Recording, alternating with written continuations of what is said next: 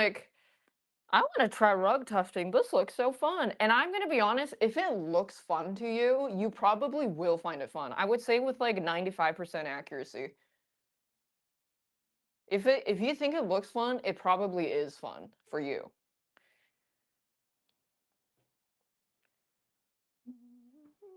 Yeah, so I traced it off stream and set up the canvas.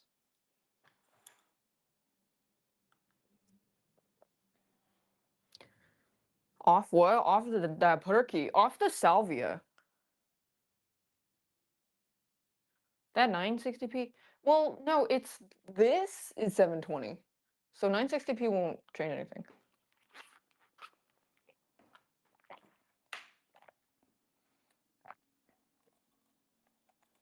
Yappy!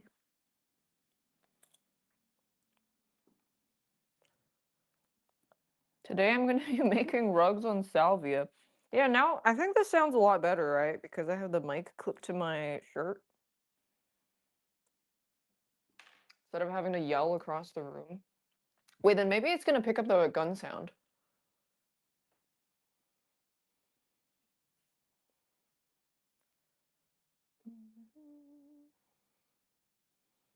But this gun isn't as loud as the other one. Let's see.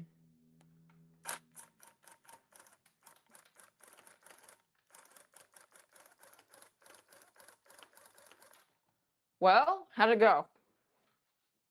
ASMR.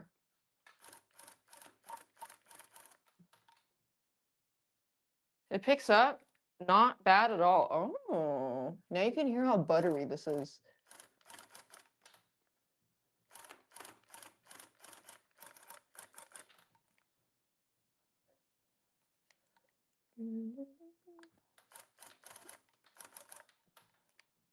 Very good.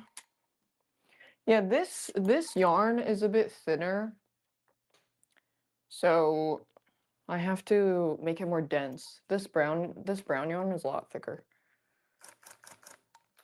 I do prefer the thicker ones because they're also easier to shave.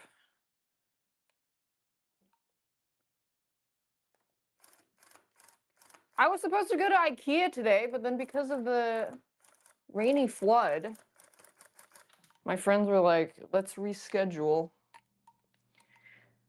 Oh, can't wait to actually get furniture and shit.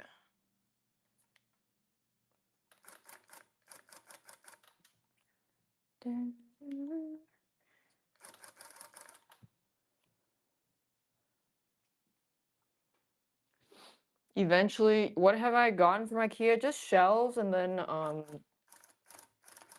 I think like a lower table, like a big lower table that I will move in and out of this room because I don't have space to just keep it in the middle of this room. Check. Yeah, I got like male living space going on right now.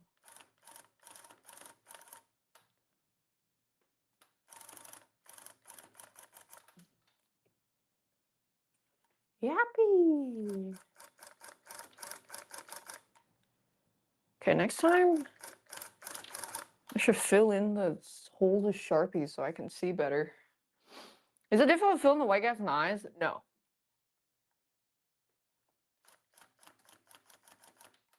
Because the gun has a needle point and then you just press it in and it opens the pussy up for you to shove it in basically.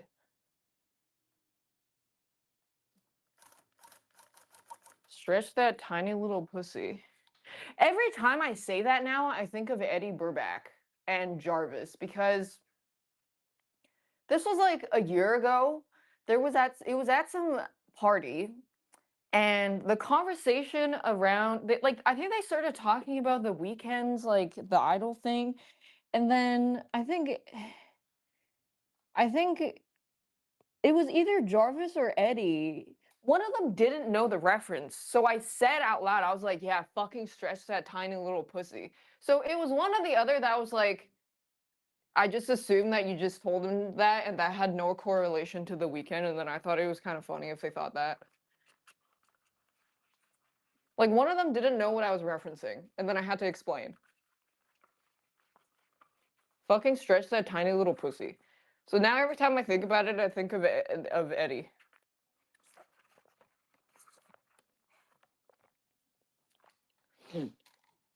Why? Because I can't help it. I have to like always reference things. That's just how my mind works all the time.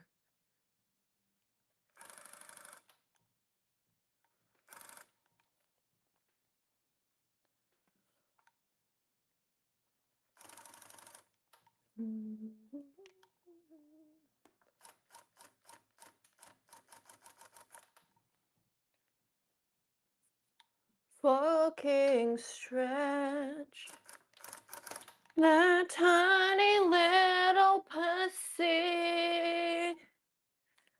Yeah. Stretch that tiny little pussy.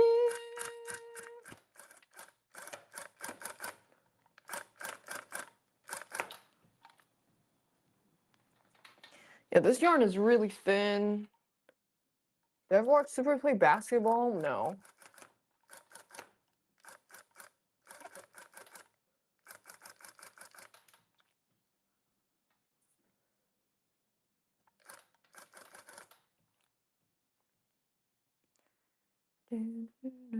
Would I like to? Not really.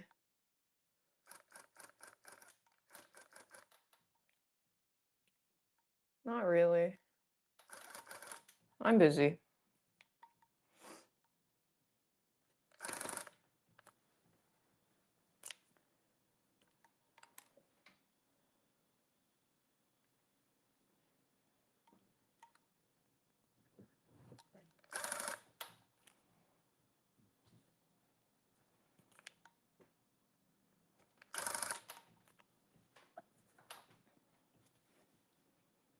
How's my thread set up? I double threaded like this. What do you mean you can't get it to rotate right? It should rotate like this and then always shoots upward. So if you're curving, what I like to do is I like to um burst fire and then rotate, burst fire, rotate, burst fire, rotate.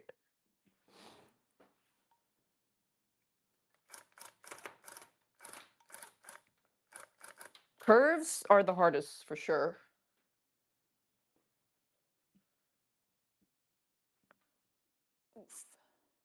Yeah, I'm not really a big fan of this thicker yarn, but I found like a ran through squirter, um, like grandma hobby shop that has a fuck ton of yarn. So I really want to go.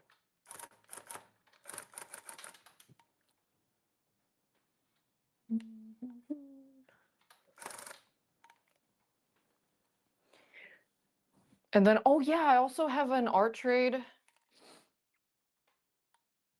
Oh, the yarn ball, I just have it on my side. I just put it in my side here and like it's in a little container. And then I just pull slack. You just want to make sure you constantly have slack so it doesn't get pulled out of your gun. So I mean this part is running out. So I need to pull more later.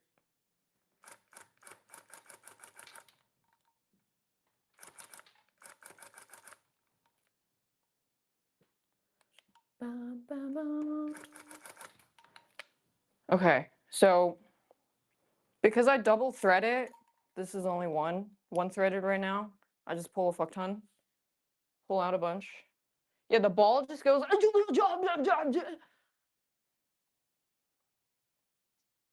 When filling a space, are you making sure to get all of it covered? That's the complicated part, is it depends.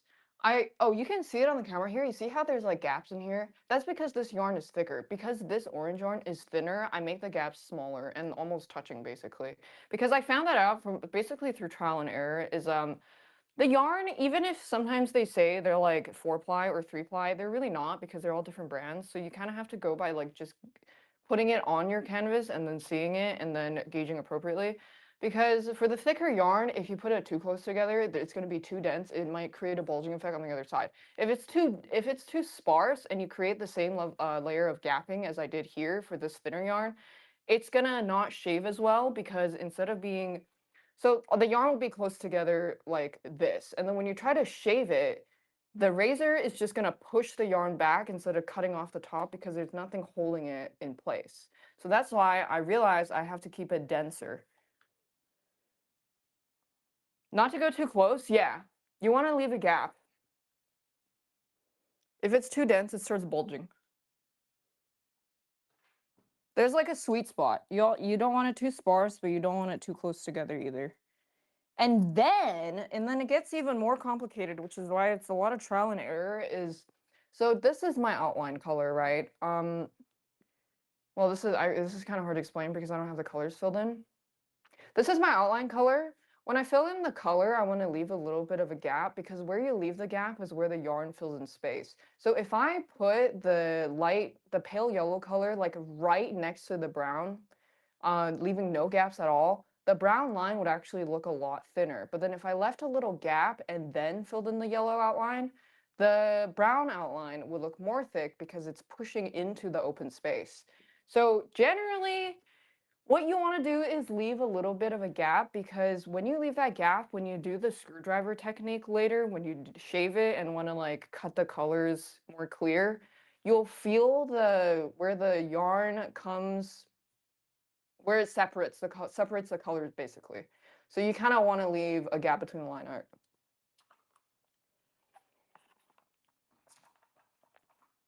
There's a lot of trial and error.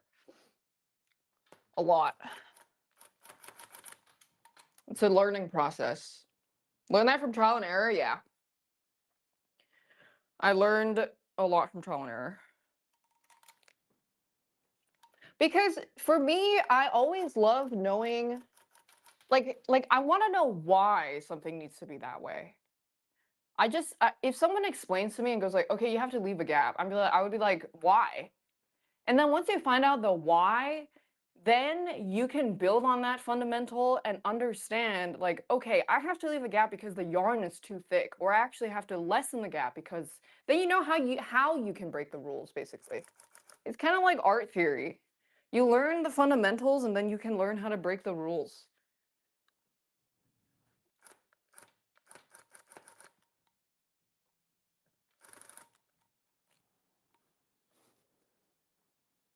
Then that way you can do like crazier shit.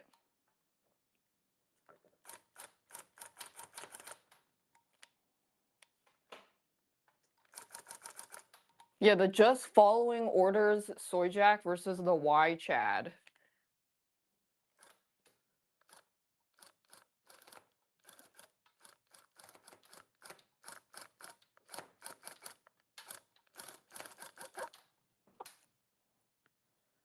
Is that the ammo count? Yeah. No, it's the kill count.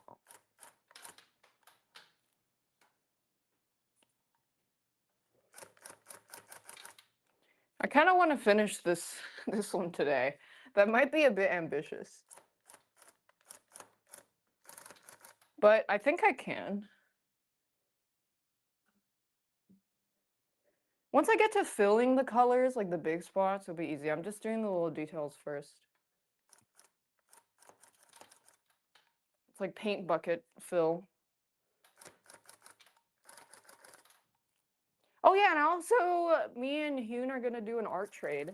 I have a bunch of art projects to do. Very fun, happy, exciting. Pink. Put some orange here.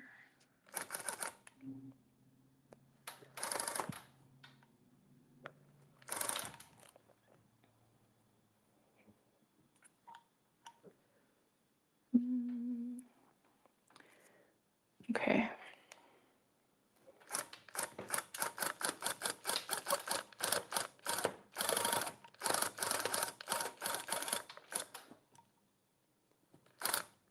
Oh shit, I'm single threading. Ran out of thread.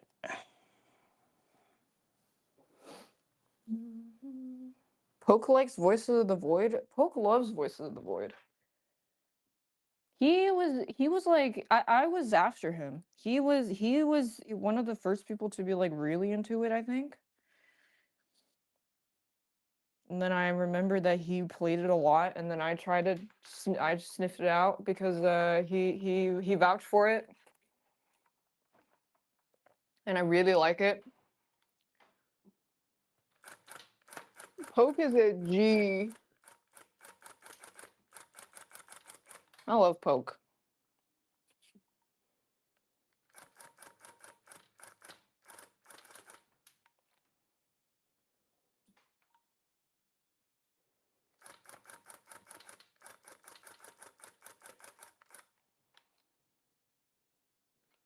He's my boy. My boy?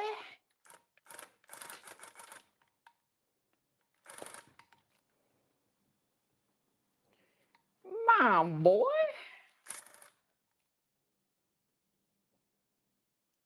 Can he stop making AI videos, though? No. That's not my jurisdiction. Where are these characters from? Pikachu. Pokemon.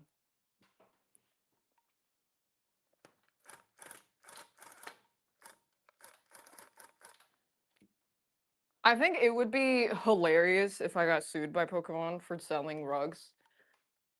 But, I don't think I will. Because this isn't Pokemon. This is 3 ghost puppets hanging out in a heart. This is not Mimikyu. It's my OC, 3 ghost puppets.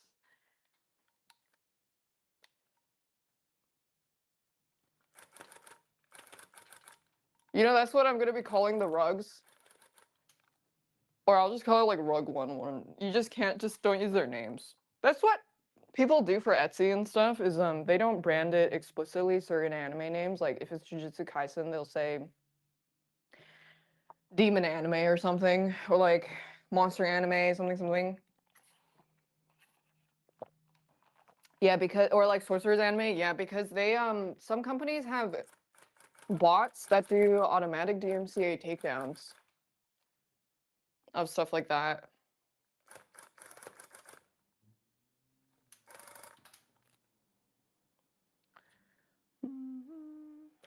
Yeah, Etsy's been fucking ruined by dropshipping.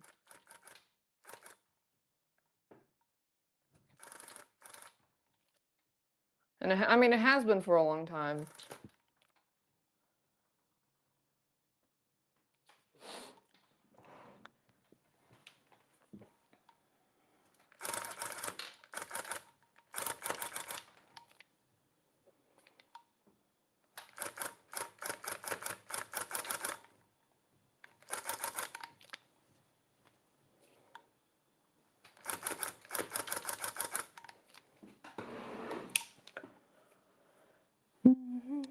Dropshipping in 2025? Yeah, I feel like it's only gonna get worse because now it's like other people are realizing, wait a second, I can do this too, not realizing they're extremely late to the train.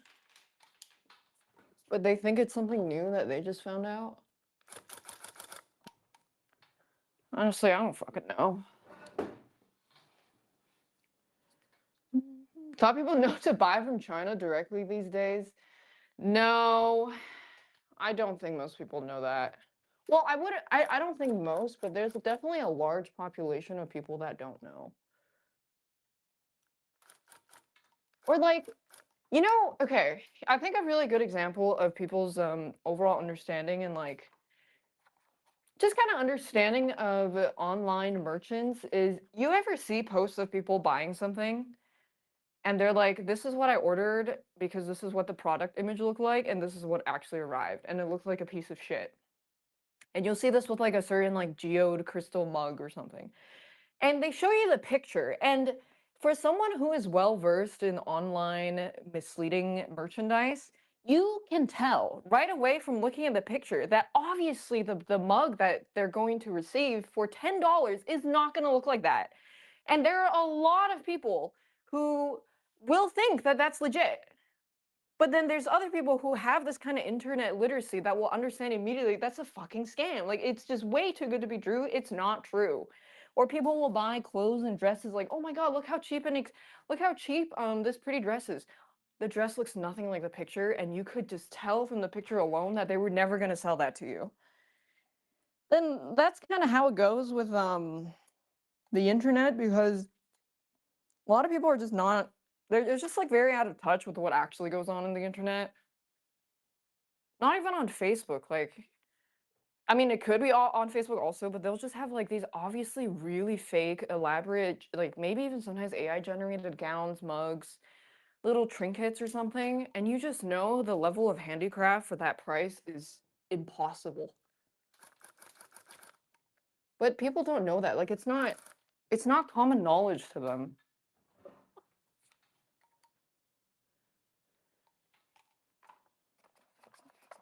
Your mom got the crystal mug, the fucking crystal mug. Let me see if I can find an example.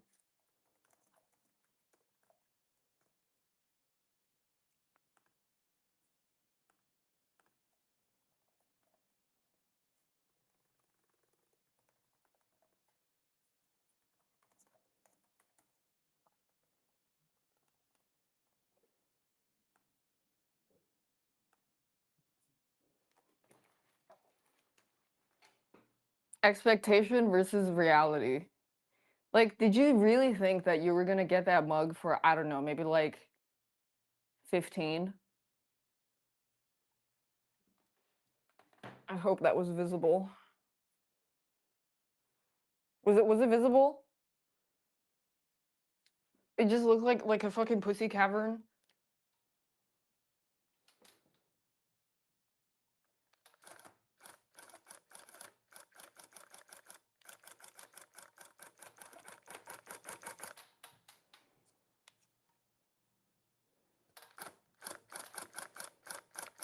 Oh man.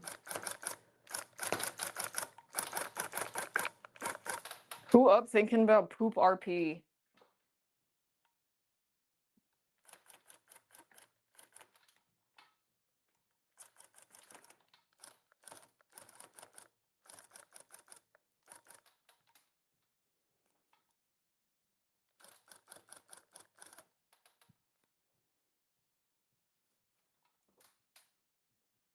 That should be good.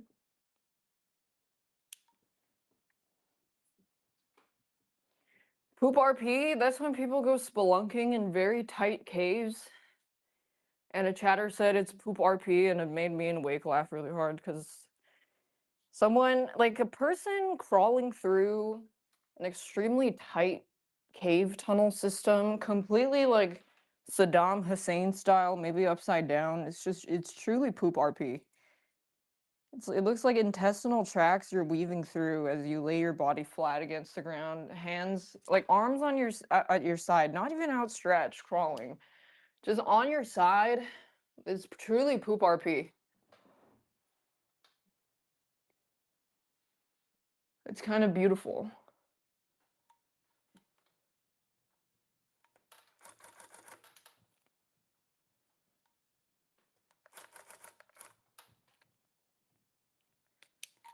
Okay, that should be good.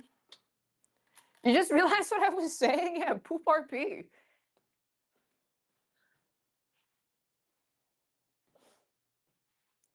Oops. I found a bunch of beiges that would work perfectly. It was hiding in one of my boxes. That Mormon dating show, dude, those dating shows are actually really fun. I think I'm in my slop era. Okay, I want to fill in the cheeks because it seems like a pain in the ass right now. And I want to get the pain in the ass stuff done.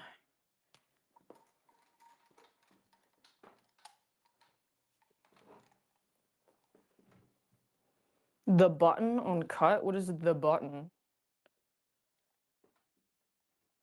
The button.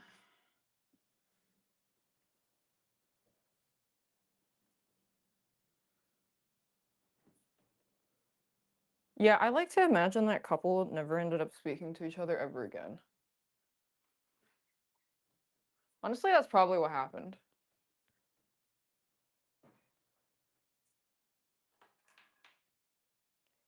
One-on-one dates, whoever presses the button eliminates the other person and someone else comes out.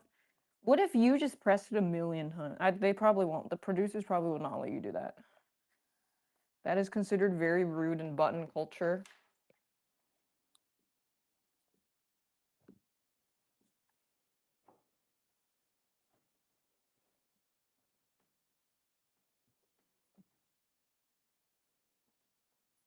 Yeah, don't miss the QTE.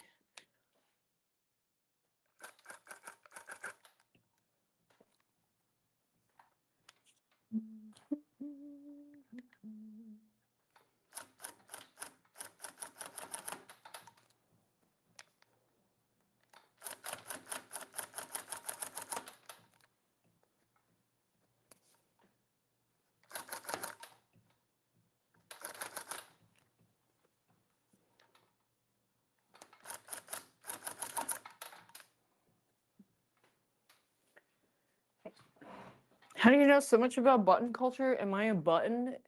Yeah, I'm as cute as a button.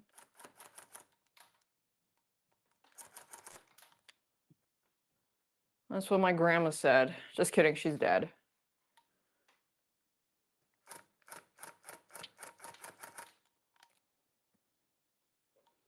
Not, I mean, I didn't have anything to do with it, but she is passed away.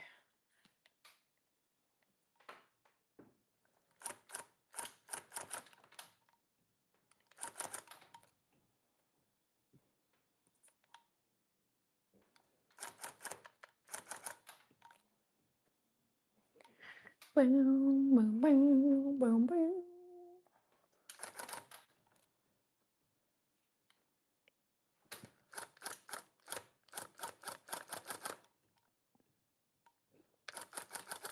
yeah, Wake found the Steven Seagal energy drink on eBay and it was $24,000.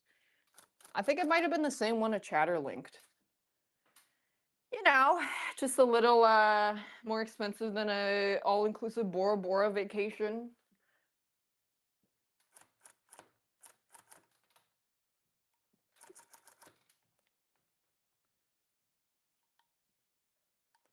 Something light.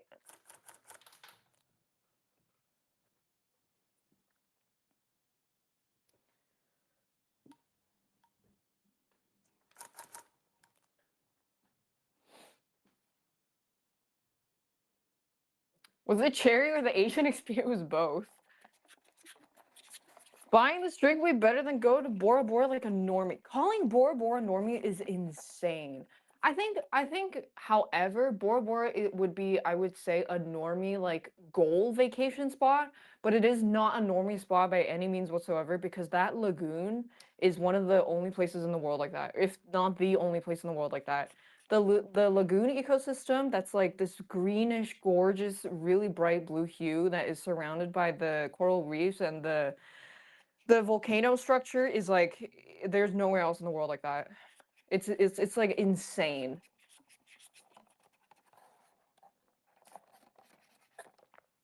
A normie vacation spot would be like Bali.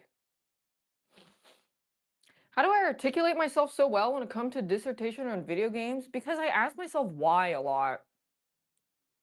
I'm a ponderer. I ask myself why all the time. Like if I don't like something, I ask myself why do I not like it? And then if I ask, and then I'm like, okay, it's because of this. And then I go and I keep asking myself why until I'm satisfied.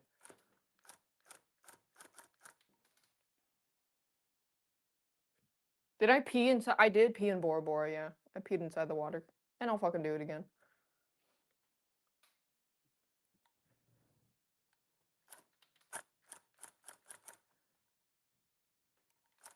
I asked myself why, about like, why does the combat feel smooth? Well, it's because of the animation in this. Why does the combat not feel smooth in this game? Because during this part, this felt choppy. You know, it was like stuff like that. Then you really know how to dissect it. Was that 1, 2, 3? Okay. I'm making this rug for Emily Wang, because she says she'd like to mimic you.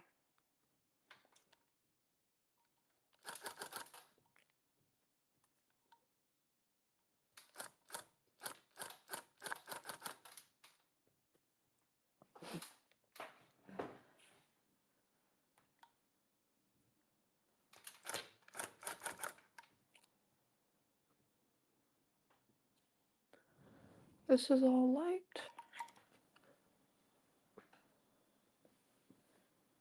Don't ever do that on psychedelics. I've never done psychedelics.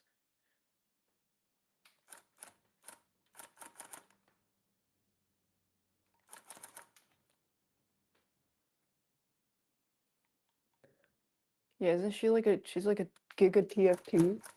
She's also really into cards. Cards. The Pokemon cards. She was there at the card shop last time we went.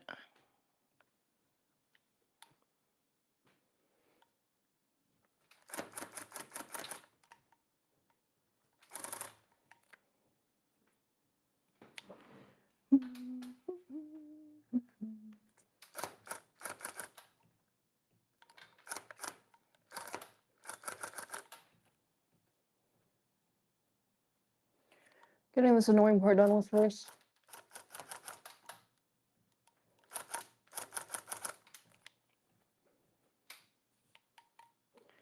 Do I plan to vote for it on Monday? Yeah, I'll vote. I'm not gonna go though, unless I have something to do, like presenting or something. But if not, I'm not going.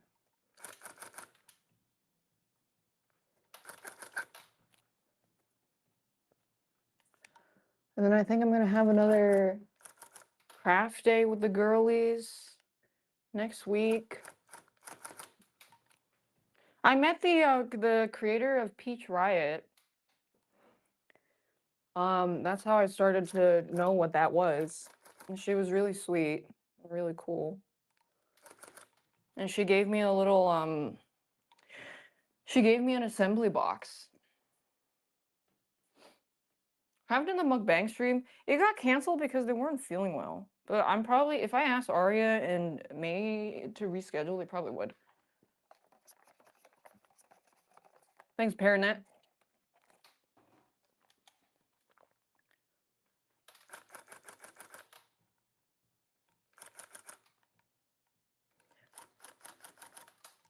But I think my plans for at least I mean, I don't really know what I'm doing. What else in November, but in December, me and Hugh want to do a drawing challenge where we draw something every day for the month. So that'll keep us pretty busy.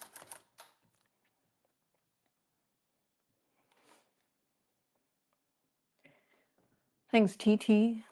Do I also know Hironos? Is Hirono the guy, the boy? I mean, I also know Skull Panda. I always get it mixed up with Skull Candy.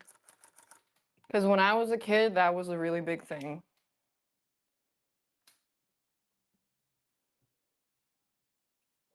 Yeah, I'm just art maxing.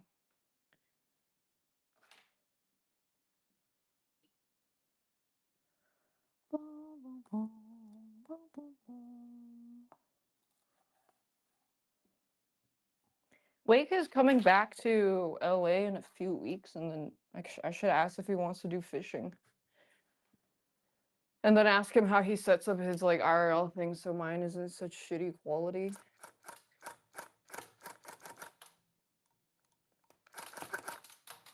Also, this stand is very creaky.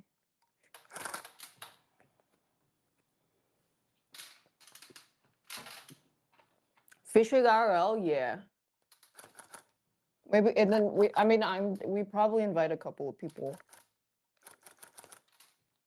Cause you gotta like get someone to get the boat and shit. Ask Void. I feel like Void would be down. Cause he's a homie. James voids my cock out.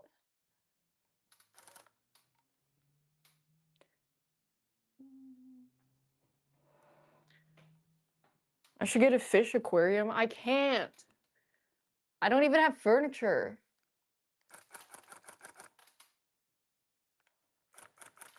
Oh, but I posted this video of Yeon eating a lettuce because my sister sent it to me, and then people were complimenting how he's glowing.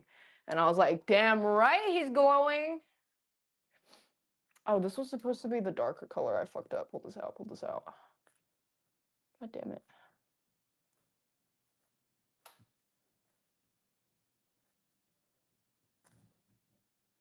Shit, I thought I was done. This is supposed to be the shadow color. He's glowing because his coat is like really shiny. It has that sheen. If you look on my Instagram story, you can see on his head like that glow that you see in shampoo commercials. Because his fur is really nice. He gets like home cooked meals. He gets like 3 walks a day. He goes to the open like off leash beach park every week. Every day he gets 2 snack times that includes a hard-boiled egg, and then at night he gets enrichment where my family will hide the little like chewy stick for cleaning his teeth. They will always hide it somewhere and they play that game every night. And then he gets his teeth brushed.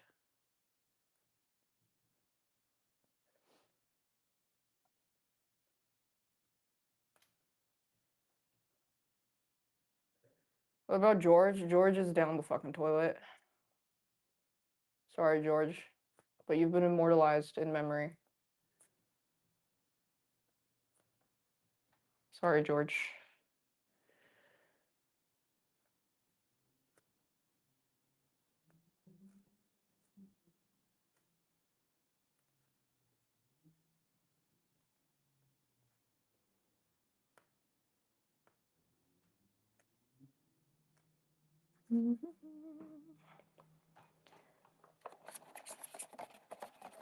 Gonna get his grandkids soon, yeah.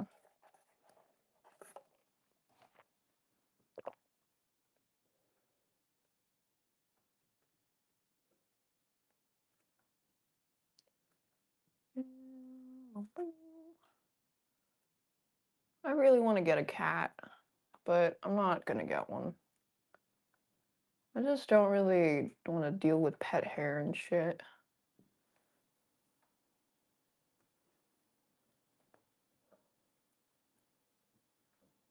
Ugh.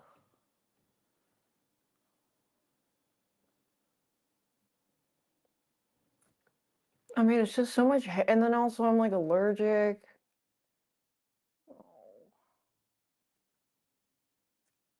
And then what if I decide to move out? Will I take him home with me? Because that's a companion for life.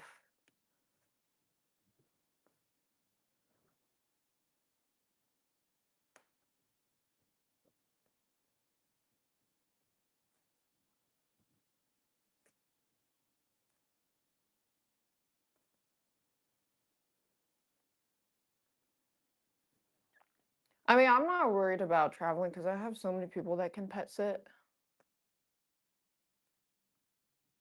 I just ask a friend. No worries about that. Oh yeah, oh, no, oh that's actually really true. Is if you want to get a cat, you should get 2, so that they can play with each other. Otherwise, they get really lonely and sad.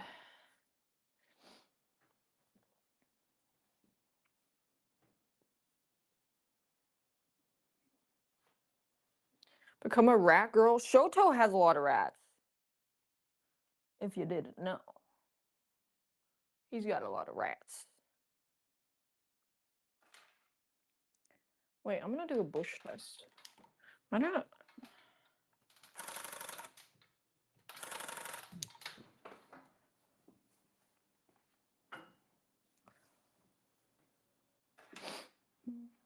Is this Mimikyu really big? It's pretty big. This is my hand.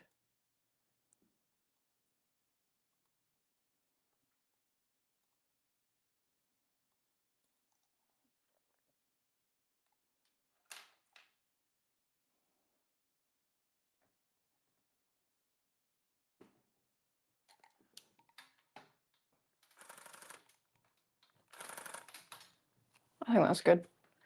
I was testing to see how the contrast is. Looks good. Looks good.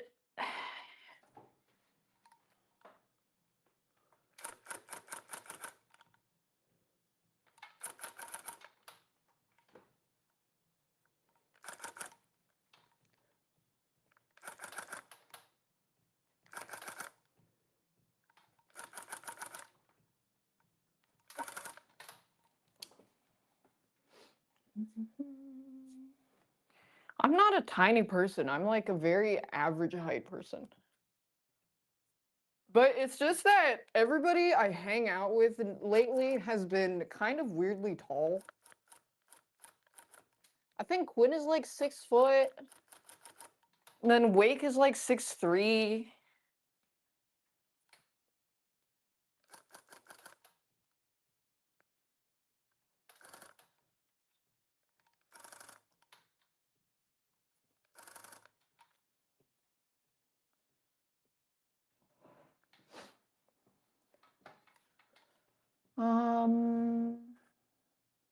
That looks good.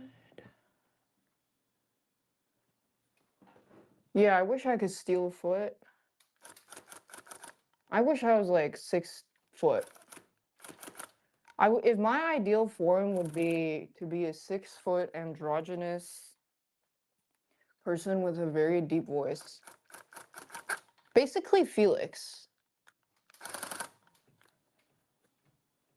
I wish I was Felix from Stray Kids. I'm gonna go check the back.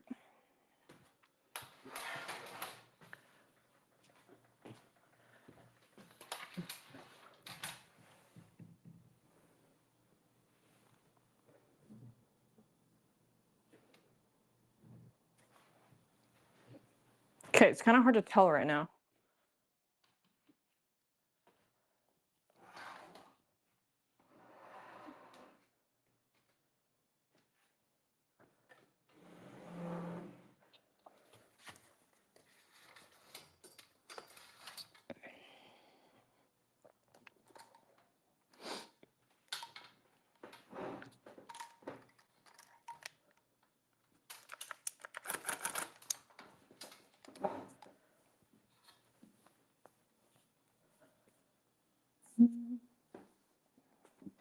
I just want to do the annoying details first so I don't have to worry about it later. And then I could just like paint bucket fill. Yeah, so now the pink highlights.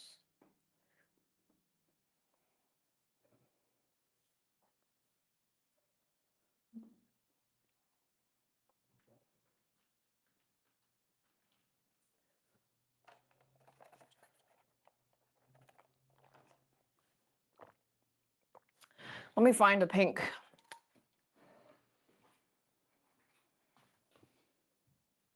Perfect. And then it's a night pink.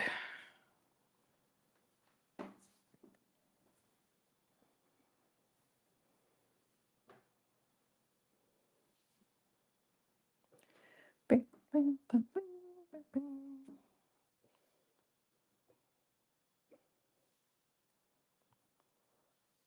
And then I gotta do this part too.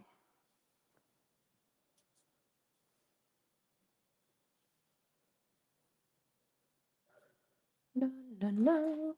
Boom, boom, boom, boom, boom, boom, boom, boom. Boom, boom, boom, boom, boom, boom, boom. Boom, boom, boom.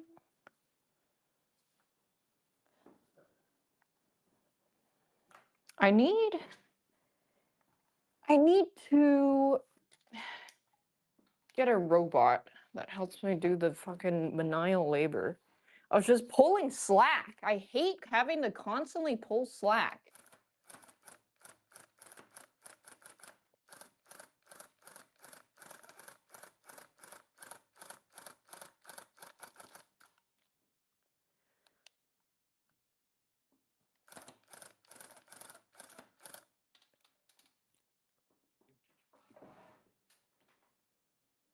This height is the worst.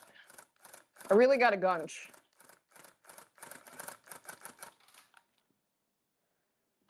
Maybe I'll just get on here. I'll just get down.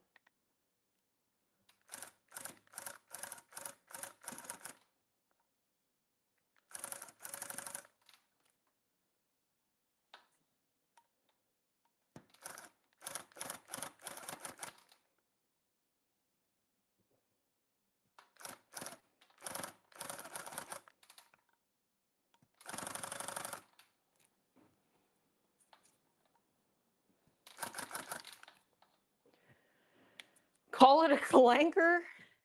I've been on that mech hate before everybody else, okay?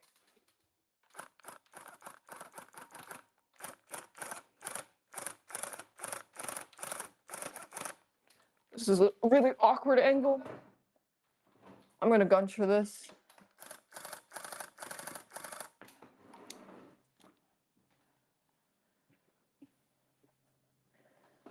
I hate mech shit.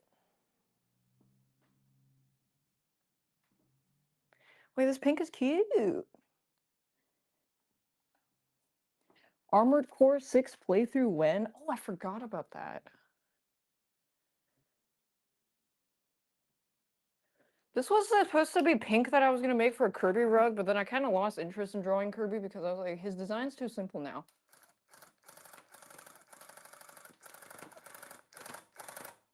I think I leveled up past that.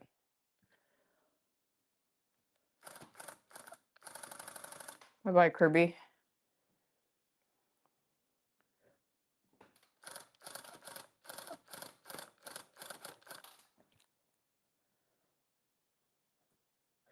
Jigglypuff? I could. I did order even more colors. Once those arrive, and then we're gonna go see what I have after I finish these two. I think I have more Gengar rugs to make.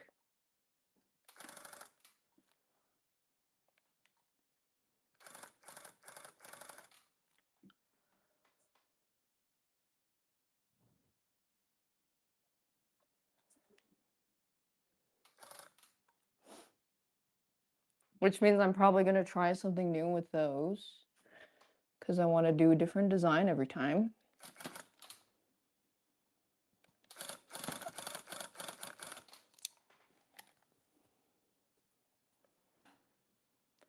Kyogre would be, oh my god, Kyogre would be sick. I really like Kyogre's design.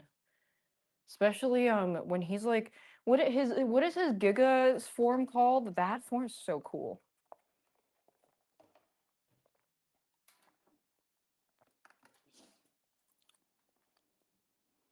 Primal, yeah. Cause he's glowing and shit.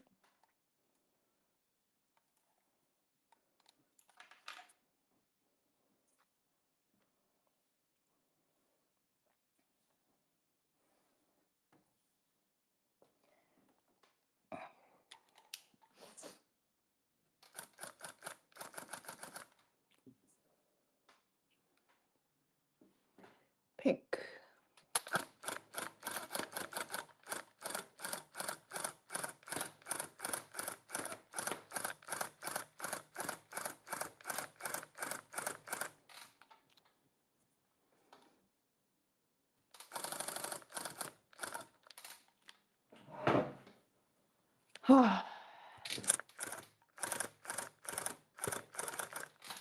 This is a very awkward height.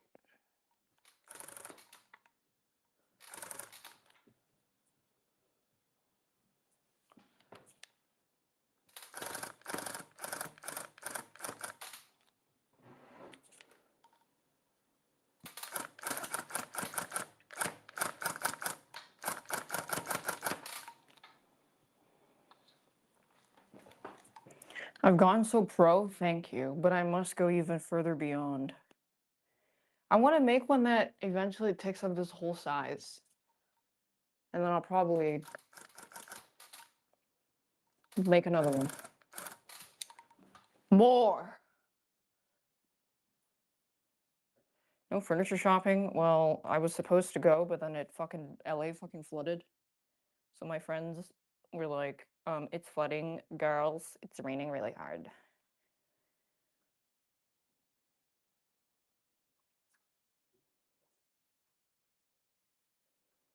Snorlax? Okay, so I just made, like, right now, the one that I'm making is just for friends. So I just asked them what their favorite Pokemon is, and I just make it. Haven't really thought about what I'm making. Like, what I want to make. But it really would be whatever. I have a huge inventory of yarn. I do, but I want more. because I don't want to have to be limited by colors.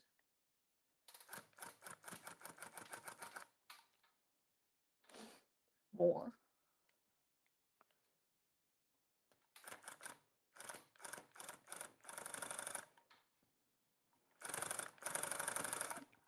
I just want to like draw whatever, and then have the yarn supply to make it.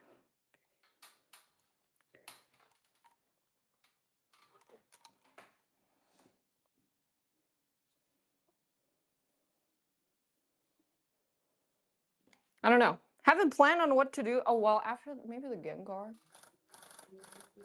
Or Gengars. Everybody likes Gengar.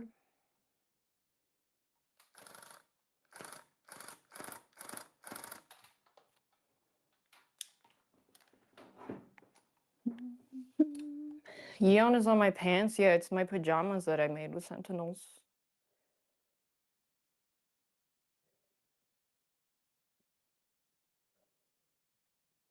You know what is really sad about one of my biggest business mistakes? I feel like this happens to everyone, but you know that like duck hoodie that I made? It's entirely my fault, and I don't blame Sentinels for it at all. But also, it's not. It's just like I just feel stupid for it. That hoodie made 300K. I only got 50K out of it. I think it made like 300, 400. But then because I didn't know I think I was like a little baby, and I didn't really like revise and review my contract. But they actually sent like when I was like, oh, that sucks, and then they actually revised my contract right after that. But yeah, I had like a not great because what the context was like they would make merch for the players, and then the players would get like 50 split or whatever, right? But then because I had to do like the designing, the sampling, and everything myself, I was like, I think I should get more of a cut. But then they just like defaulted me to the original contract that they had with other players, and they know that they realized that that wasn't fair. So the merch that I made after was a much better rate. But I fucked up. Like it was just my fuck up because I oversaw that. It was an oversight for me. I was pretty bummed about it at the time, but at the end of the day, though, I'm just happy that it was a fucking sick ass project that people were really happy with it. But Sentinels was good. They were good to me. It was just my business mistake.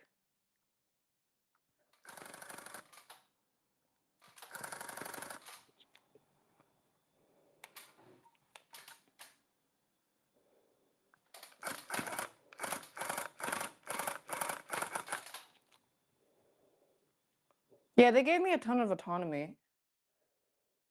They were good.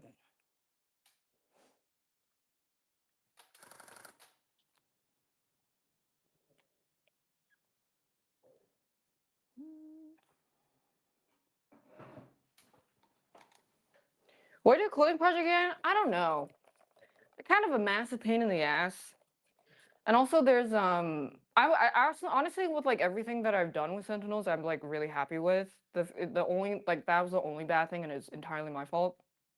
But everything else that they made, like I've been super happy, and I've been like really lucky with how well everything went. Whereas I could not say the same for so many other streamers, because there's so many predatory merch companies. Like I mean, you know the one that got a video made about it by Coffeezilla.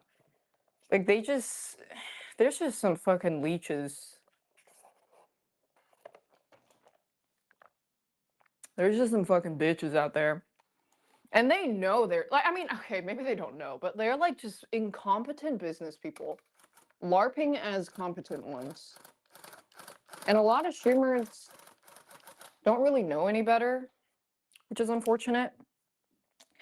I mean, me included. Because it's like a first time for a lot of people dealing with so much business shit.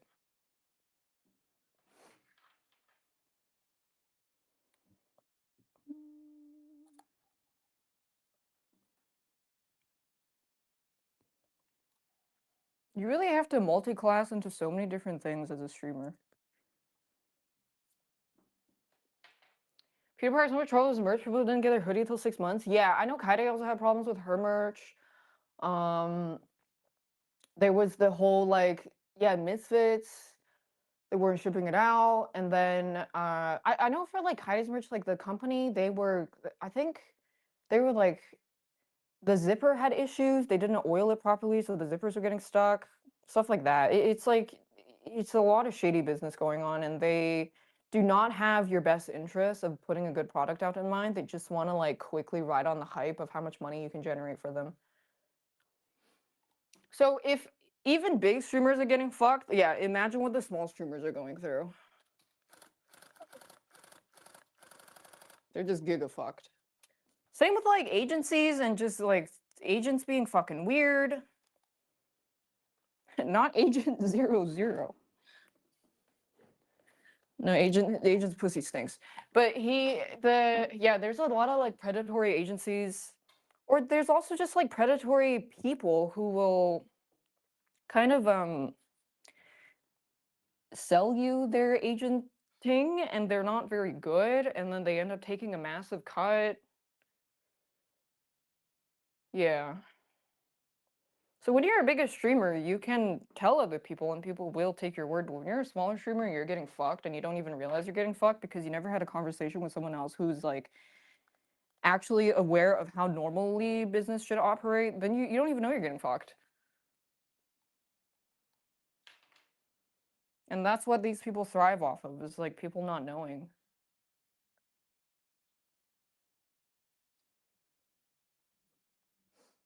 So you can't trust these bitches.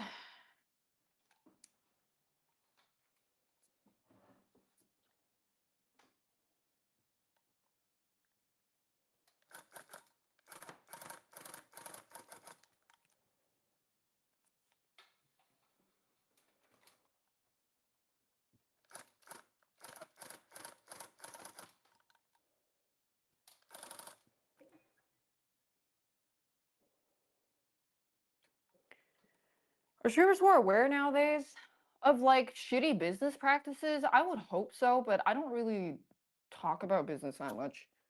And I also am not really like in the thicket of it. No, I'm not with Sentinels anymore. It was fine. It was amicable. But I mean, I said there were a lot of people mad at me because I said I could finally take their ugly banner off my stream. And then so many like gamers like, oh my gosh, she's so unprofessional. I can't believe she would say something like that. Like that really hurts her professional working relationship with people. But it's so funny because like the people that I work with in Sentinels will literally be like, that is totally something Daph would say, and it's funny as fuck. Like they don't give a fuck. Like no one actually cares.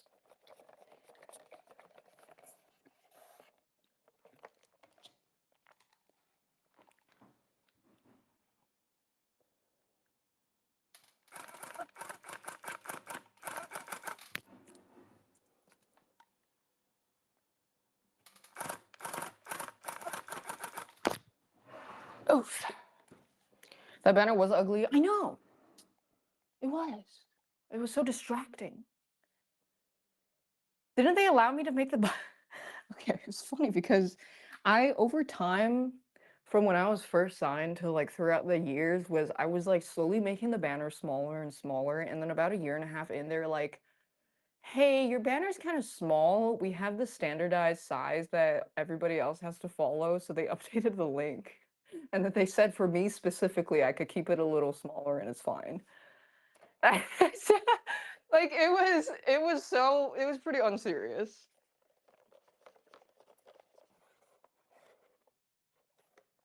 But they were really chill. Like Sentinels was great. There's a lot of horror stories with other orgs. It never happened with me.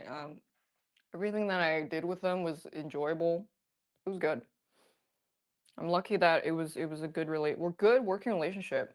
Some of the orgs that approached me early on, like 5 years ago, was like Dignitas. I said no. There's Tempo Storm. I said no. I think there was like a couple other ones. I said no, no, no, no, no. Thanks, Nisus.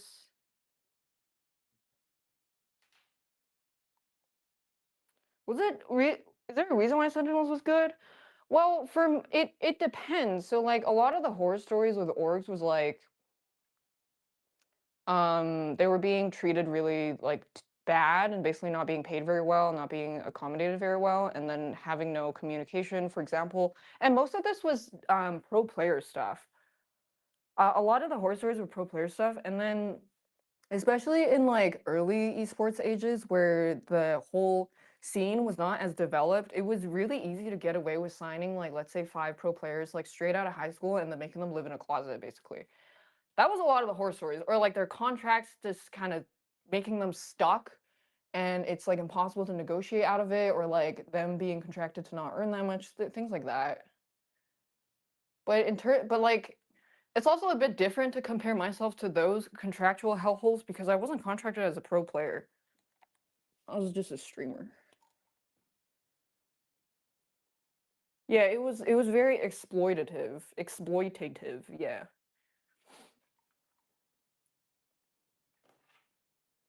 The time or generally schedule difficult? No. The only thing that I had to do with them was occasionally they'd be like, "Hey, we want to film something with you," and I'd be like, "Okay, sure." And it was like the easiest thing ever. It's like whatever. So that shit is so easy.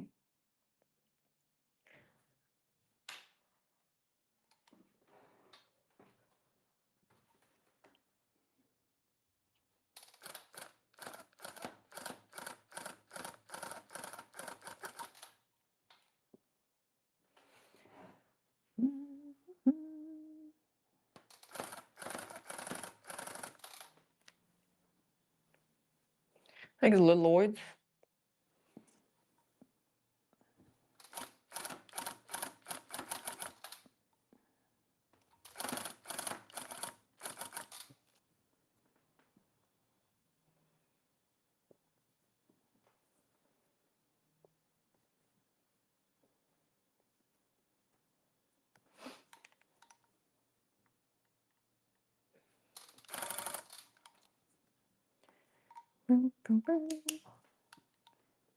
Dignitas is an old org. I don't even know if they're still around. But gaming orgs don't typically. I mean, since COVID, they have since like the boom of COVID, it's just on the downhill because they don't really make money. It's a massive loss of money for a lot of orgs to sign creators. So I think how the economy was, COVID boom, everybody's watching Twitch, orgs are signing creators on a salary to stay on that org. So I was paid like 12, I don't remember, what was it, like 12 to 15K a month to be on Sentinels? And then other orgs were offering similar rates for other streamers depending on their size, like anywhere from like 5 to 10K a month basically. And after like 2 or 3 years after COVID, when orgs started, like the boom of COVID started to die down, and a lot of orgs started bleeding money, is when they started letting everybody go. So 100 Thieves went through that. They started letting all their streamers go, and they could no longer afford to pay a salary. So most people were no longer part, like they were either not part of that org anymore because they were no longer getting paid, or they did not mind staying signed because they want the brand affiliation and org association for just like, recognition, which is fine. But like a lot of orgs don't really have the money to pay streamers to just like be in their org because you don't get much of a return for that unless you're able to somehow build a really big like content creator group off of YouTube or shorts form or something, or like have a big stream group off of that, the creators that you sign. Most orgs are unable to do that. Obviously, FaZe is very successful, but that's kind of a one-off thing. Yeah, so I was being paid more than the entirety of the Marvel's Rivals team of Sentinels when I was let go, and I was like, yeah, that's like completely fine. Because I was like, I mean, I knew they were overpaying me for a while, and I was like, yeah, it's like, I don't really, it is what it is. It's business.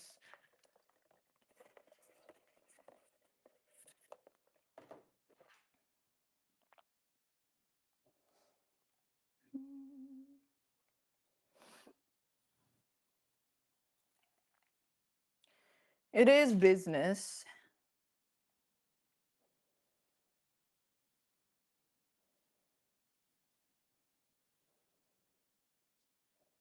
But I think other than Yeah, orgs don't really like sign streamers for salary as much, and I think most streamers just move to agency maxing.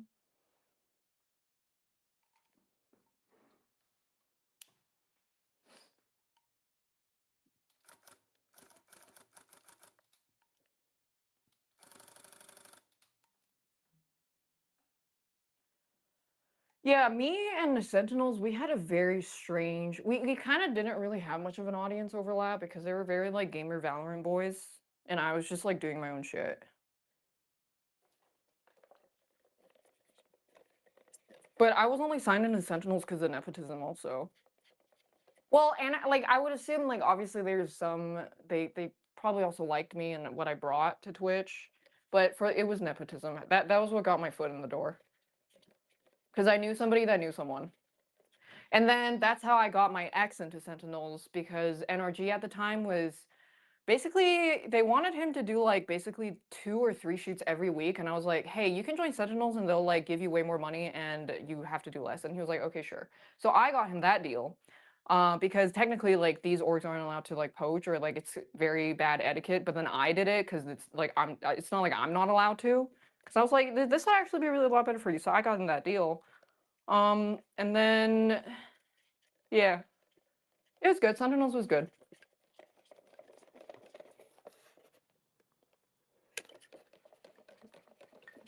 Now this is a tea I got. Art of the deal. It's all nepotism.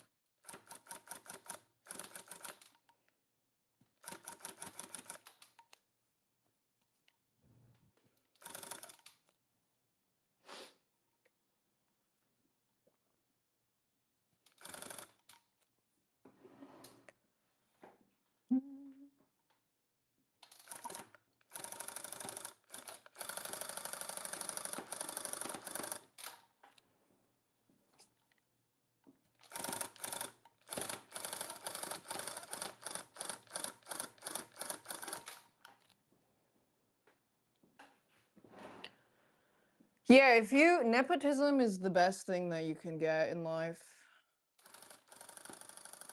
You know that thing where they hired someone less qualified than you? Yeah, it wasn't DEI, it's nepotism.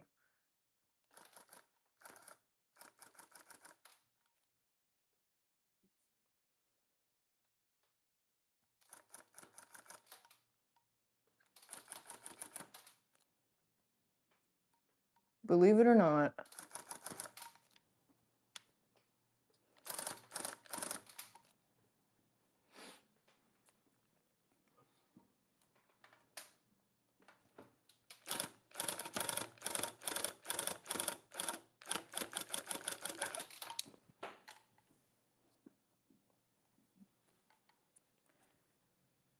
I would say such a controversial thing. What?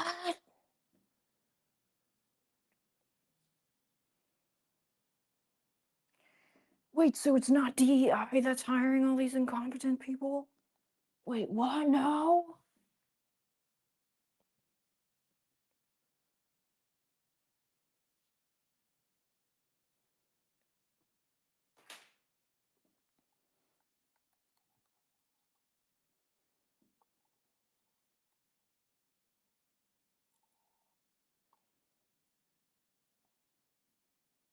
I think I'll do a stream where I break everything down and then I'll like give a very detailed overview of everything about rug tufting that I've learned, and then I'll probably have my editors turn that into a YouTube video. But right now it's just kind of ass because this camera is only 720p.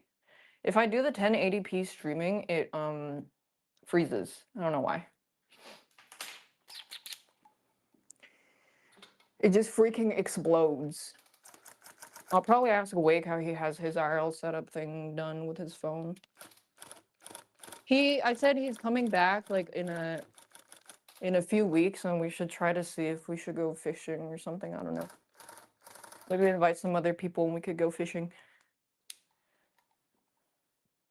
Yeah, this is my new phone. I have 2 phones.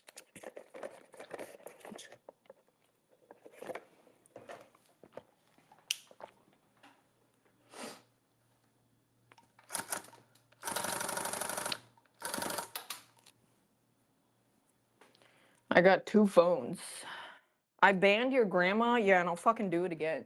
Why was grandma shitposting in the chat? Huh? I didn't like it. She was being a stupid bitch. So I killed her.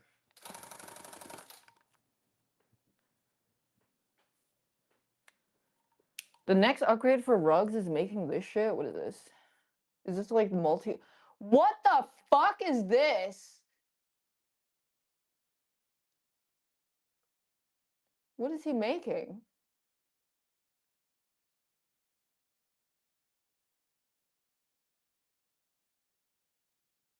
Wait, what's he making? Oh shit, he's carving bricks.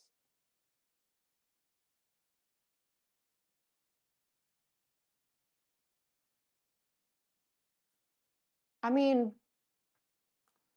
I would just do like if I could just do like marble carving back like the old masters of art. What if Woke Wilder conveniently drowns? I think he knows how to swim. Actually, that was that was one of like the. I do remember at one point Wake mentioned that he introduced himself to me like 3 different times, and then I forgot him every single time.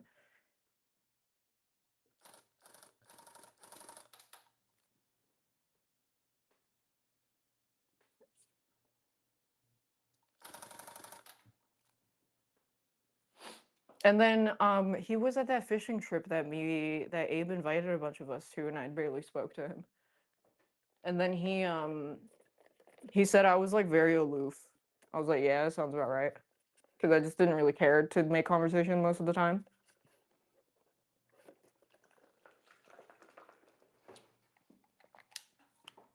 Because I didn't really give a hoot.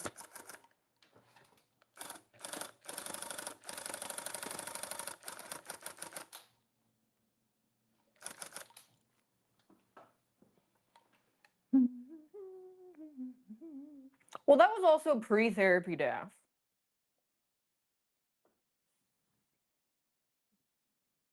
But I also just so I mean I also just like really like I'm a lot more cold meeting men than I am with women.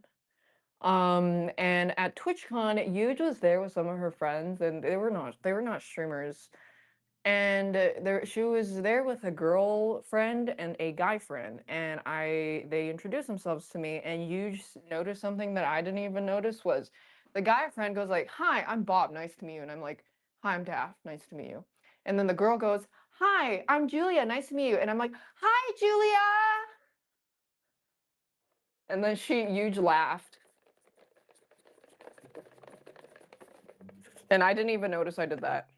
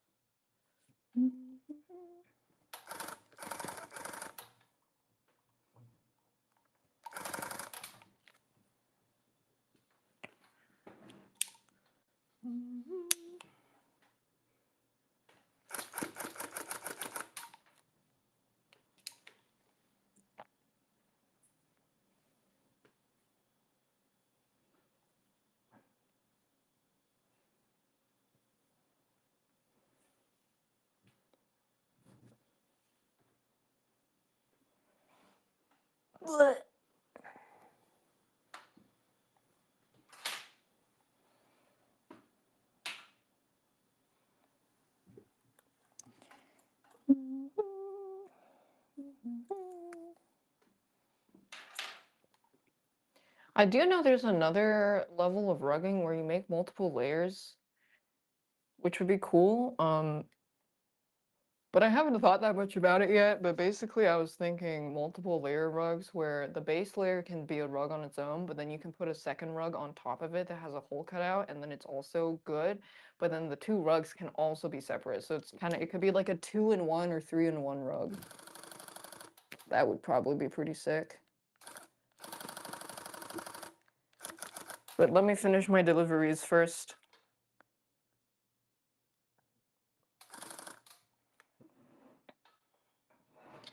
Heard you like rugs, dog, so I put rugs on your rugs.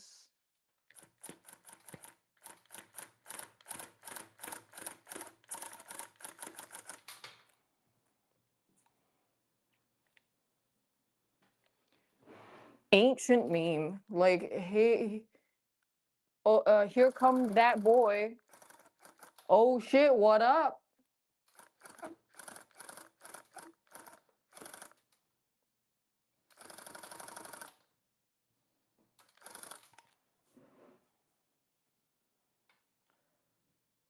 Here come that boy.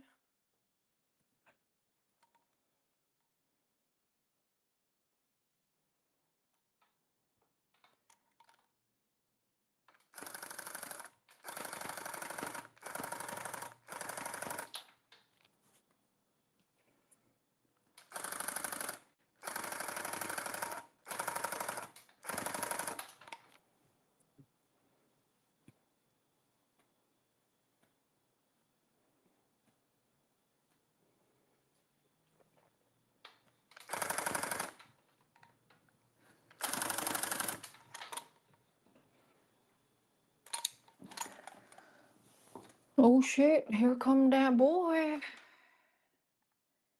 It's from 9 years ago. That's a pretty long time.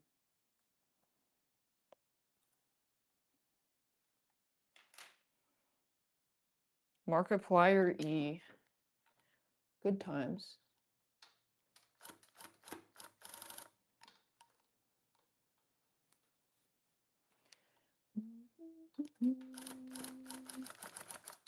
Oof.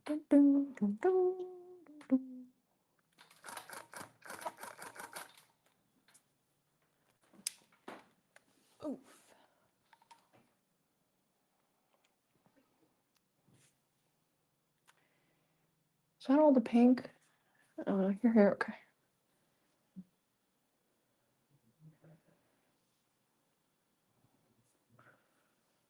It's okay, I can work a lot faster once I fill in the details and then I just go fill bucket.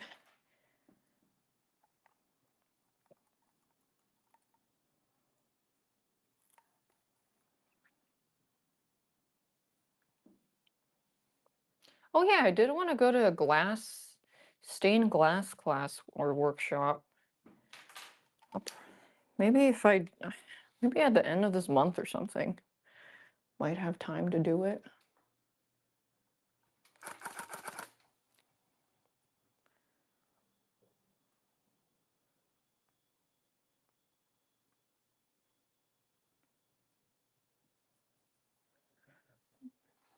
Is there one near my? I don't know. I haven't looked. But also, it's like LA. I'm sure they have all the different side quests.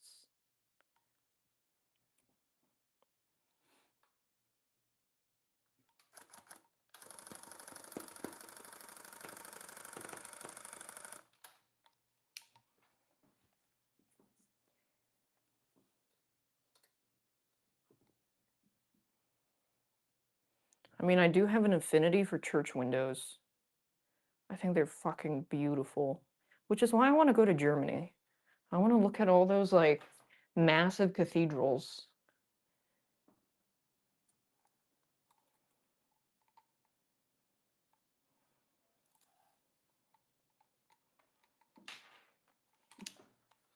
Ah, I stepped on it.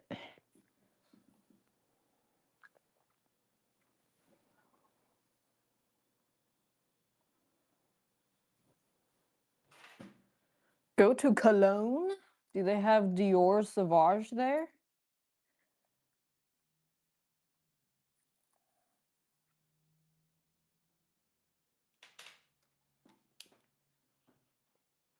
What about Spain? Yeah, they got some fuck ass cathedrals. I'm down.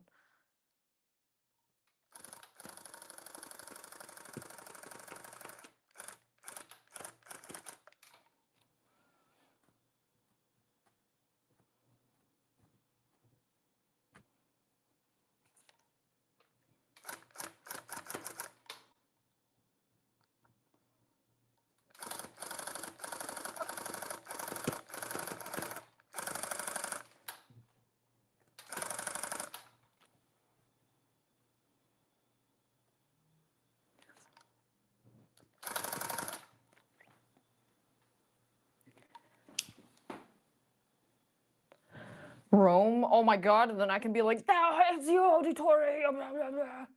Oh my god, I climbed that.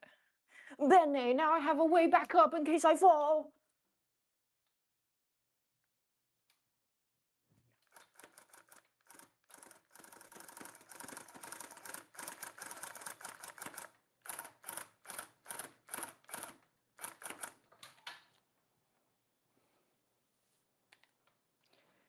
I have the instrument to make more. Does he say that? Oh no, when that one lady flashes her panties.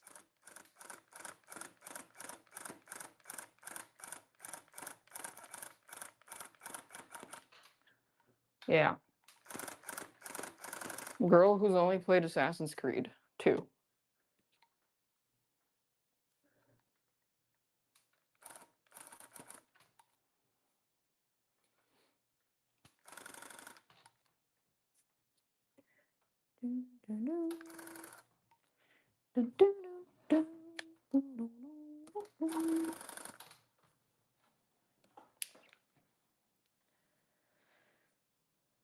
And the fact it actually happened, that's cunt.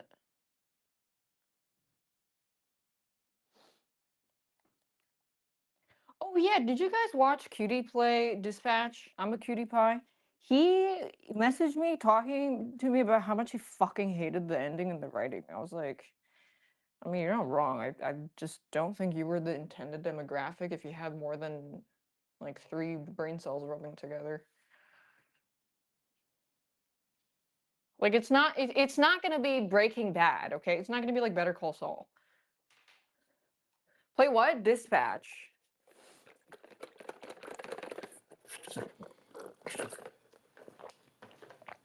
Dispatch is what? No, I finished it. It was written for a very specific kind of demographic. And leaned pretty heavily into it.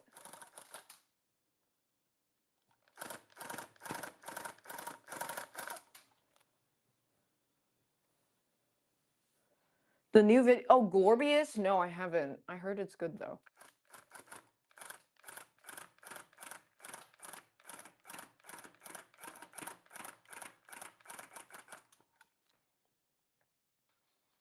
Plurblius. I mean, if Dispatch came out as a cartoon now, it would get relentlessly shat on so bad by everybody going like, what is this dog shit Invincible wannabe? But it was an entertaining game. And then to be fair, that's the medium I'm gonna judge it in.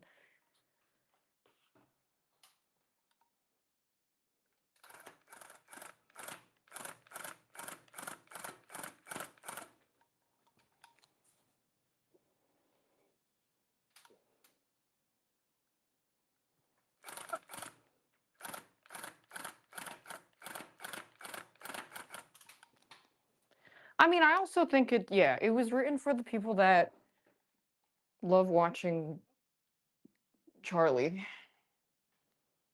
So it adds up.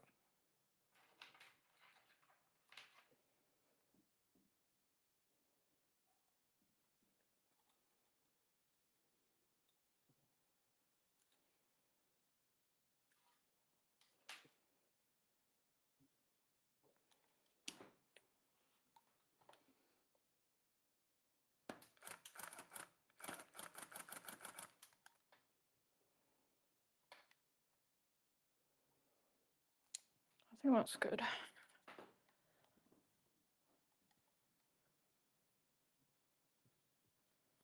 Where was the LGBT? It was when Phenomena kisses him, and that was it, really. I'm pretty sure it was just that.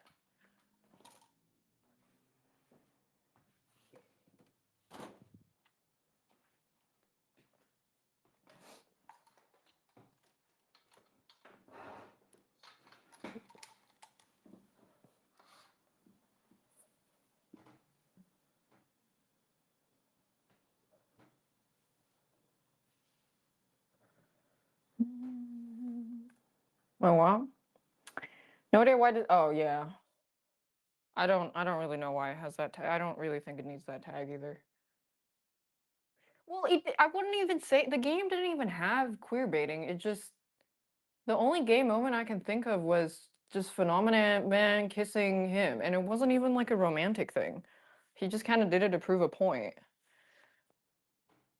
Oh, and Flambe is gay? I didn't even know that.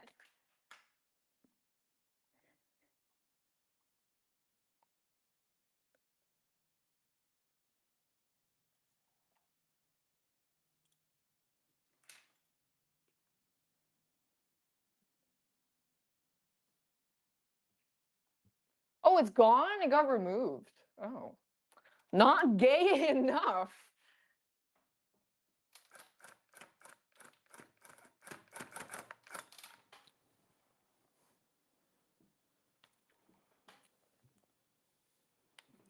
I mean, yeah, maybe it's user added.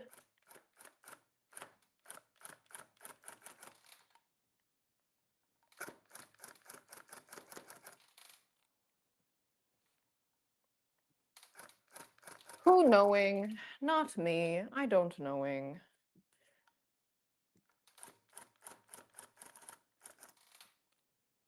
Bye bye.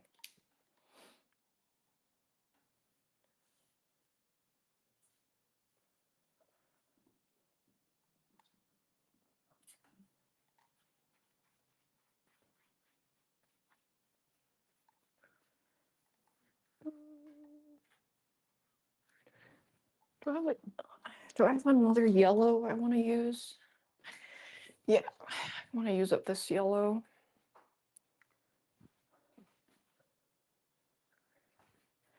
That's exactly what a Cutie Pie said too. He was like, why is everybody just like, why are the two hot women just throwing themselves at this fucking loser of a guy?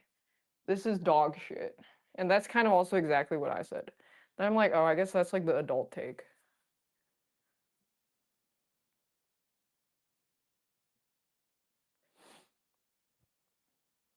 That's why I felt like it was written for teenagers or like teenage adults.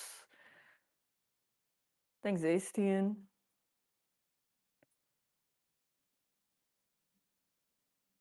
They explain why Invisigal does. Okay, so they explain why Invisigal does. Yes. So that means that you were supposed to find her appealing throughout the point leading to that. And I found her extremely off-putting because she behaved like a teenager. And that was like, oh,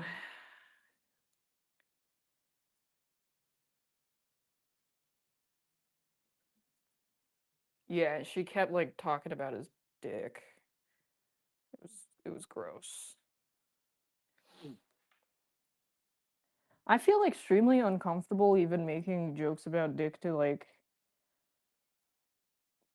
fret. Like I can't. I really don't like making. It's like it's one thing to make dick jokes, but then it's another thing to make like dick jokes that are targeted at someone. Like let's say if you have a platonic male friend and you joke about them like having pre-cum jacking off, like that's weird. Versus joking about somebody else's dick getting cut off. It's like when you point the direction of the joking to the platonic male friend, I find that extremely awkward, which is probably why I found it very uncomfortable. So imagine doing that to like your coworker.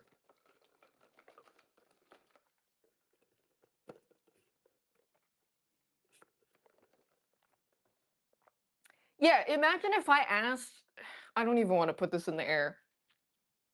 I'll use Quinn. Like, imagine if I asked Quinn how often he like jacked off while having like brain damage. It's just like it's ew, like it's fucking gross. That is not an okay interaction.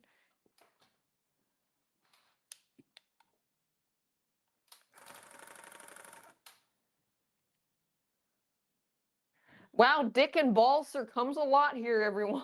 Yeah, and then she goes like, "How often you jack off in your suit?" Because like, like my personality is your penis. It's not even that her personality is vulgar, it's her personality is his penis specifically. Specifically his penis, not even just penis in general, it's his penis.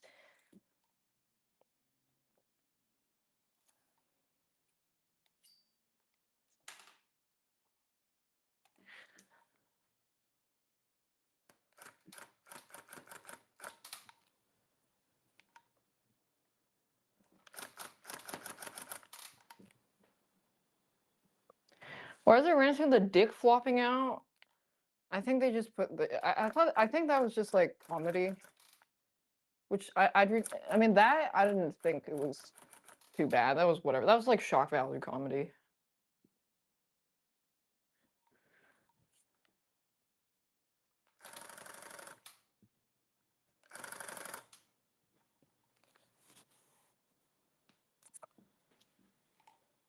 Aaron Paul reading the lines he has to say, but being offered too much money. Well, he did fine. I think he was fine. Yeah, I do think they were trying really hard to lean into the vulgar, like explicit superhero trope.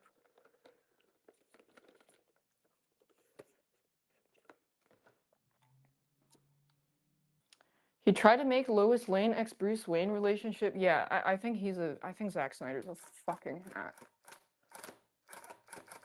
He is someone who has probably deluded himself into thinking he's one of the greatest directors of all time because he surrounds himself with people that say his shit is good. And then he doesn't take any criticism. Because what he writes Batman, like, oh, God. It's just terrible.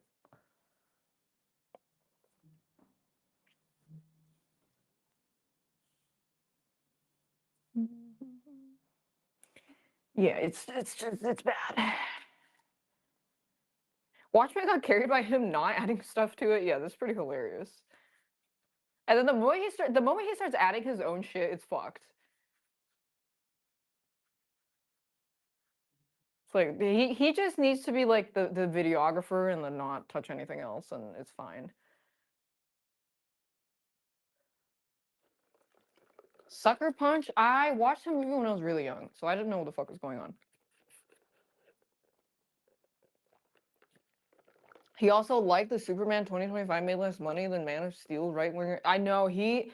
Well, I don't know how he feels about that, but it probably is like an egotistical blow to when people say, yeah, it's better than Man of Steel because it explores Superman being like an inherently good person instead of being written like a fucking cop.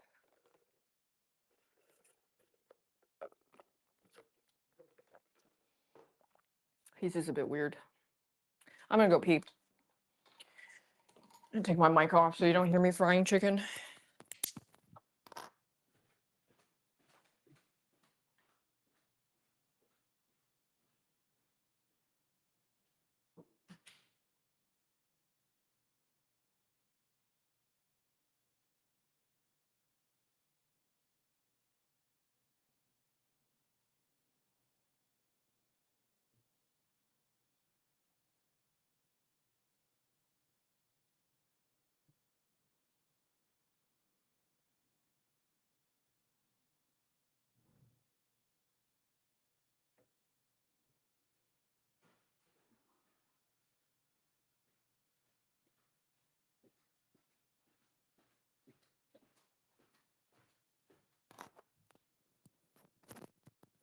Man of Steel was better than Superman 2025 though? Yeah, but why? Can you tell me why? Is it because you think aura farming is important, or do you think the characterization of Superman being an inherently very hopeful, good beacon of morality is more important? Like, what do you think is more important, aura farming?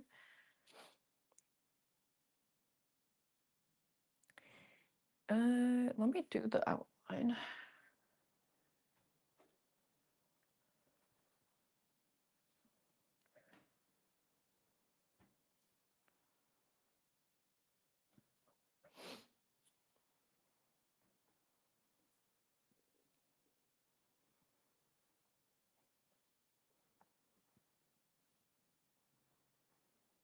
A lot of people want Superman to be a power fantasy, I think. I think so too, yeah. But Superman is not like that. I mean, okay. So let's do a deep dive into these superhero characters, okay? So the general consensus when people do criticize Superman and Spider-Man is like, oh, they're so good, it's like kind of boring how good they are. So what I think what happens with directors that make their kind of own original story of Superman is they're like, okay, what if we try something new? What if we make him not as good? What if we make him like fuck up? What if we have like an injustice sort of like, where Superman goes crazy? And people will people who don't really care about the nature of why Superman and Spider-Man written like that would eat it up.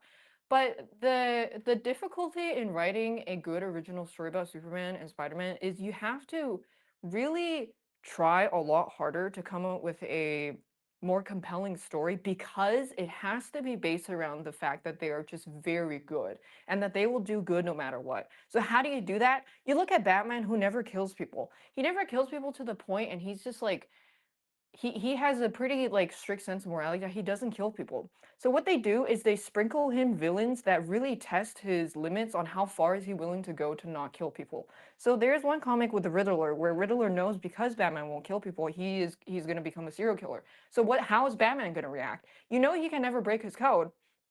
So you have to like kind of do triple backflips on it to come up with a good story. The moment you make Superman or Spider-Man evil, you fucked up because it meant that you weren't able to write a compelling story around the foundation that they have to be good.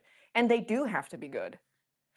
And if you find that boring, it truly just is not written well enough because you can't have Spider-Man and Superman be the main focus of the thing. They need someone to be a massive foil to them that really tests the boundaries of how far are they willing to compromise their morals.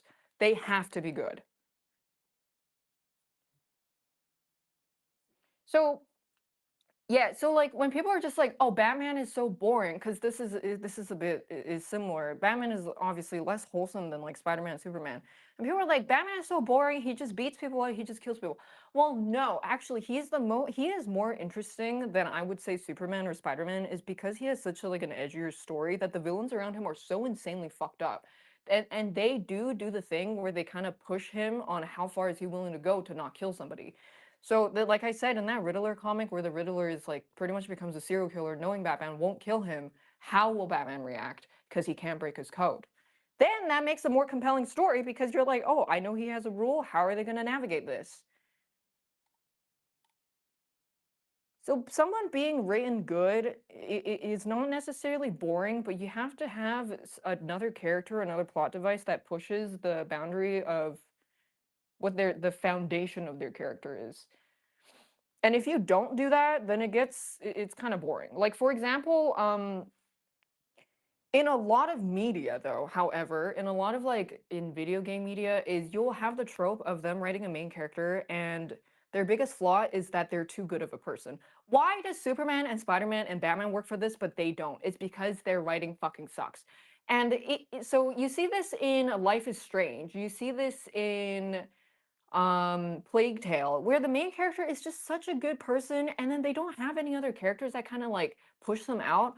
All of their woes are, oh my god, I'm just too good of a person, like I can't do this. They don't really show past the surface level of internal struggle than other than the fact that they're like, I'm just such a good person, like I don't want to do this, I don't want to do that. It's too weak. So basically, if you want to write a character who is inherently good, you have to be it's actually a deceptively hard writing challenge because it's very easy to make them boring. Yeah, Life is Strange 1. It's hard. It's hard to write a character who's just good and like not boring. Then and that's why like if it's not Spider-Man, Superman, or Batman, and you're like writing a new piece of media and they're just good and it's just like it's kind of boring a lot of times because they don't have the sauce. A lot of times it's just boring.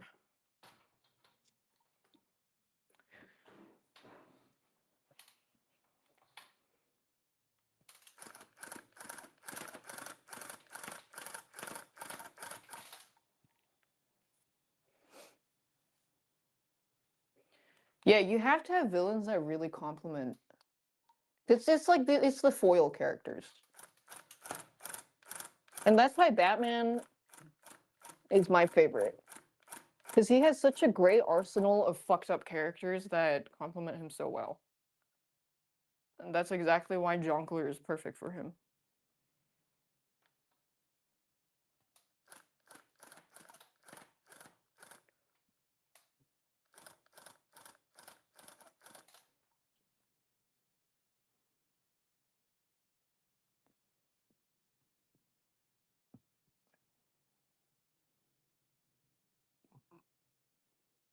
Are we absolute DC? No.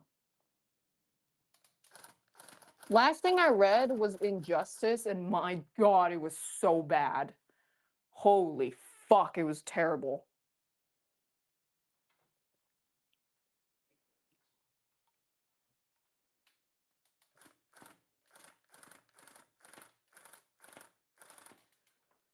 Nightwing just tripping and dying, and then Martian Manhunter getting like flamed just cause. God.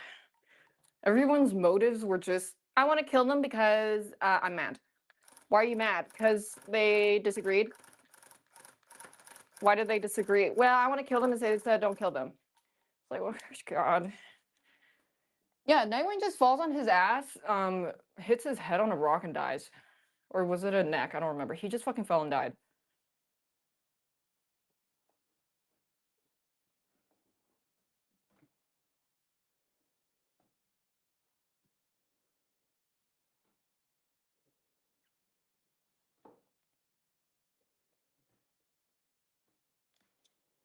Yeah, Acrobat trips to death. Or you just don't get it, bro. Injustice is so good.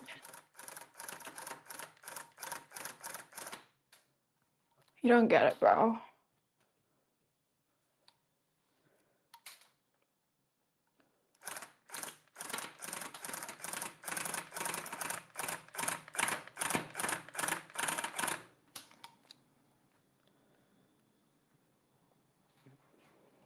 Are there Nepo babies in writing? Oh, of course.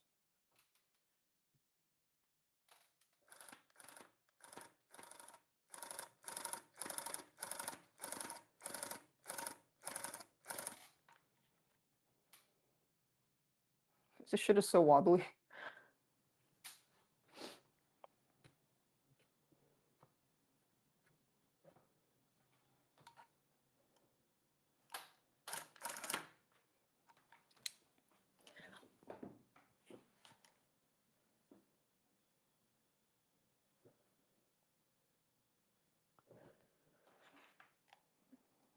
I mean, that does sound like Injustice writing, that Superman just fucking keels over because he ate a kryptonite lace broccoli.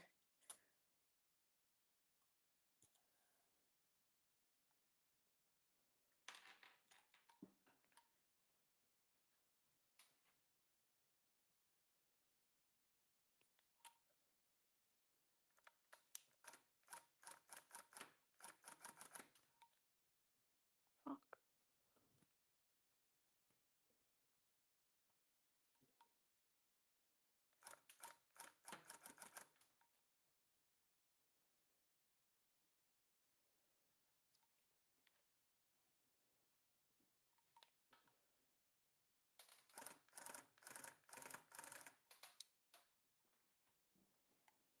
No, I stood on the thing.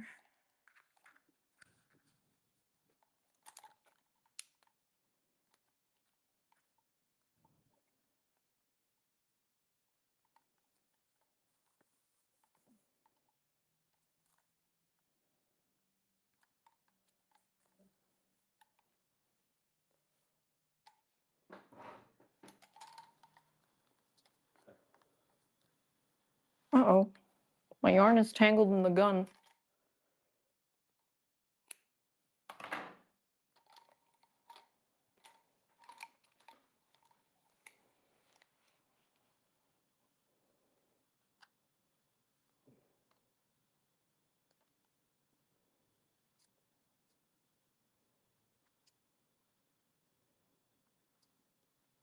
I think Snyder is sorry, I'm not done talking shit about Snyder. Fuck you. Snyder's problem is he really does think he is good at writing his own adaptations of these comic books. And he is everything wrong with people that make adaptations because they think that they're better than the original material. And then they fuck it up.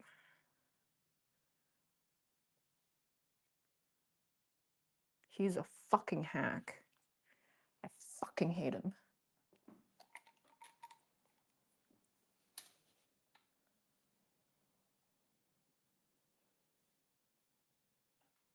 Fuck him. Yeah, what happened to his movie Harvest Moon, huh? No, Injustice really is just fan fiction. Holy fuck, it really is.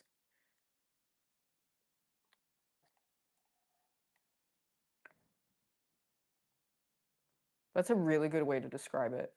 It's fan fiction. It should be treated as such.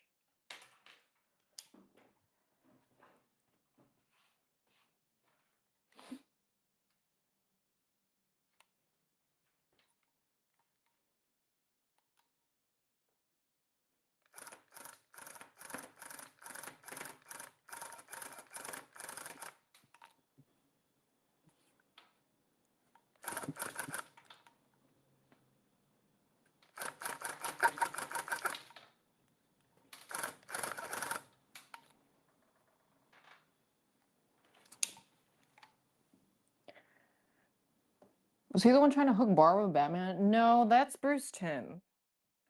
Bruce Timm is another can of worms that I also fucking hate.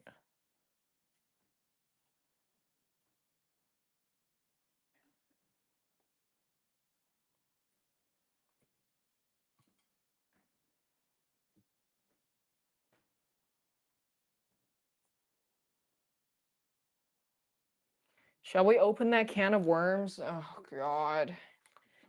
Time for my monthly Bruce Timm rant. That guy's just creepy as fuck, okay?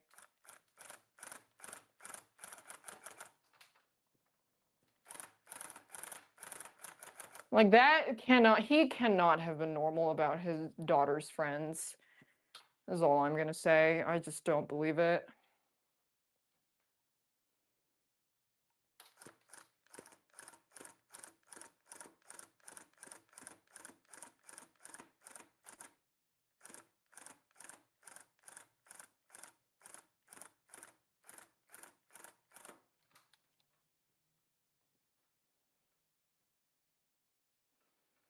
Let's pair the 35-year-old with a 19-year-old who kind of has more of like a father relationship and is also a good friend and respects her father, who is the chief of the police department.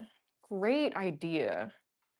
Gee, Bruce Timm, why do you think that's an okay relationship dynamic? He has a daughter. Maybe he's okay with one of his best friends being a middle-aged man and marrying his daughter. I don't know. Maybe he's okay with that.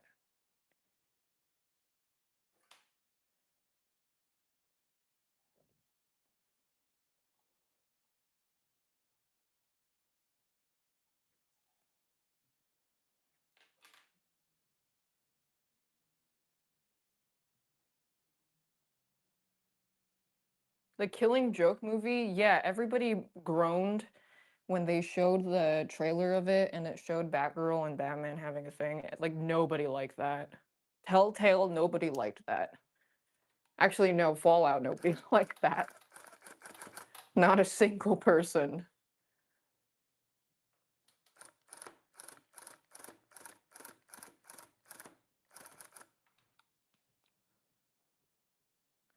People were mass leaving the theater. Yeah, so I don't know why they keep trying to do it. Nobody fucking likes it, but they keep fucking doing it. Mostly Bruce Timm.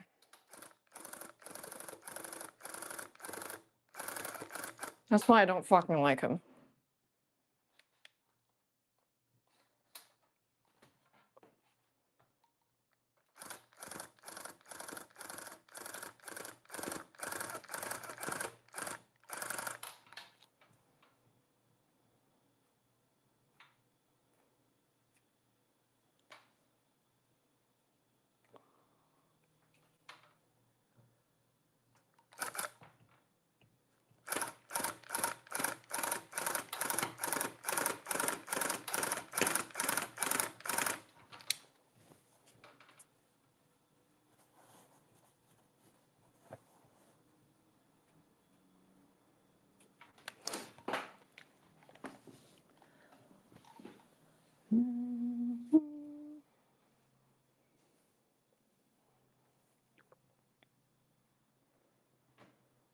Try to pair Barbara up with Harvey Dent?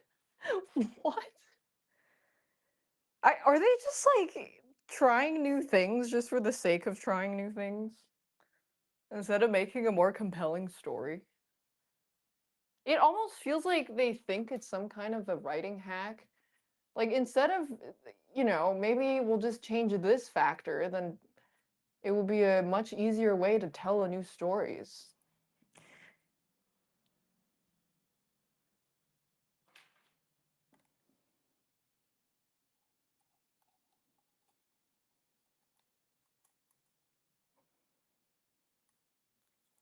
Fuck you, Bruce Timm.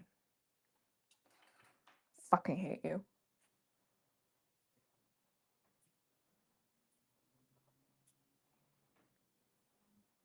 How about she doesn't date the 40 to 50-year-olds? No, how about she only dates the 40 to 50-year-olds because Bruce Timm has a fetish for daughter figures loving older men.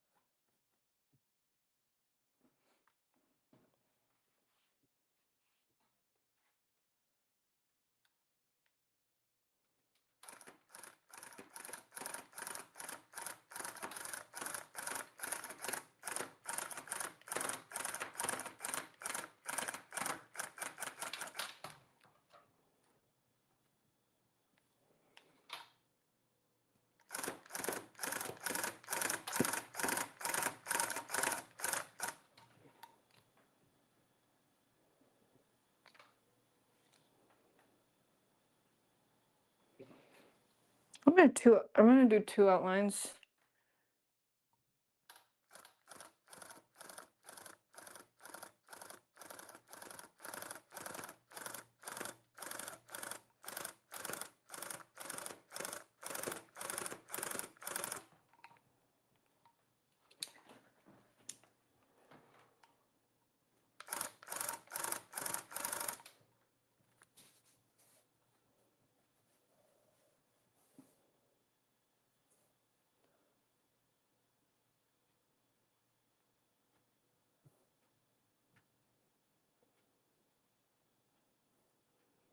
I like double outline.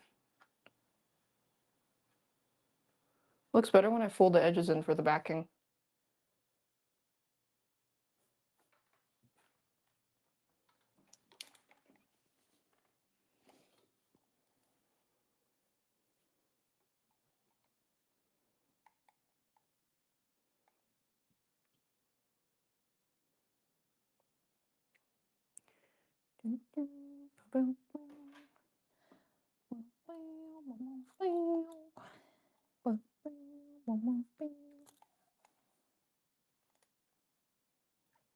I think after these two and the two Gengars, I'm gonna start making my own shit.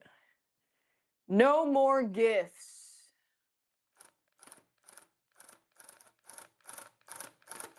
No more.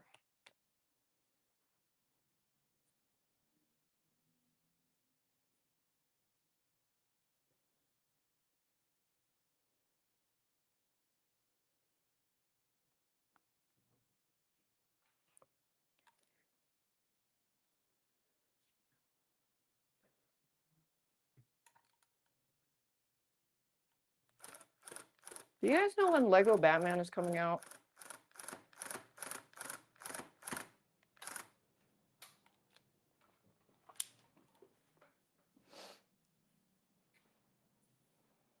Maybe? What do you mean? When? Next year? Oh. Tomorrow. Really? 2026, no specific date. Oh. I see. Interesting.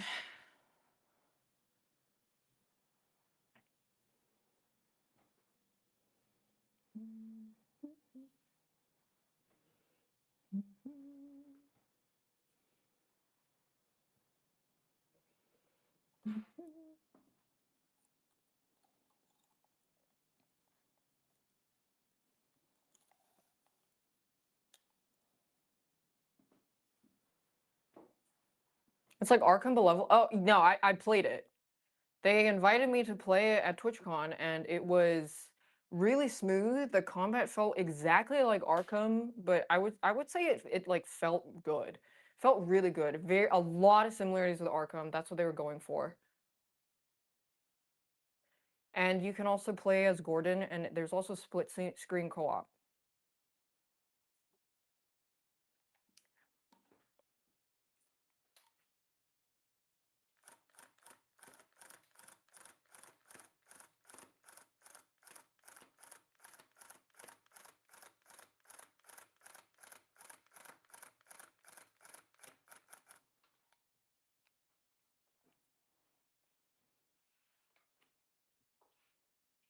They're gonna add the whole Bat family as playable. Yeah, I was like, I wanted to talk to one of the devs, but they weren't there. It was just the marketing team. I want to be like, can we play as Nightwing?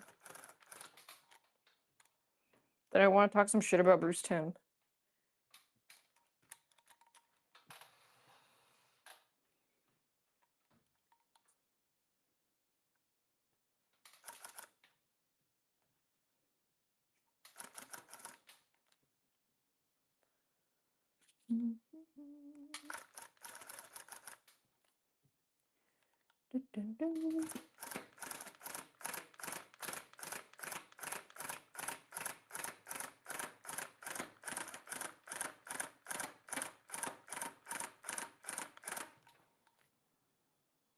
I think right now my editors are working on my anime drawing video and probably the dispatch video.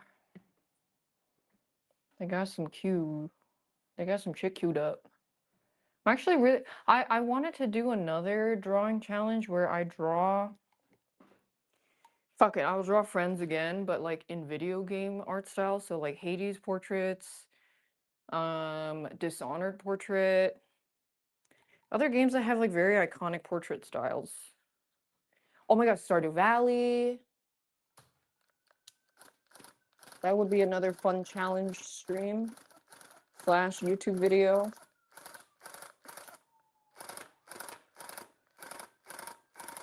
So that is the genre of video I call slop, and it's purely just for YouTube videos. So then I can try to retire.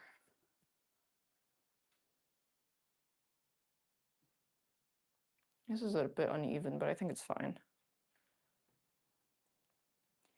Yeah, like what I did for Persona, exactly.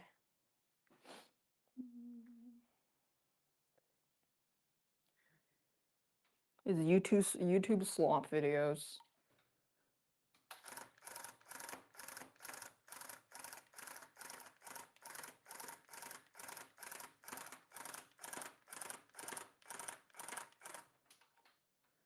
So I can skedaddle.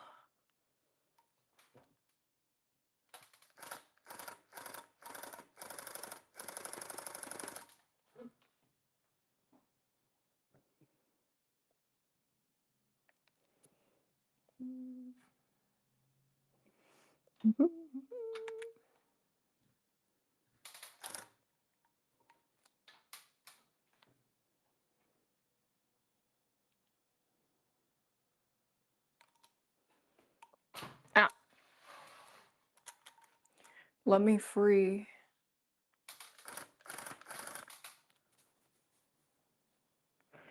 Take me away. A secret place. Oops. This is the wrong color.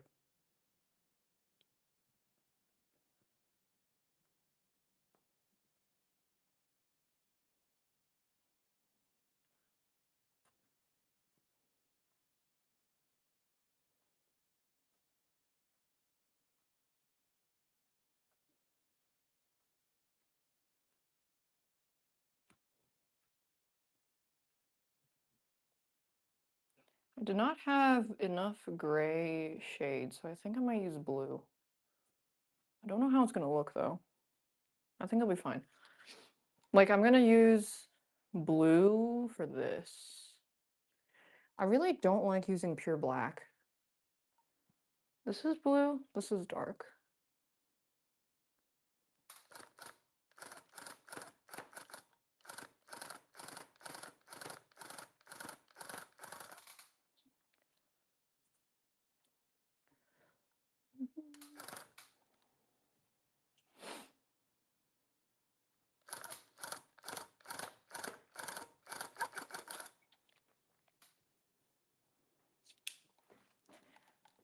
Almost missed my chair and died. Make a small ditto rug. Oh yeah, that would be easy. You can add a little bit of shading. That would be 3 colors. I would recommend not using a black outline and using a much darker purple for the overall outline. It will look a lot more vibrant.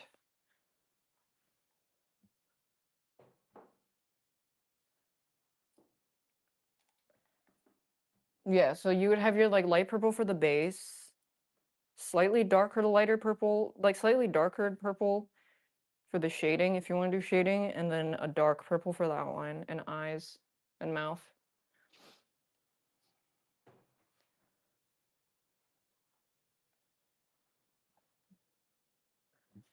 Did Tony upload today? Tony, yo man. Really depends what they have. Yeah, the place that I went to had a lot of different yarn. They had like a whole wall of different shades. So hopefully your class is not like some bum ass supply. And hopefully they have like a good selection of color. It's like 60. Yeah, it's around that price for a mini rug here too. But they had a lot of different colors, which is nice. Like they had a whole wall of a bunch of different shades of every color. And you can use as much as you like. At least it was like that for me.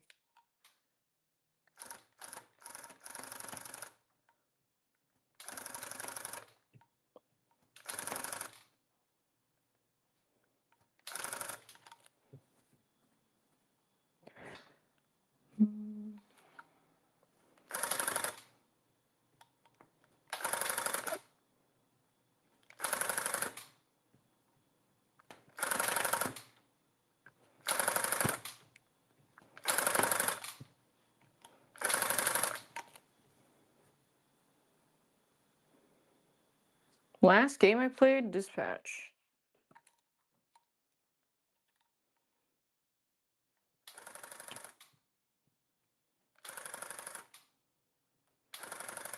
I should get like some hooks set up and put my phone here so I can just read chat.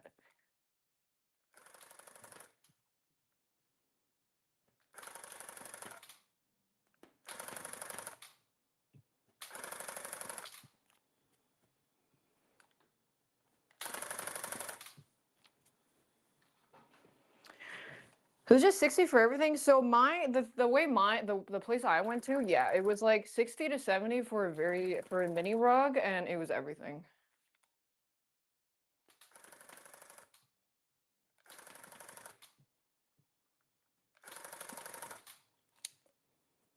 Shit, I'm on. Nope, still double.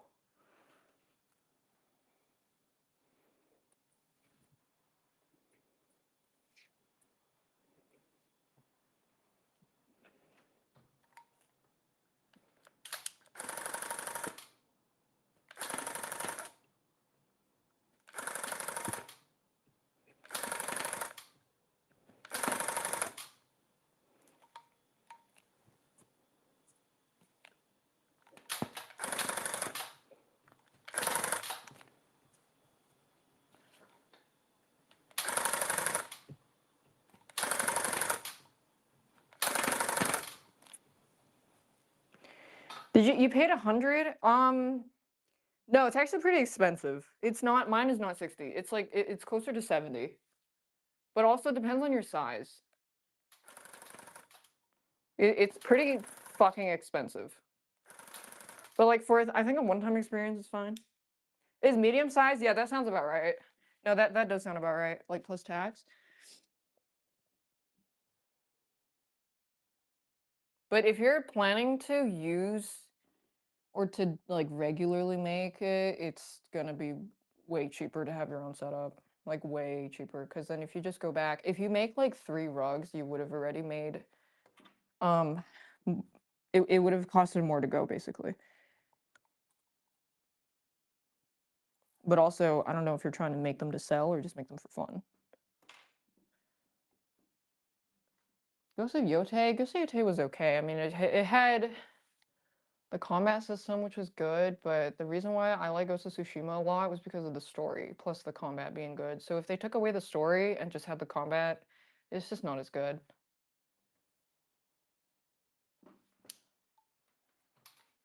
For me.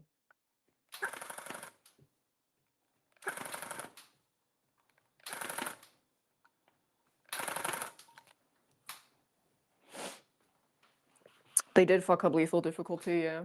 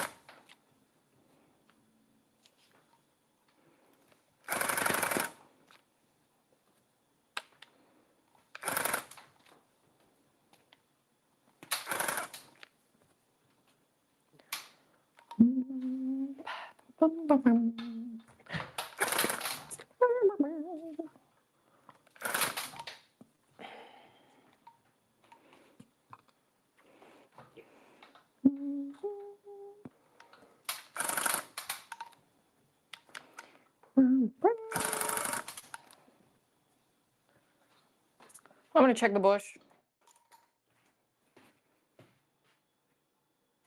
Looks fine. It's still a bit hard to tell because I didn't fill anything else in yet. Input reading, perfect blocking. Yeah, I mean, input reading bosses is fine because you have to have, like, you can't let your character like fully stagger the boss with every hit. So usually what they do is like if you keep attacking, eventually the boss enters like perfect blocking, or like they don't, or like perfect armor where they don't get staggered, which is fine. But then if you perfect dodge a boss that is supposed to like reward you on perfect dodging and then takes away a perfect dodge counterattack or a perfect parry counterattack, that means you have way less attack windows. And then if you're playing on lethal difficulty, that really fucks you up because you need every attack window. So the balancing was really fucked up.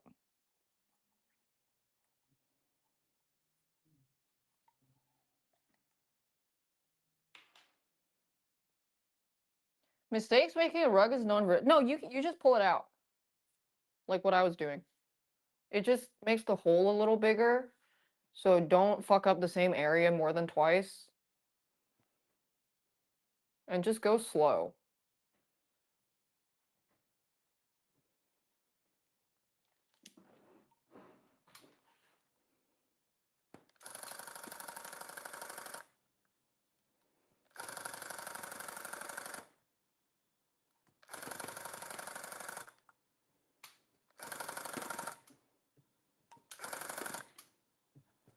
That's why I like doing the details first, because they're so slow. Then I can speed up. Tsushima's one of your favorite games? Tsushima's a really good game. I think how they told the story of Jin Sakai and like the lethal combat difficulty is like one of the best things they've done. And then the lethal combat, the lethal difficulty in the Tsushima DLC, people complained about it, and they were right. It didn't feel like lethal anymore because you just turned into a glass cannon. You, enemies were lethal to you, but you weren't lethal to them, which was the problem with Ghost of Yotei. It was like the whole point was you deal a lot of damage, they also deal a lot of damage. But if an enemy takes 5 hits to kill still, and you take 1 hit to kill, that's not the point. Lethal's supposed to be like an enemy takes at most 3 hits to kill. But it's like a guy takes 5 hits to kill, like come on, what's even the point of playing lethal?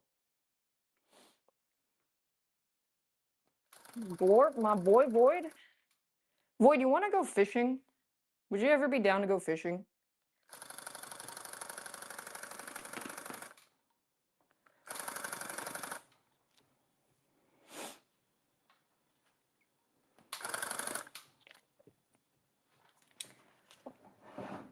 You've never been? Wait, that'll be even more fun. Because I think Wake is gonna come back in a few weeks. So I'm gonna see if he wants to try to figure out if we can all go fishing and do a fishing stream or something.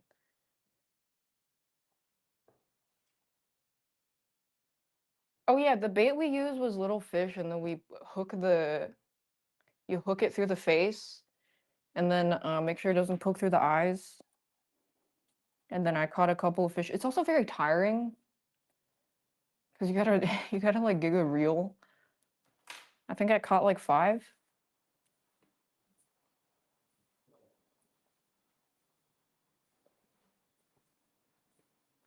See the fish? Wait, are there fishing cams like that where they put a camera on the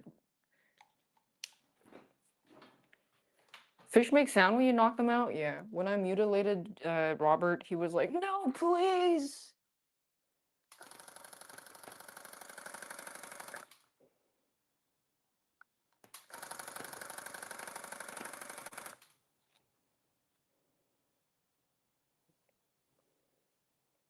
Do you release the fish after? Girl, those fish got fucking chopped up into little pieces. They got butchered. And then the guy gave it to us in a bag, and I gave it to someone else because I wasn't gonna eat it. So I gave it to somebody else.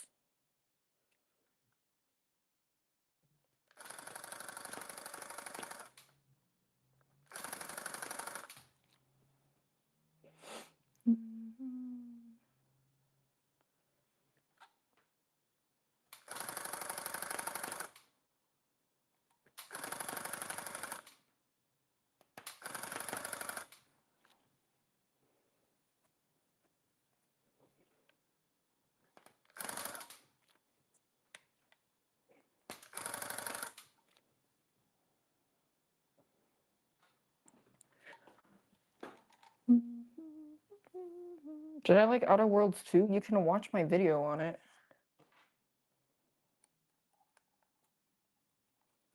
It's great. Now I can just redirect people to my YouTube thoughts, my condensed YouTube thoughts.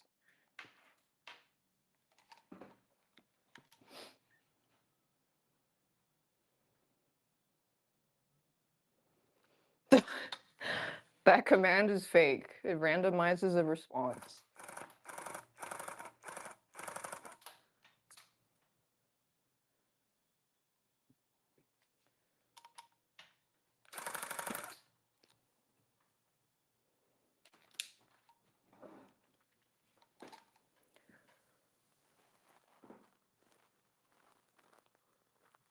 Yeah, stop asking questions and go watch my YouTube so I can retire.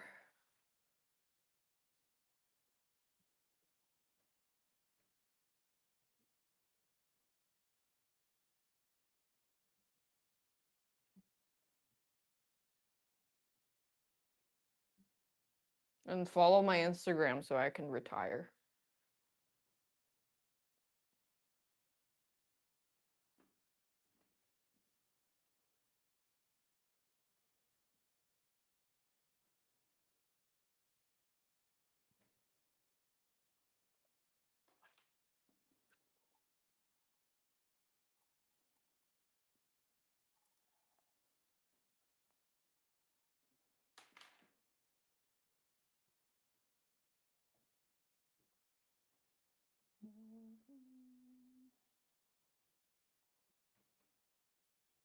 Oh, I gotta record some process.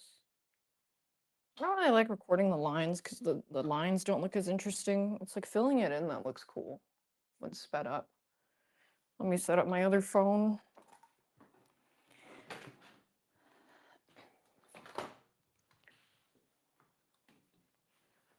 I mean, if I could just sell rugs forever, I would.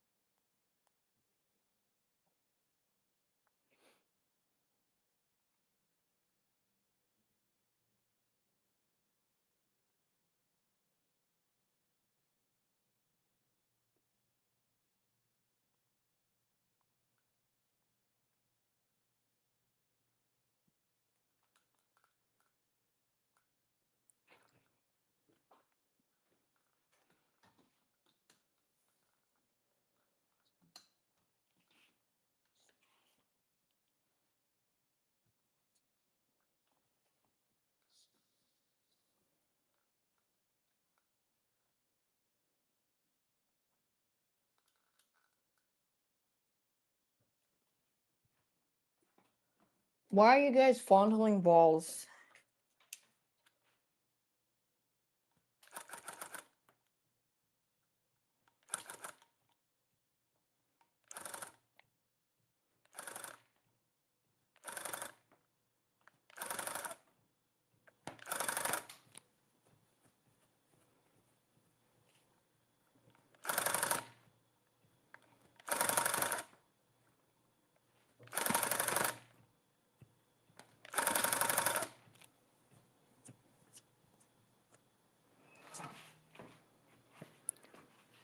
Stop it. Get some help.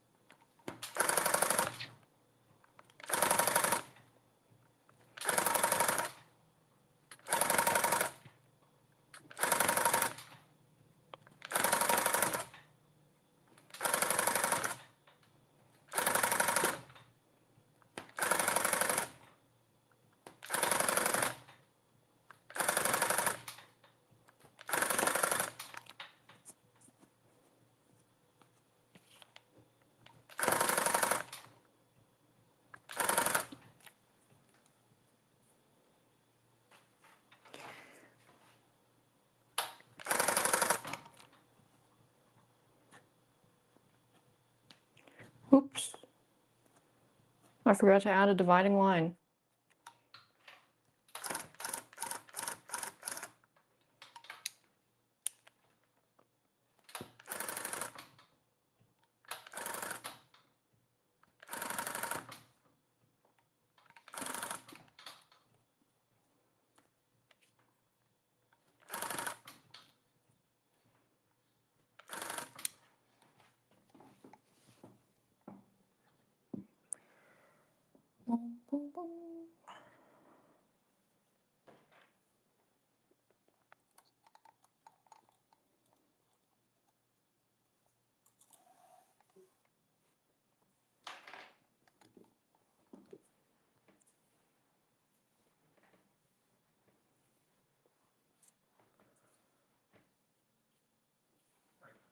And then I'll probably do the shading next.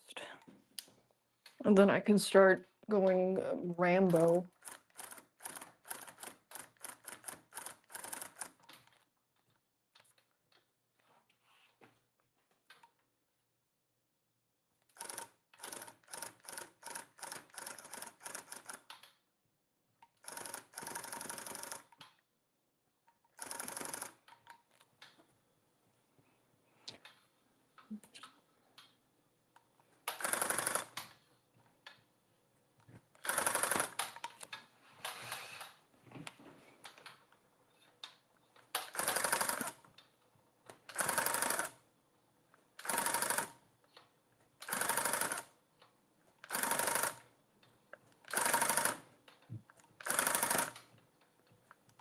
Damn it. I have to rethread.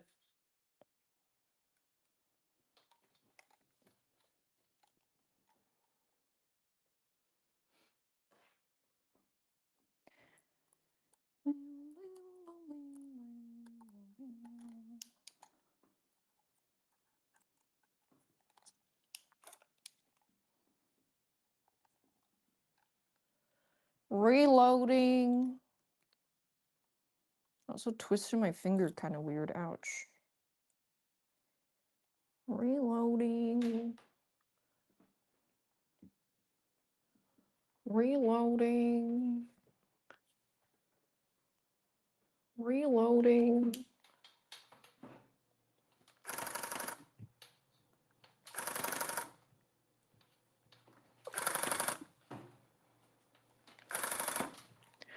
Do, do, do.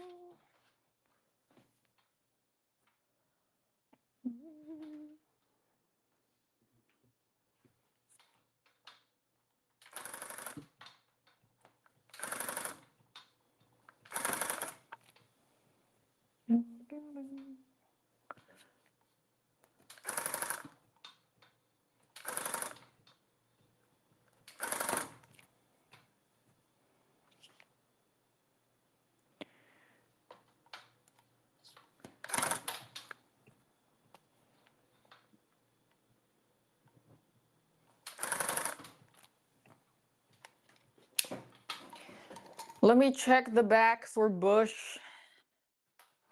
Oh my god, Dick Cheney! What are you doing here?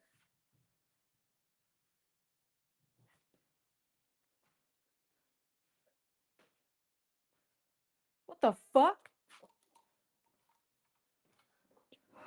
I found the Bush administration.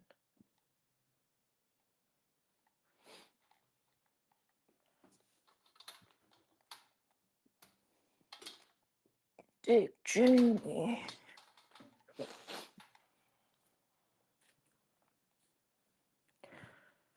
And then fill this part. Oh, I forgot that brown. Whoops. I had just enough brown for the outline. Thank gouge.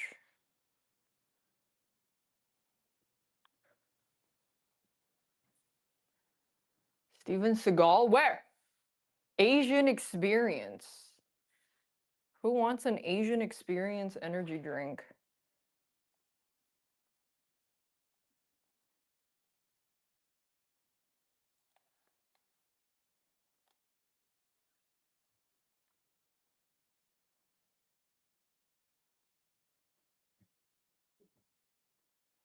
You will become Chinese. That's part of the Asian experience. Actually, it's a gotcha. You might become any kind of Asian.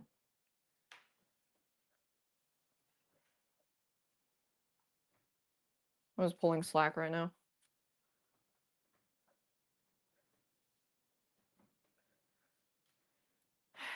I'm gonna kill this guy.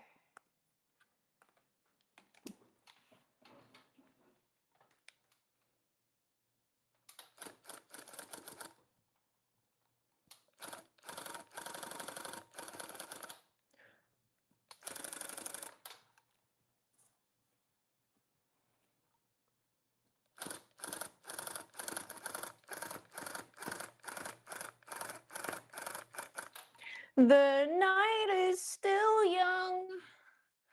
The night is still young. The night is still young. And so are we. Watch out for Selena.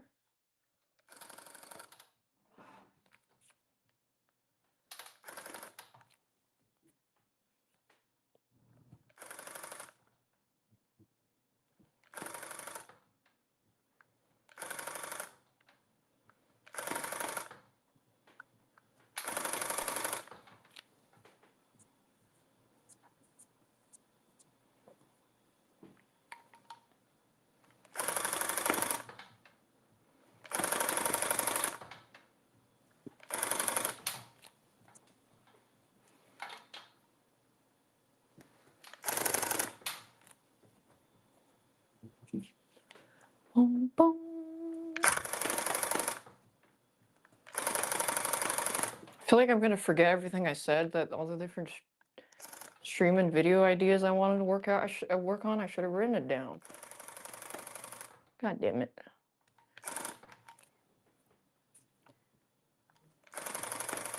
Oh my god, I should try making rug ASMR. That's what everybody else does. I have an idea for it. But I think they kind of use Giga cameras for that.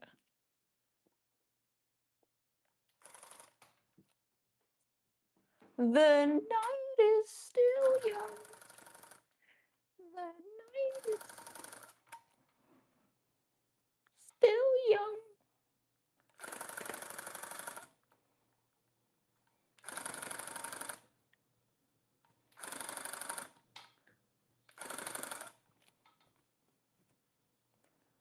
The night is still young. Blah, blah.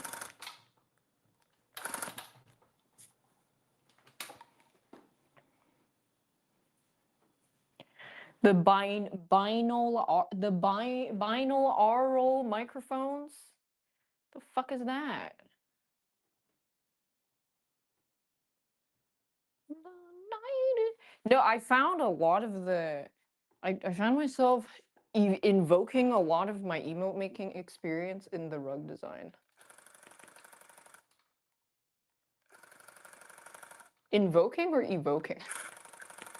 One or the other.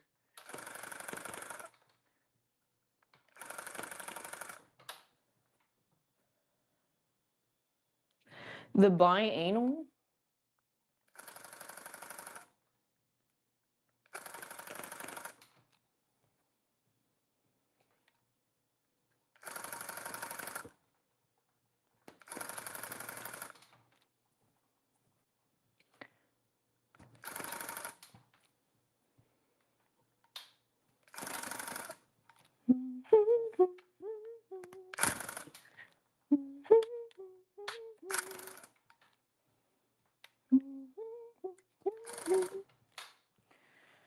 Okay, and then is that a light gray? That is a light gray.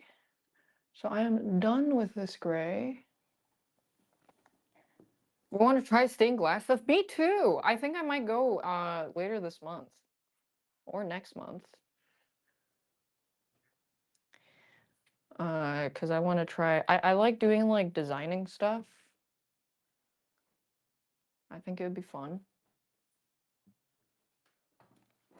I don't think you shoot glass, but I could be wrong. So I don't have a lighter gray than this. This gray is too light, so I'm gonna use blue.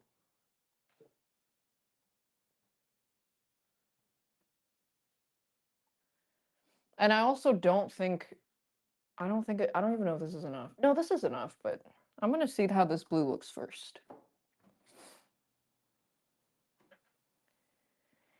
The night is still young.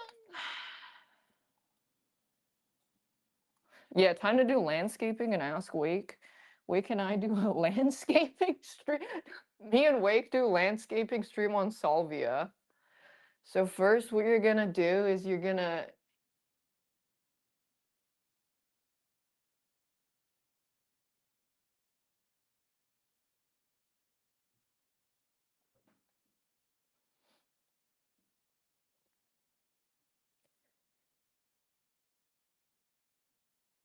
I never knew what salvia was until that time. Let me see what color this is. Rug test or bush test. That might actually be too dark. Hmm. That is very dark. I might just use this gray then. Let me see. Let me see. Well, it looks like shit right now because none of this is filled in. So it just looks fucking scary.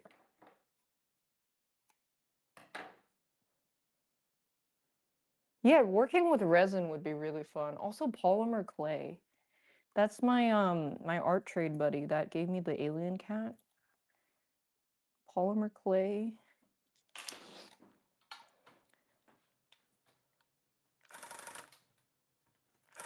Wait, maybe this isn't too dark. Let me see. Eh, I would prefer it to be slightly darker, but I think we can work with this. Okay, I'm gonna put the blue ended up being too dark. I'm gonna put this away. The night is still young. The night is still young. And so are we.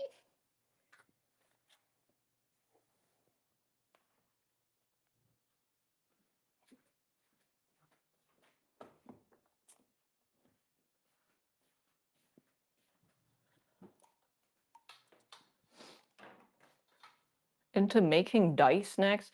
Hell no! Dice is whatever. Dice you can't have as much creativity with. And then you also have to make sure it balances. You're gonna trust me to make dice when I would literally follow people home to steal their loaded dice? You know I'm gonna make some weird shit. I'm gonna make cheat dice. Come on, Snake Eyes.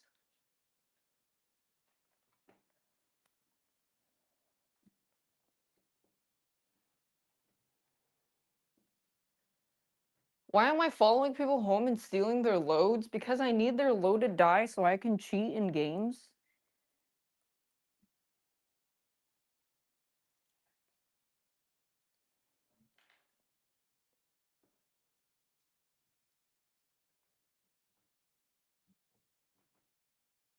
When I roll my 12th consecutive nat 20 playing D&D with the 39 daph dice, yes.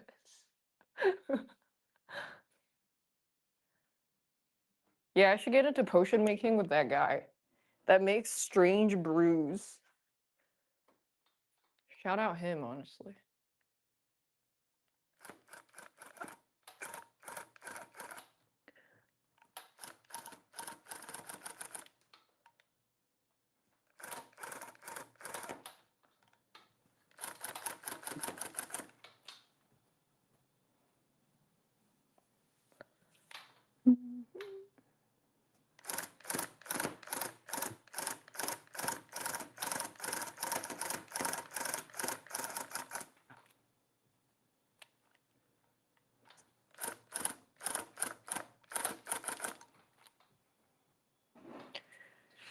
Cold forging with copper? I just have one question. Where can I find a forge? Is it marked on my map?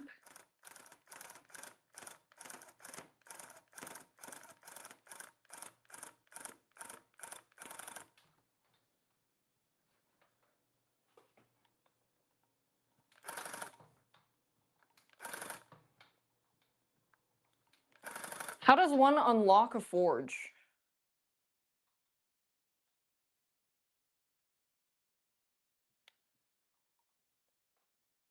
Just open your map and look for an anvil marker? Okay. Wait, there's like 5 red dots coming towards me. What does that mean?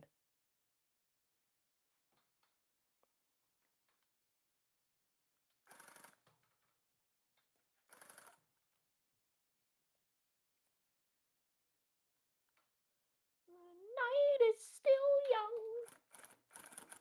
The night is still young. The night is still young.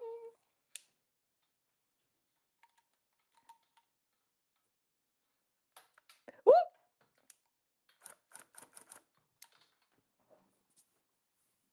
Oof.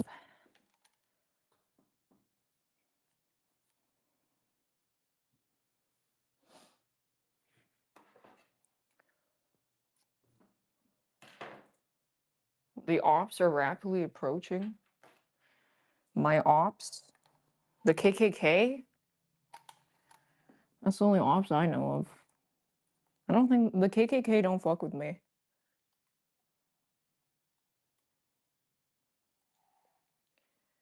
The night is still young.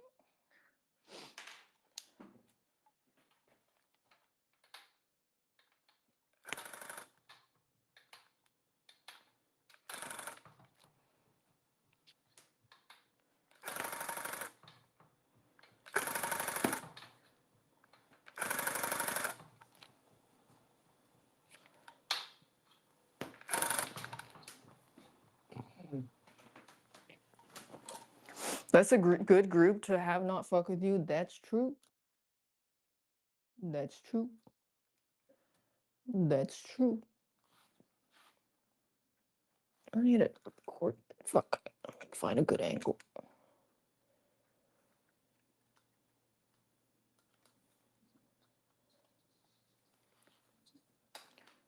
Excuse me, I gotta move this so I can record in a better angle.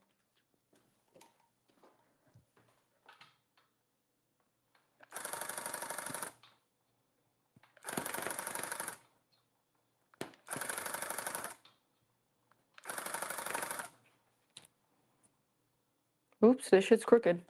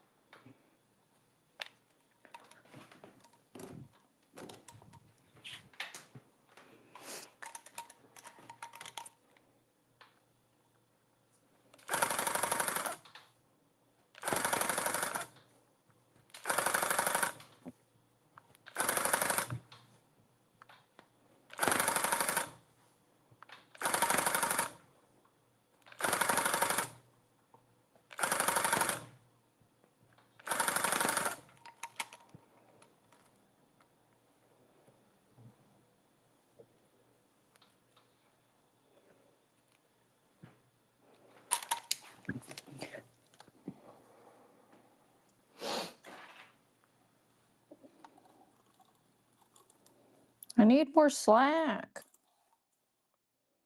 I need someone who just constantly pulls slack for me, and then I can have a 95% gun uptime.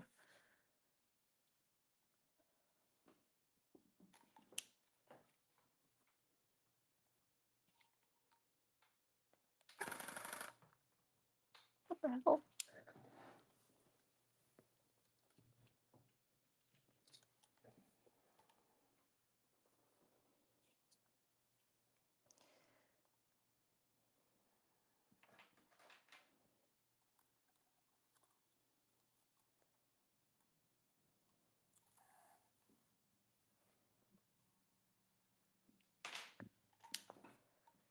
What is a Rumpelstiltskin?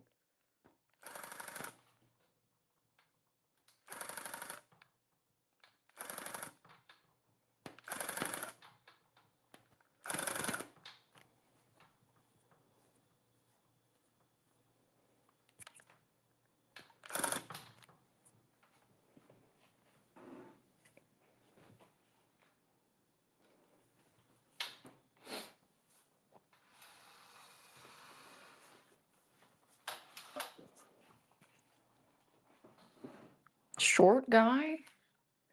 Watting? Okay, I hope I don't run out of yarn. It's getting a bit close.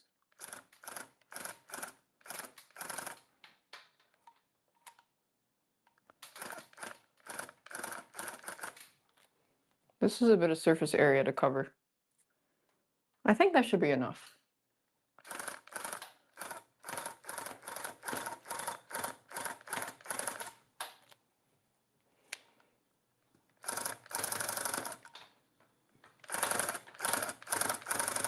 I could just gape it more too.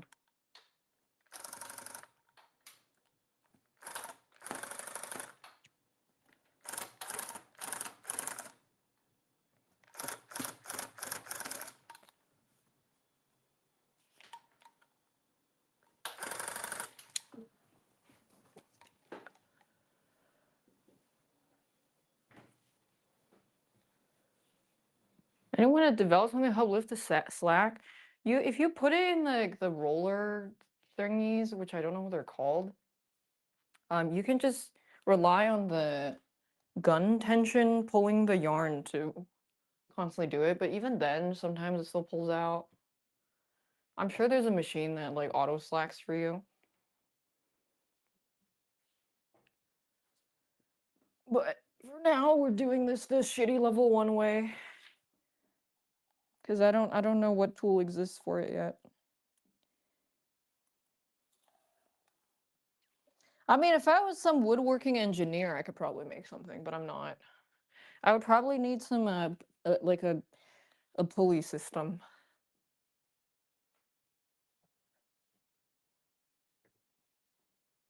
It would make it a little easier.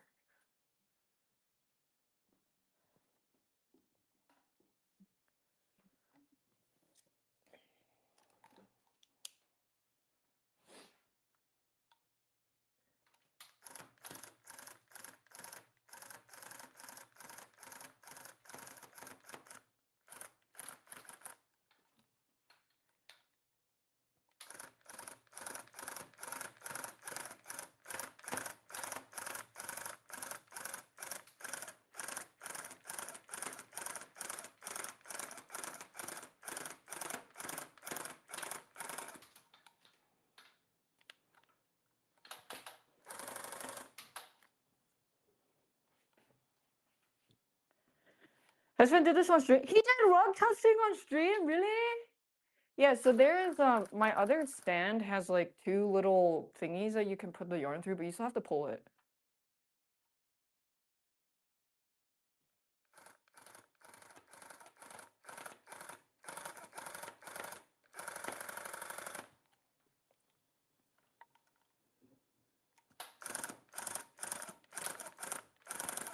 It's just if your yarn is in those like rolled cardboard things, it's easier to pull. So the slacking is faster.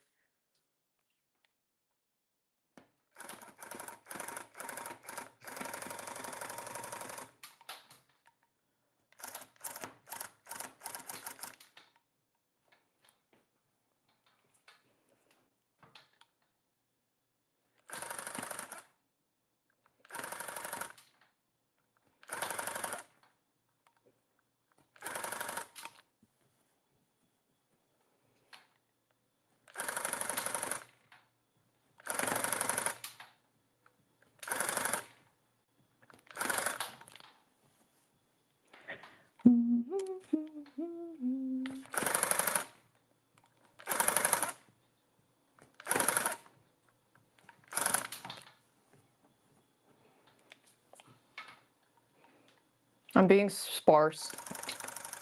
Because I hope this is enough gray yarn.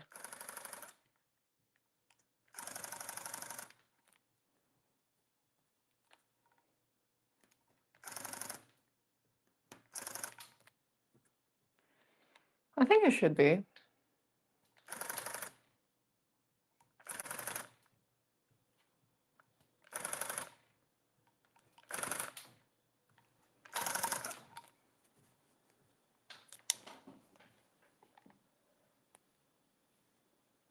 He made a Starforge logo rug.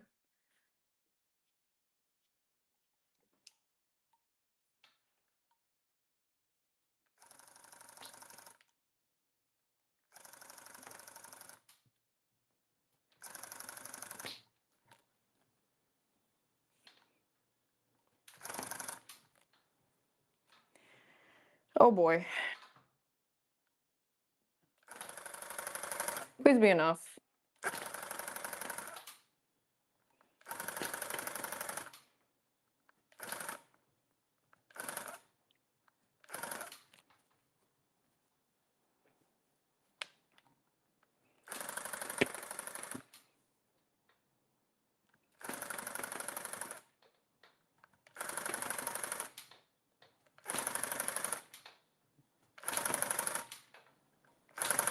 Being extra loose with the spacing just in case.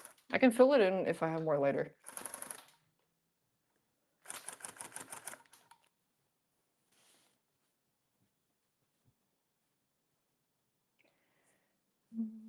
Also, you're noticing it being wrapped in a coil. Does it feed through? If it has no resistance, then it would feed through well, yeah. Or at least it should.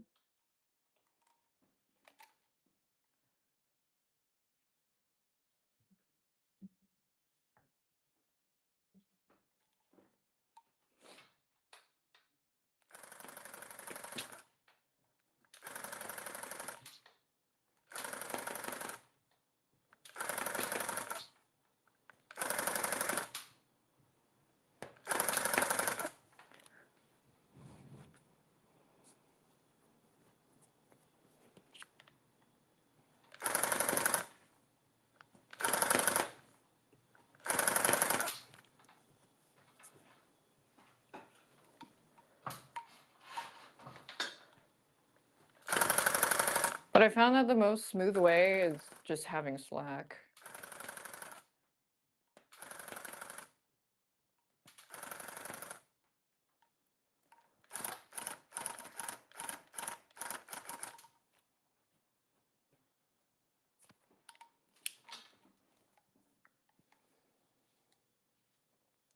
Okay, I have enough gray, thank God.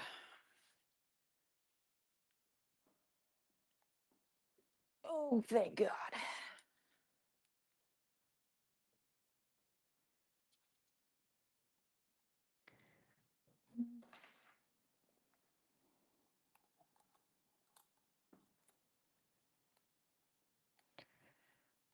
Fucking hate having to get more. Like, mid-project is ass.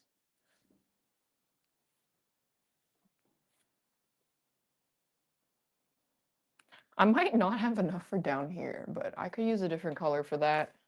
I know, dithering is, that's also very high-level tech. I have not tried dithering. Well, actually, no, that's not true. I did try dithering with a Togepi one, and it worked out really well.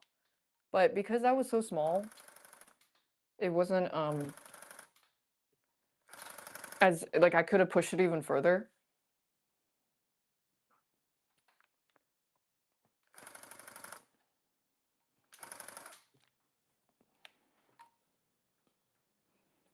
But I did try the technique, it was pretty good.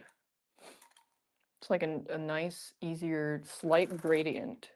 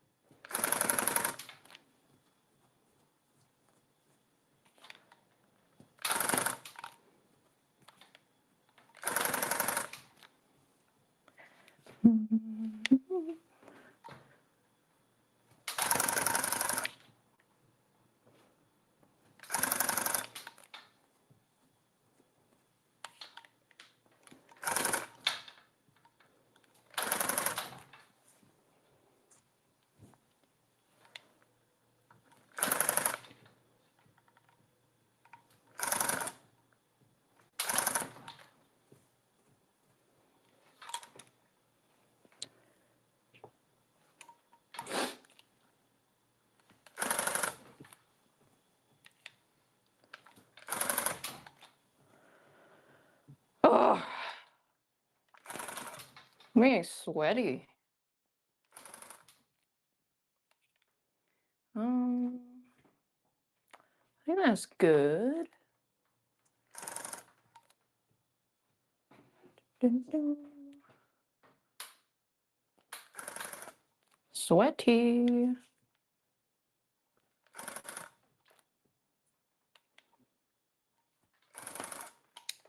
Okay. Bush check.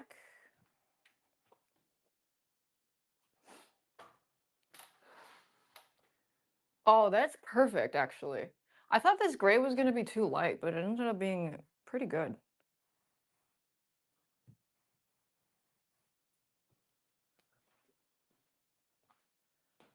But it doesn't, it looks like shit in the back right now because the base is not, like, I didn't fill the faces in, so it looks weird.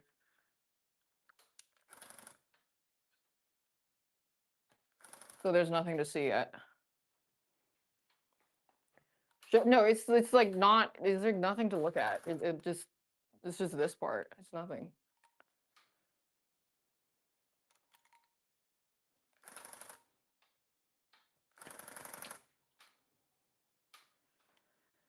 It's not ready.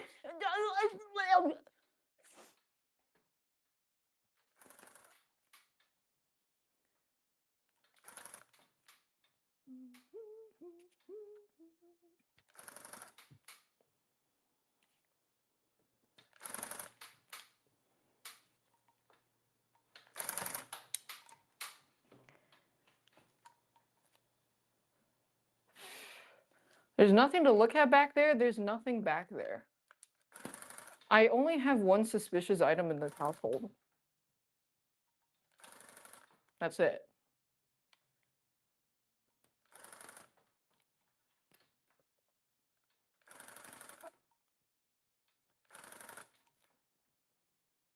One, yeah, just one.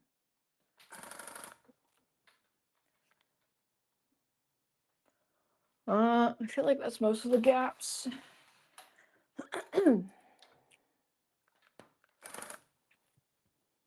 Like someone suggested Kyogre. Kyogre would be cool. My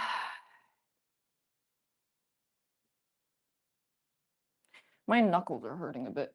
I just have like this little penis amount of gray. That probably is enough for that, I think. I think it is enough.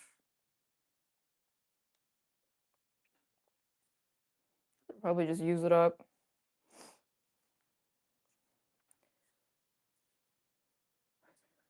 Unit of measurement, penis amount. Yeah, just a little penis worth.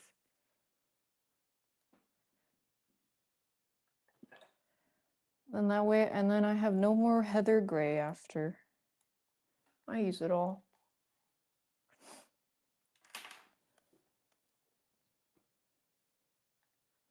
Is my knuckle hurting? It's from this straining. So most of the weight is pushing with this hand. So if I'm pushing with this hand, I'm also gripping harder. So it strains on my knuckles and these fingers. This hand.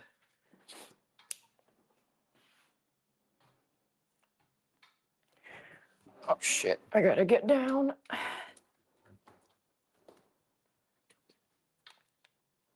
That is purple?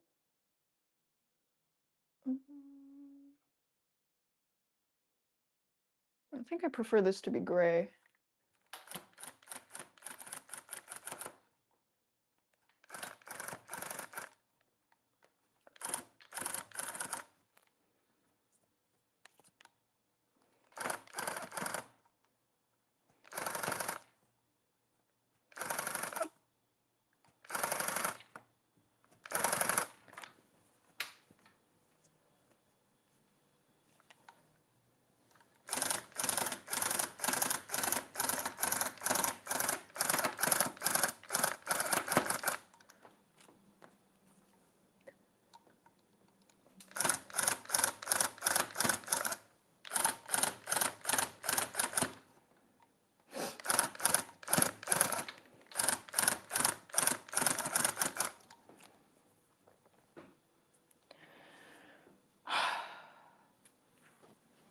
Yeah, it just hurts my knuckles after a little bit, but it's not really that bad. Oof.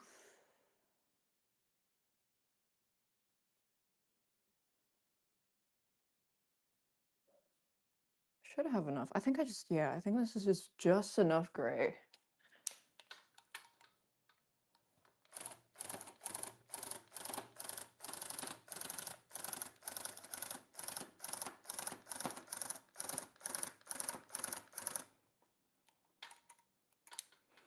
Shit is tangled, yo. Science, Mr. White. Yeah, science, bitch.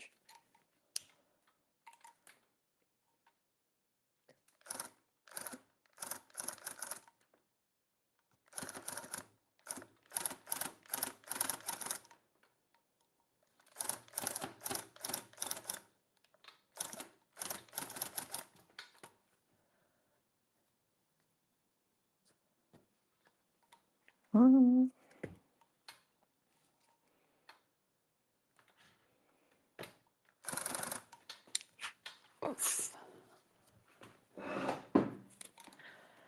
yeah, it was a John Rug Tufting invented this.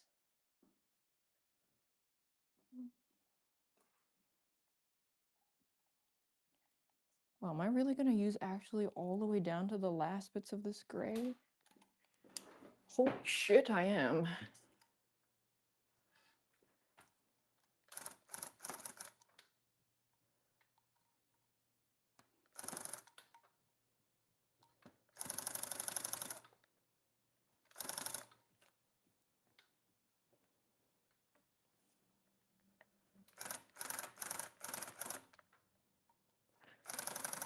Please don't run out. Please don't run out. Okay, I should have enough.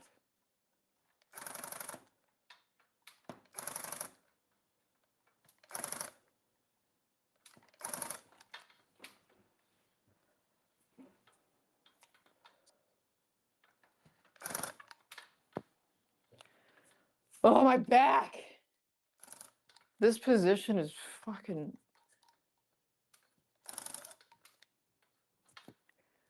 I think I just used 100% of this gray.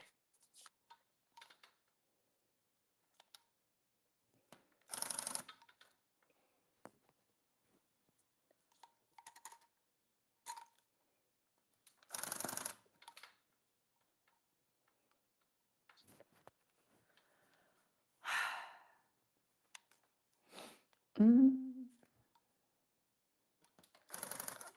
Okay, there's no more. Wait! A piece of gray I can use!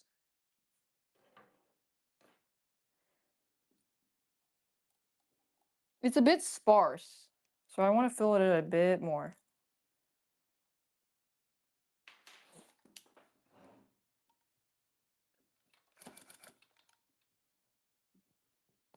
That's good.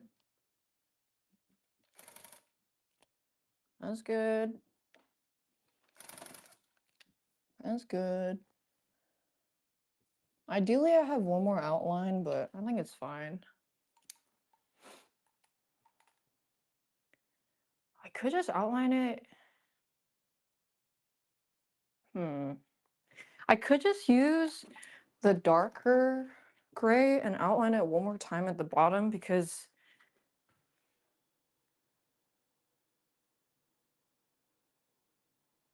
yeah, I think I'm gonna do that because it'll like have an overall dark outline. I think that would look nice. Let me grab this.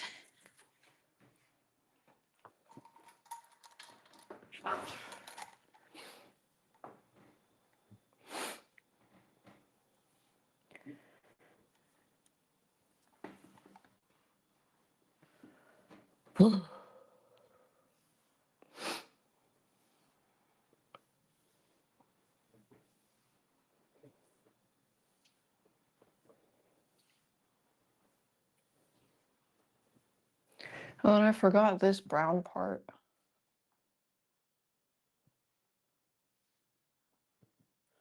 Well, hopefully I don't need the gray anymore because I ran out completely.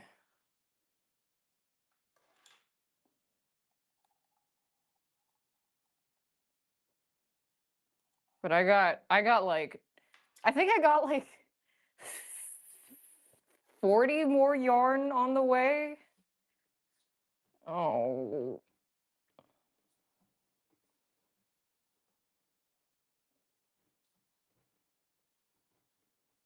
I just couldn't stop. I just saw so much colors and I couldn't, I just needed to get all of it.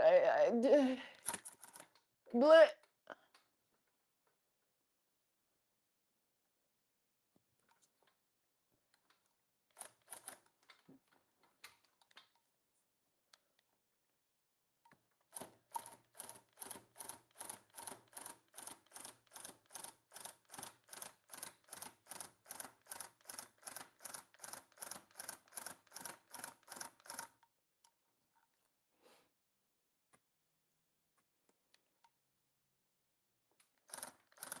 I just saw the nice colors and I wanted it all.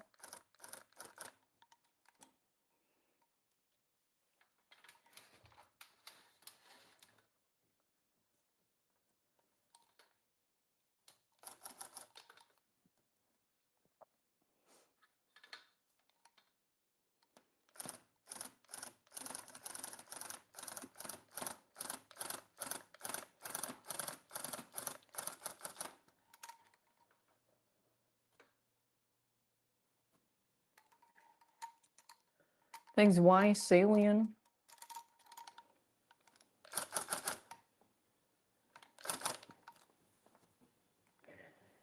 And then one more layer.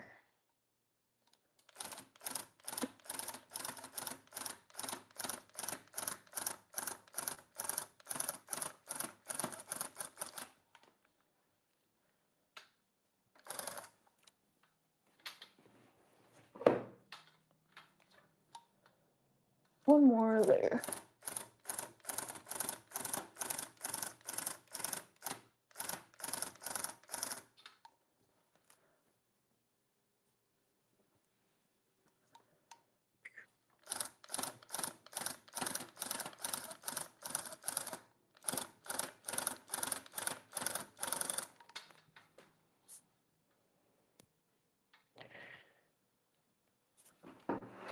Okay, that's good.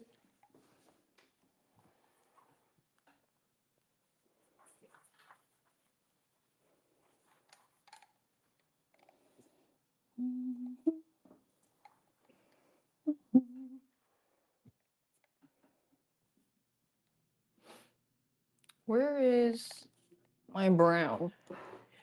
Heavy is the brown. I just missed this line. Heavy is the brown. Poop RP. Fire in the sunrise, asses raining down. Try to let it in, but it keeps coming out.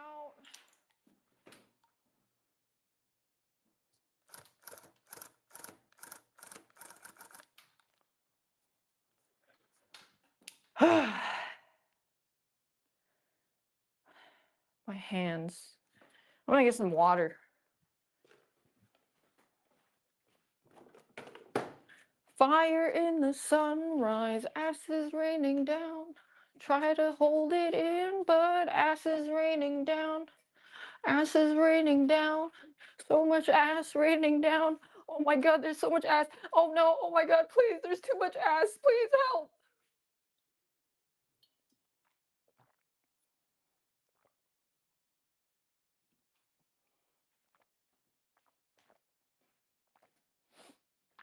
Ass is raining down, very emotional. Cops called.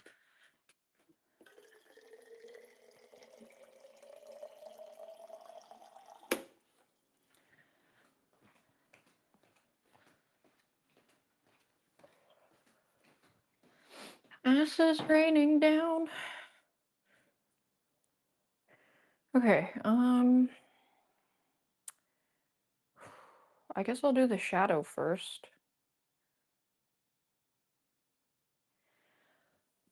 Fuck, my knuckles hurt.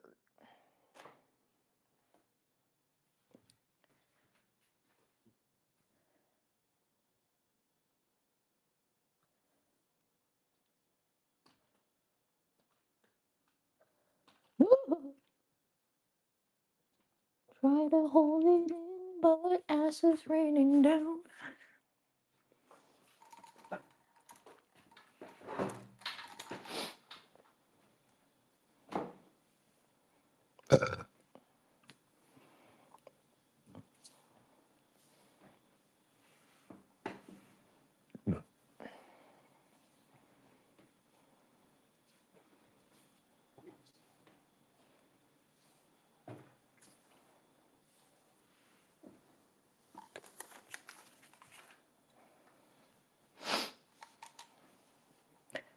Hey, we love men like Flambe and Carlos from Resident Evil 3 and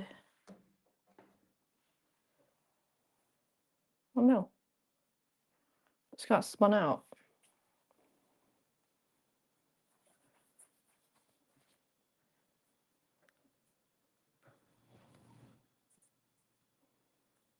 And Hades too. Yes. Da-da-da-da.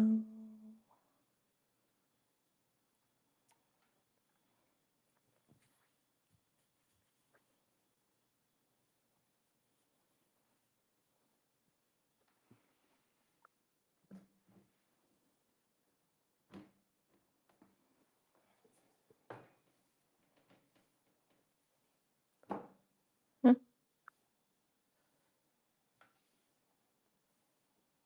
Did I see his Dracula costume? No, I did not.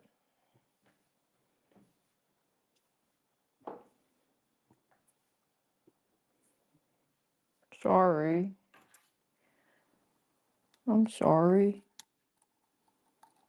So sorry. I'm gonna listen to music. You guys won't hear it, but I don't give a fuck. I don't give no hoots. Try to breathe it in, but it keeps coming out. I mean, I can play you guys music.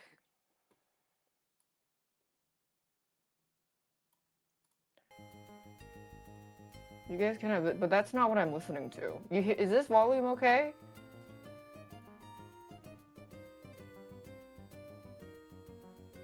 Yeah, you guys can listen to this. I'm gonna be listening to something else.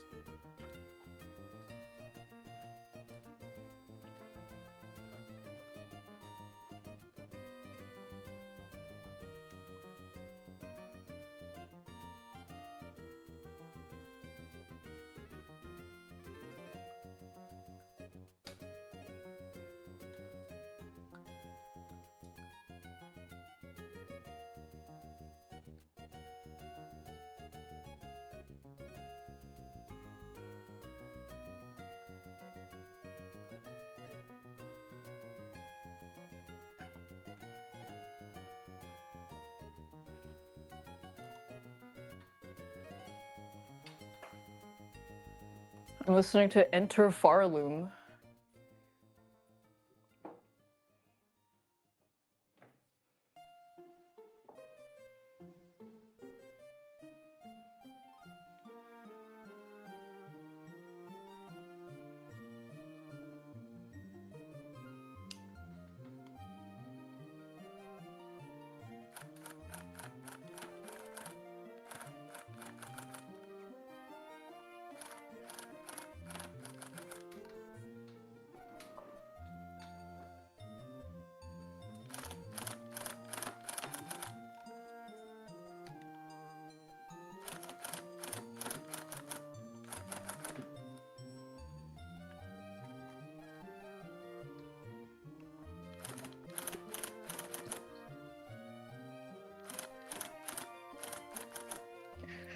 I'm probably gonna go nonverbal.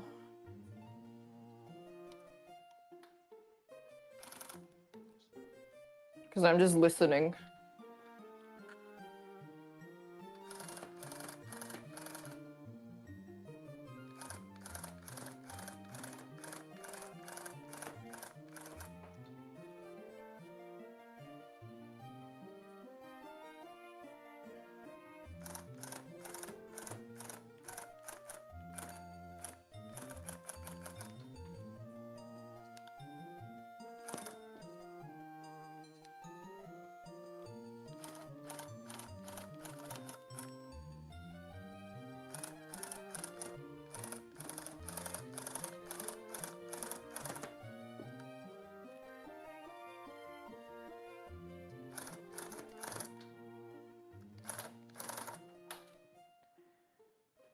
Oh, my back. Let me record this part.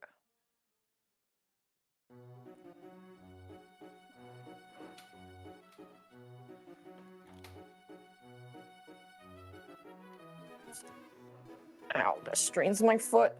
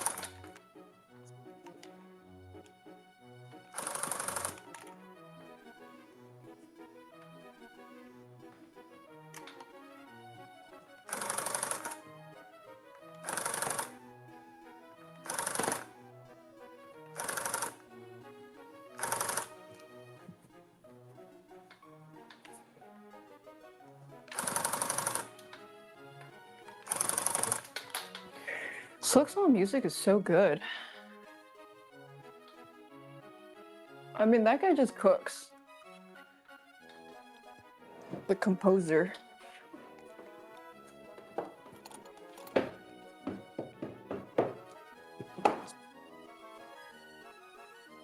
Miley Cyrus was a big selfie guy, like, really?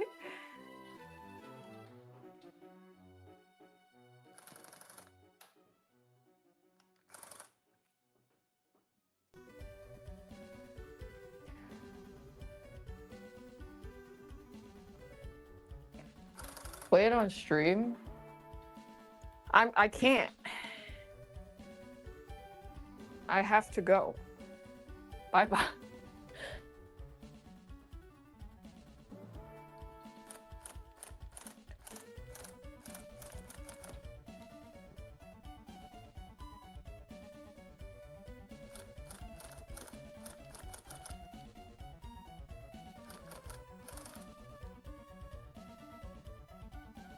Why didn't I 200% Silksong?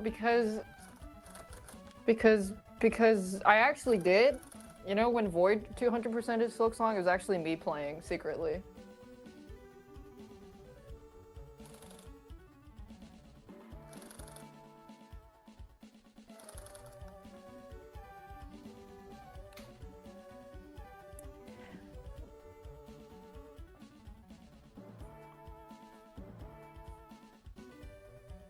It was me, Barry. Me.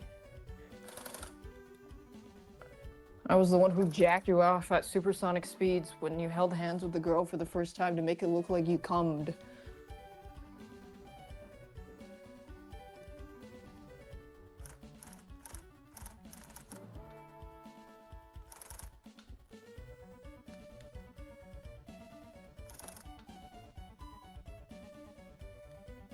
I thought you and Ko both boycotted the game because we fucking hate it. Yeah, I can't believe Ko was whining incessantly about a game.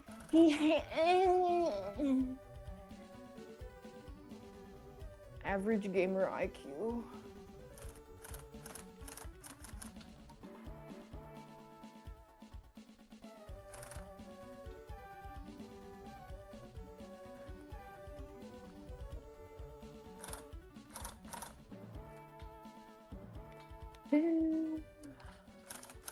This is really hard on the back.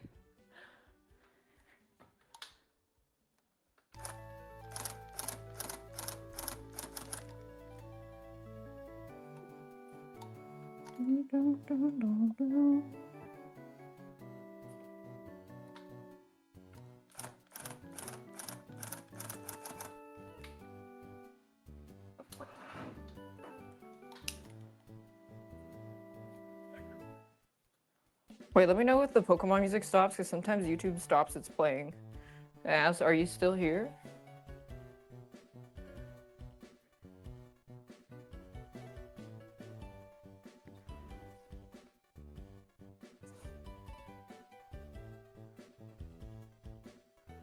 I was trying to save bandwidth.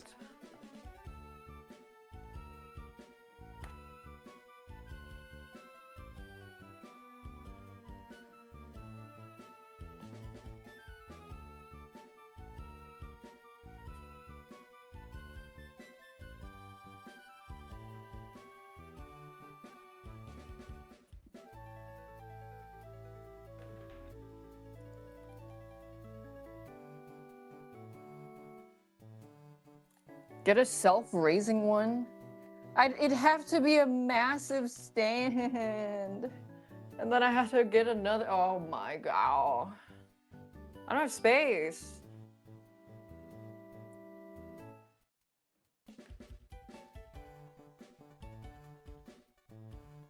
I'm grabbing so much slack though.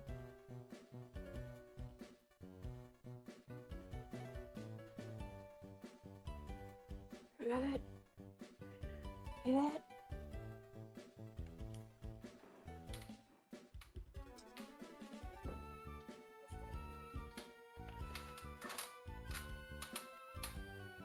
Okay, this is. Oh, jeez.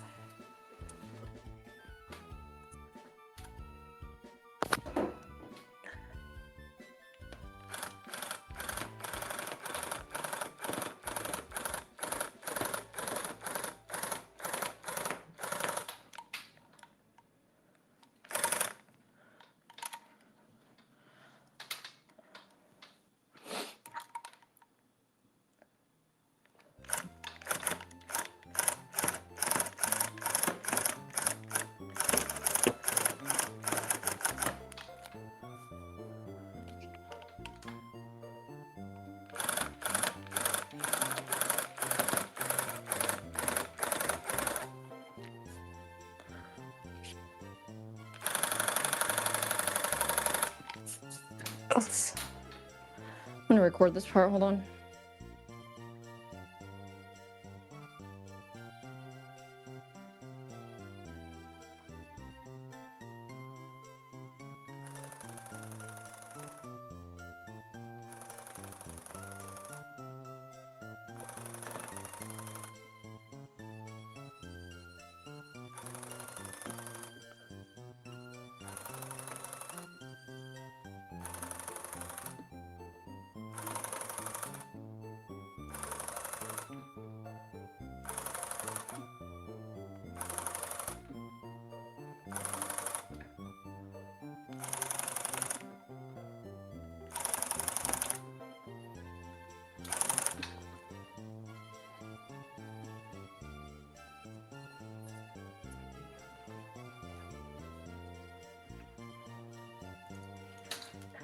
I need to. Yeah, I need to not talk when I record because when I edit it in the video editing program, I use the sound peaks to see where when I'm tufting, and then I crop it out. And then lately I've been baiting myself because I would talk and then I would think, oh, that's when I'm firing the gun. It's not. I'm just yapping.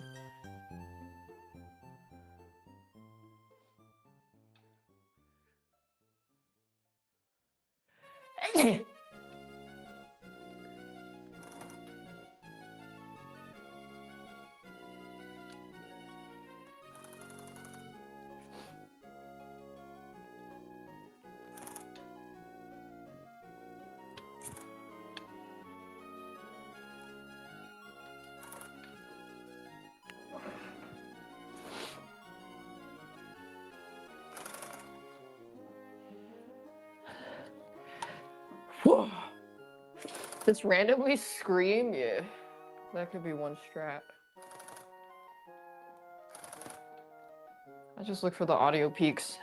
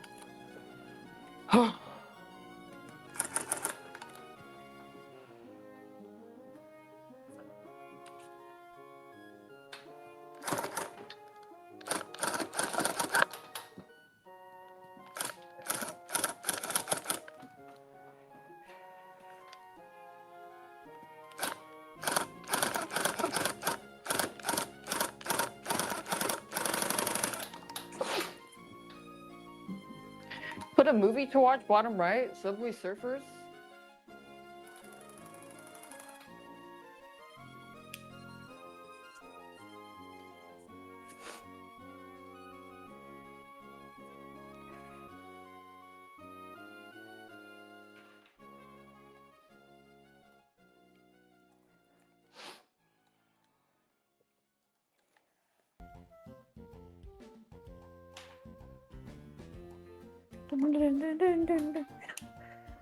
We crave stimulus, mother.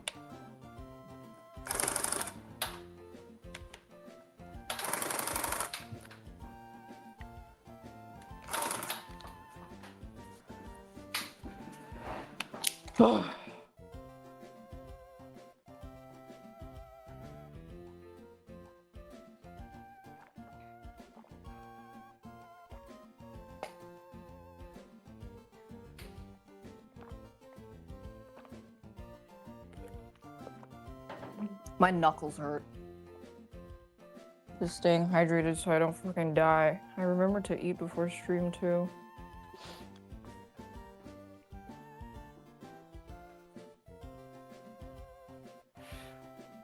Yeah, definitely realizing a strategy is work on the left and the bottom first. Because it's some fucking bustas bottom left. It's the hardest part because the back strain that I have working on that corner fucking hurts.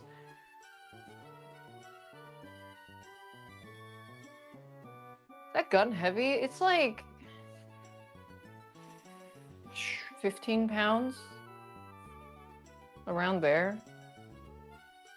I think.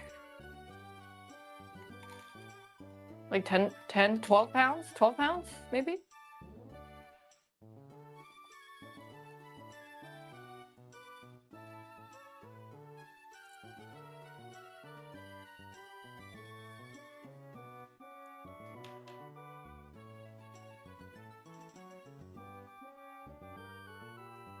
How many hamburgers is that? I don't know. I can't do math.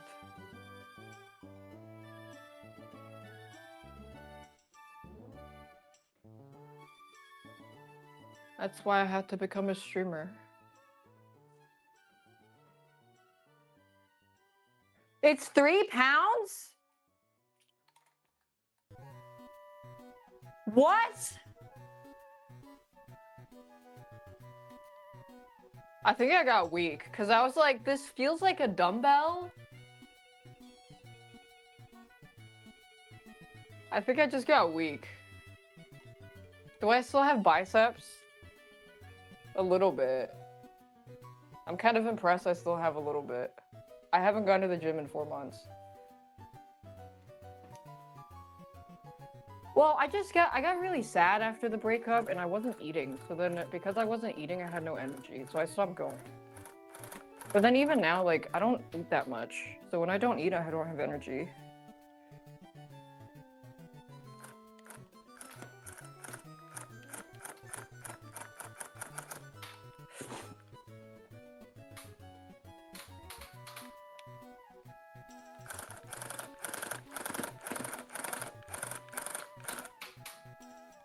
It's mostly like an energy eating problem.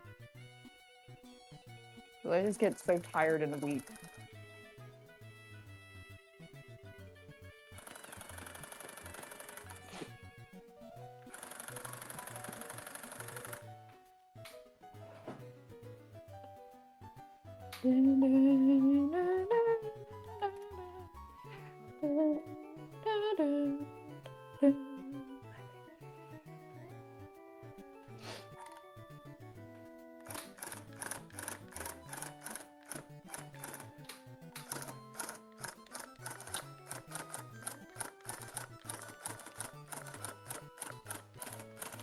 Damn, where the fuck am I going? Fuck!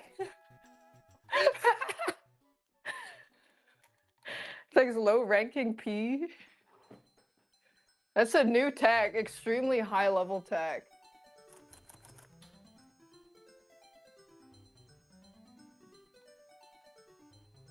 It worked though. It worked. Is this all dark?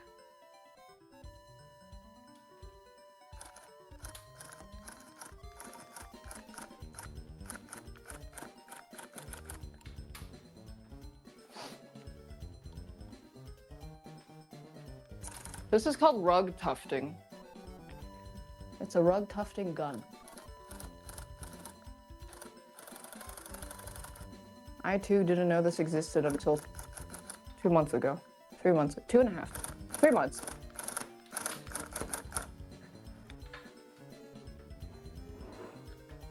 Are they hard to use? No. So how it works is I don't want to cut my thread, so there's a needle and a blade. So when you shoot it, it goes to the other side and then the blade cuts it.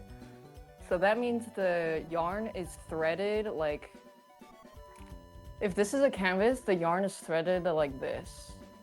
So then if you make a mistake, you just pull it out on this side. However, there's a loop style where it's just the needle and no blade. So on the other side is not separate, it's a loop. Generally, people do cut instead of a loop style. It's automatic. I just burst fire. You can set it, you can set the speed. Learning. Yeah, I think I'm gonna, if I get like a better camera or something, I think I'll do like a rug introductory stream. Where I go over everything that I learned about rugging. This is 720p, so it's kind of butthole.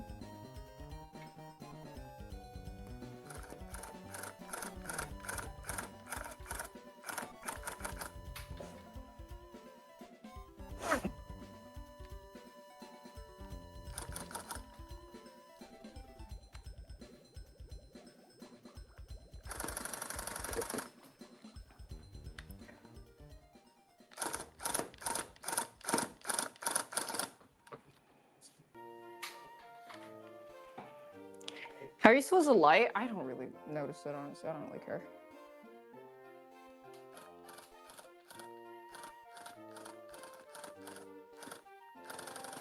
There was a chatter that came in here a couple streams ago that was like, holy shit, I have the same gun. They have the light now. I guess it wasn't always a thing.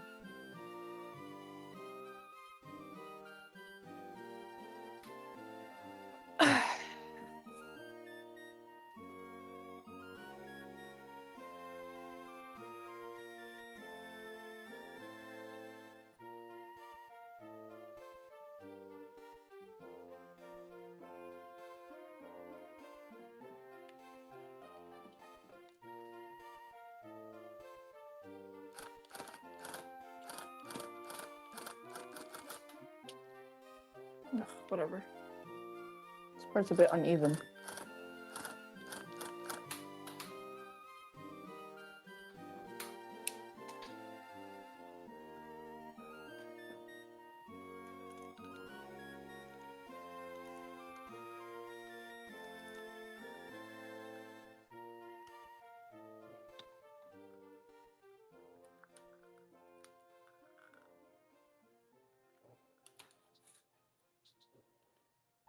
Recording.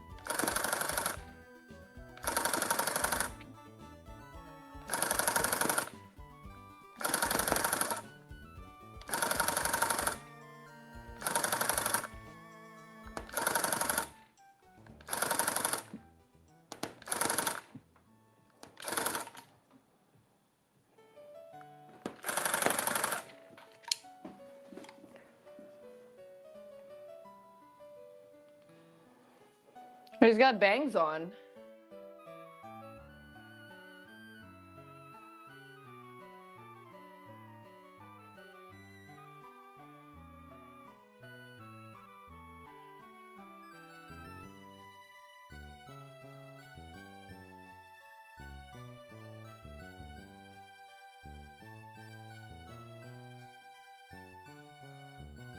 Camera's off. I'm gonna record again.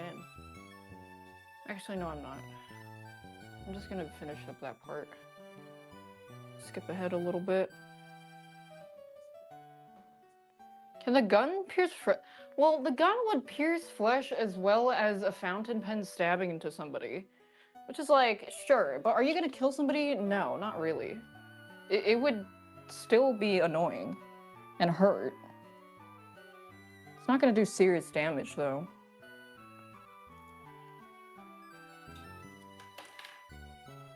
I'm getting slack.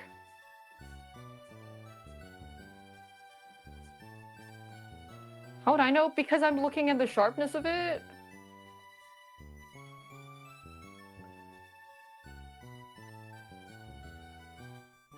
It's logical!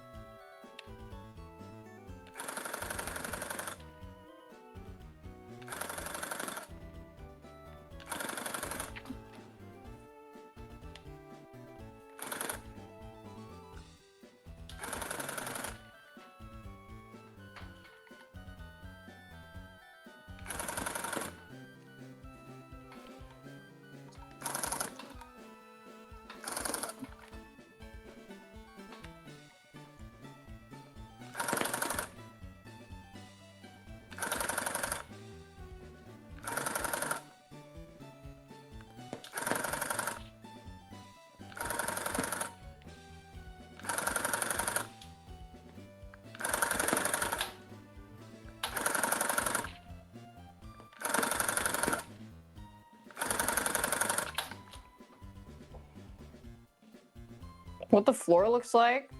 Stringy. I've shown it before.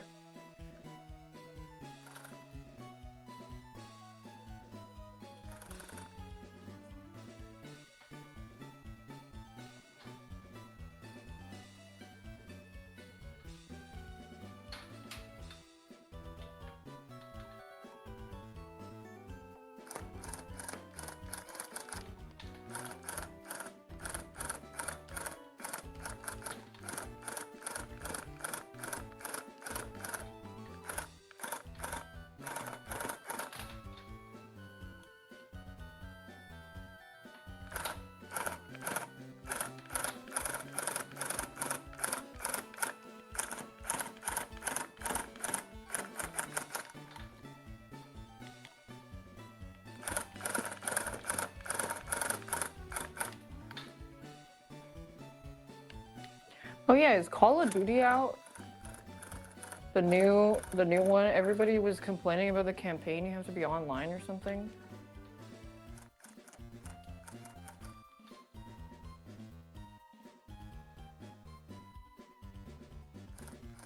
I went nonverbal because I was listening to music and rugging.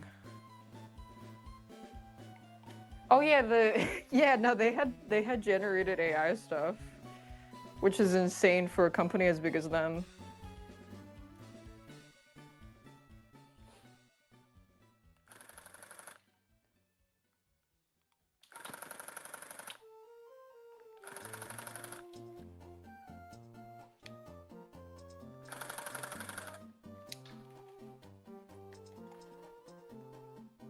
How can we get a user to teach him not to? Exactly. But I mean, I think that makes it when they don't use AI, makes it's even more special in my heart. Does that matter for shareholders though? No.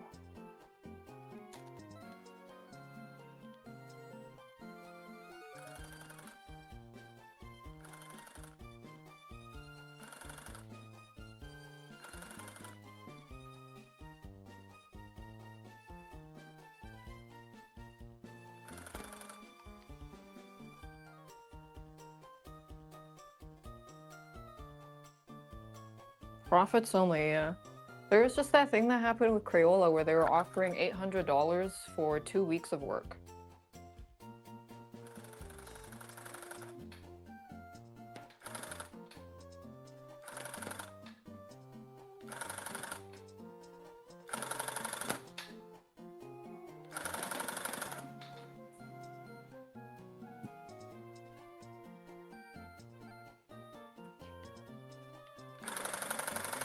Yeah, I'm hope posting, but with the amount of like AI slop and the overall lack of etiquette of understanding that people have when it comes to art, it just makes me appreciate artists even more.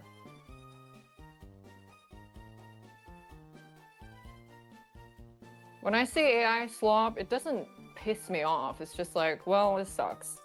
But then when I see like real art that someone drew by themselves using inspiration that they found themselves and put it all together, it makes me feel even more wow. Hope posting.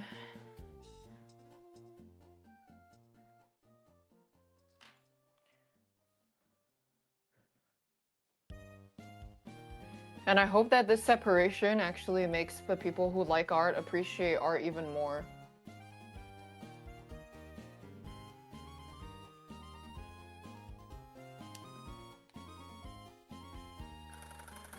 Because I find in a way that with the accessibility of AI art, it actually creates an even greater divide between people that genuinely enjoy art as like in terms of value, it will separate clients who genuinely believe in getting something custom created for themselves versus someone who just wants an AI generated portrait of their wedding in the Ghibli style. As in, I think the person that wants it hand-drawn will find more value in commissioning an artist now with the amount of rampant AI slop. So it makes me, I mean, like, I just don't really care about people that do enjoy AI slop. I just don't really engage. I just look to the good.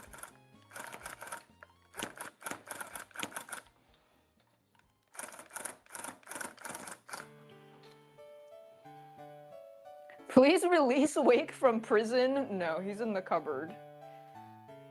I wonder about the person who produced it. Yeah, that's how I feel too.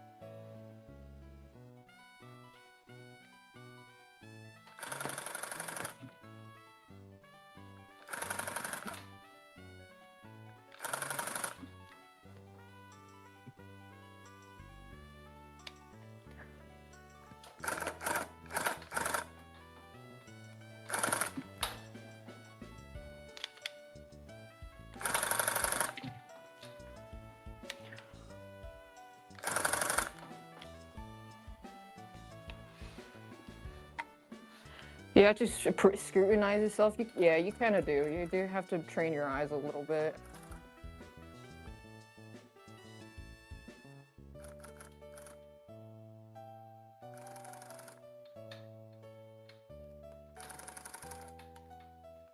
Which I think also in a hope posting manner is like, it makes the process of creation, it increases the value of the process of the creation. So if an artist posts about like talking through their process or their time lapse or like what their inspirations were, it just makes it even more meaningful because those stocks are going up. It's like, well, now you know that they actually did make it also.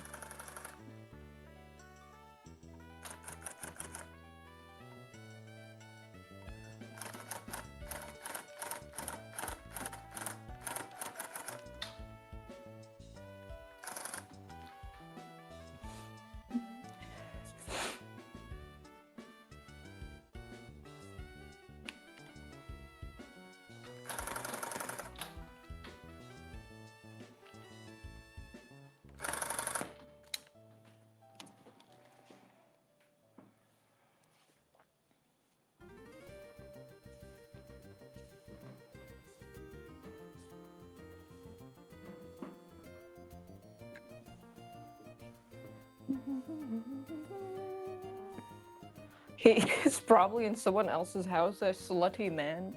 I think he returned to his husband, Steer.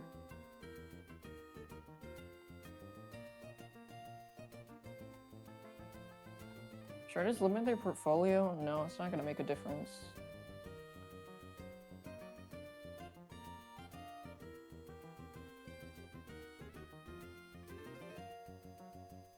What glue? 3095 Roberts carpet adhesive.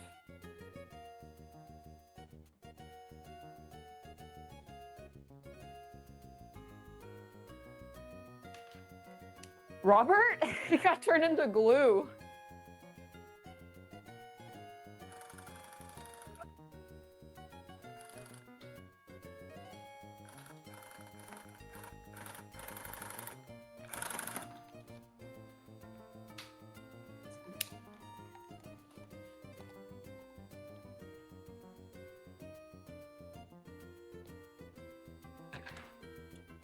I have peanut butter.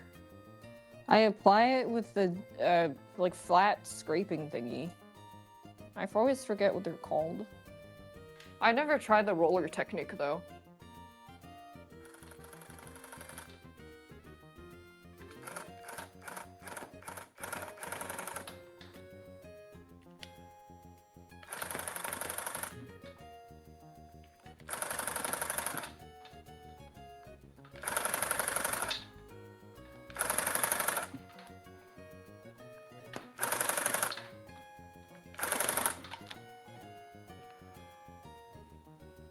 Spatula? It's like a big spatula.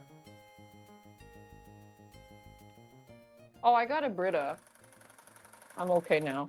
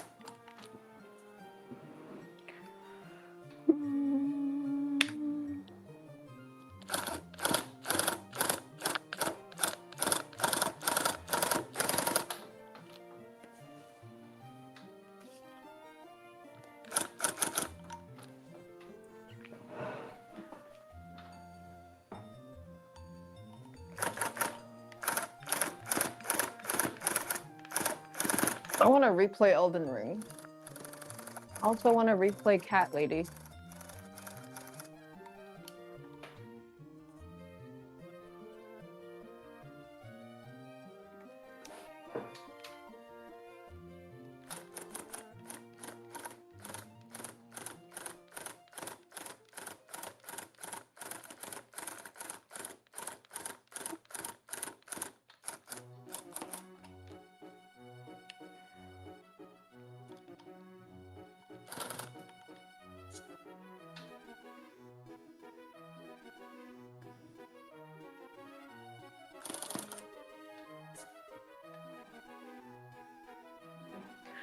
Elden Ring Orchestra? I already went. They're having an Elden Ring Orchestra in Australia at the Sydney Opera House. If you guys look, I don't think it's like not until April though. If there's any Australians interested, you should go check it out. I think I played Downfall, but not Lorelei. And then there was also Burnhouse Lane. Yeah, next year, April. There's a Death Stranding orchestra happening also. Not in Australia.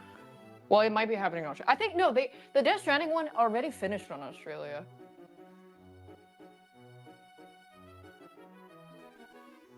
Oh, it's in March? Yeah, I will get your ticket now, honestly.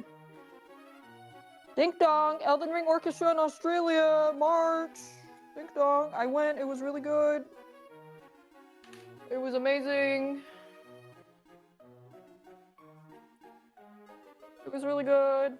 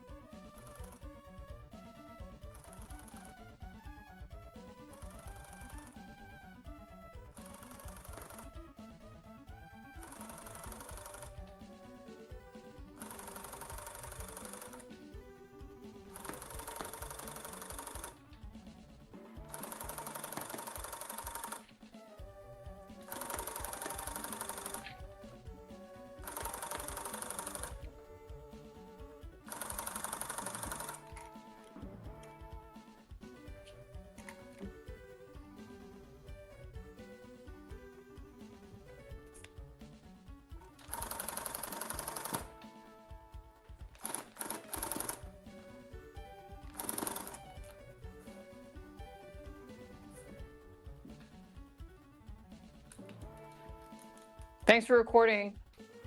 Thanks for helping me record the chat.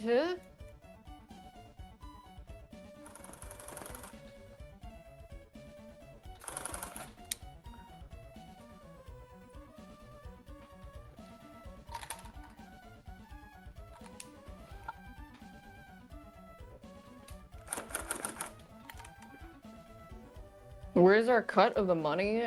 What money? I have made $0 off of rugs.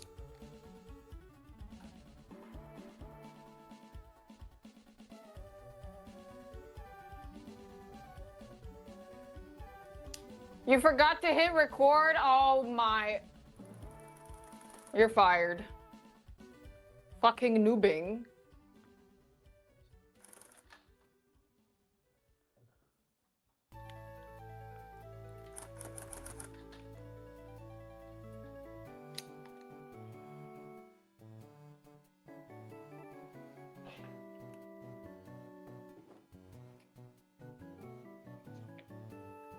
You need this job? Well, stop fucking off.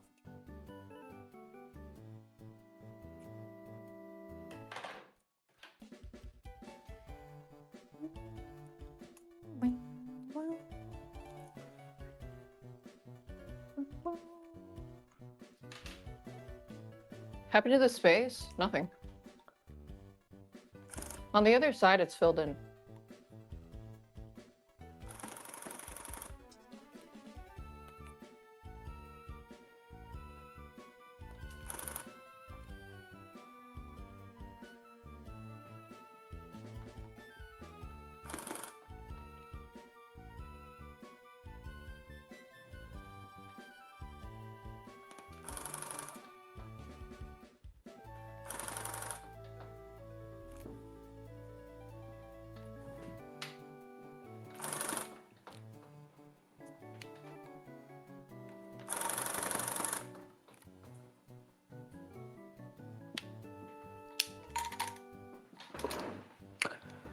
Show the backside? No, because I want to fill it in first. I don't want to keep moving around. Oh, actually, yeah, this is the backside. That's true. Gahi Goofy, is this bigger than Gengar? Yeah.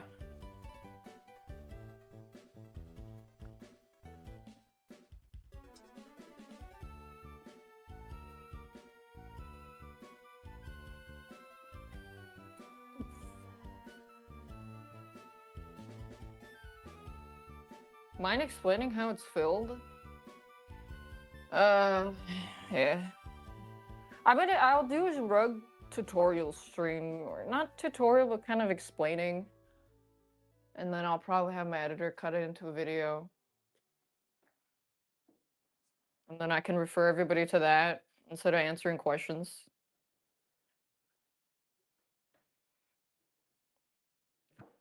Sorry, my fucking hands hurt. And it's like I'm taking damage passively, and it makes me not want to explain. I explained it earlier, but I don't know when it is, so you're gonna have to find it.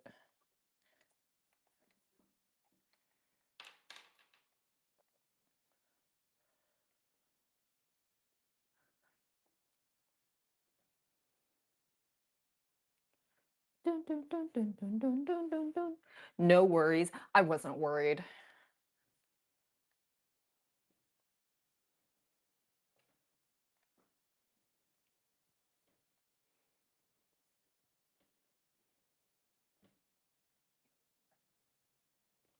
Music is gone? Okay, hold on. Let me pull this Slack and then I'll go fix it.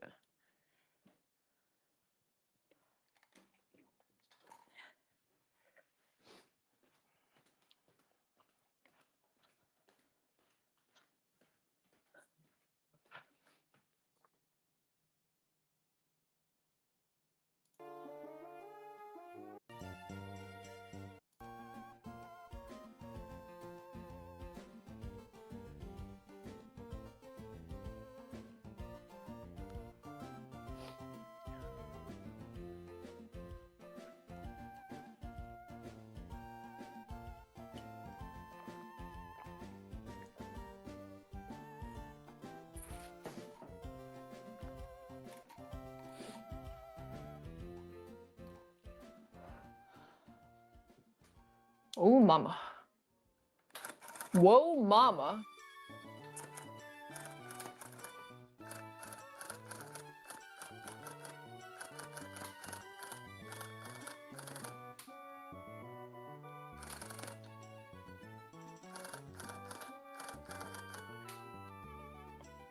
Oh shit, yeah, I can't cut this one out until I'm done the Psyduck. Also.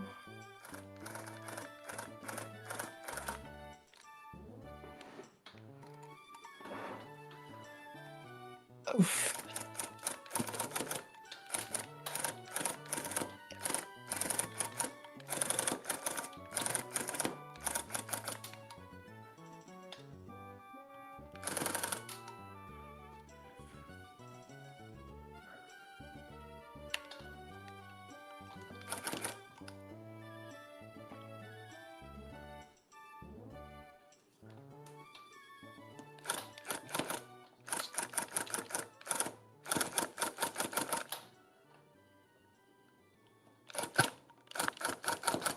Just putting an outline to divide the colors and then I can just fill it in. Makes it easier later.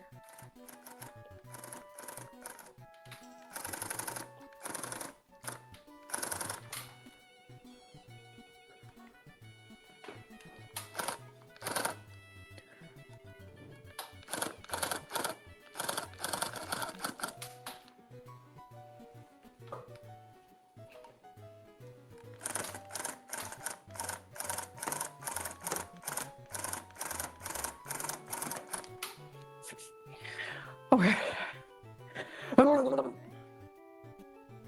At least the AC's kicking in. I actually don't really know how the weird fuck up eyes are gonna look. I just kind of guesstimated it with the spacing and whatnot. Yeah, this is a Giga Rug. I want to make one that's like this whole stand. Eventually. But I got 2 more Gengar rugs to make after this. And then I'm gonna do some other fuck shit. We'll see.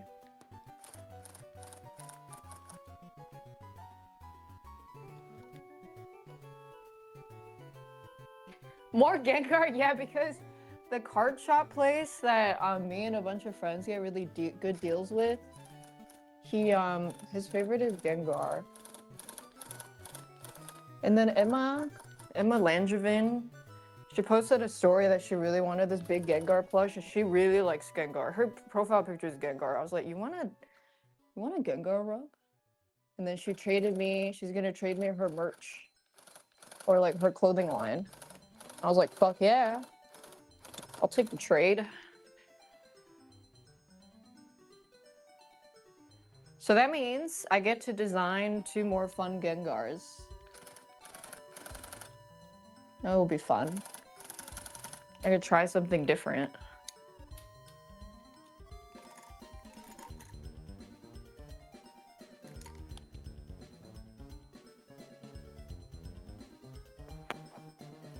Whose is this one? This one's for Emily Wang. She says she likes Mimikyu. And then I think after that, no more gifts.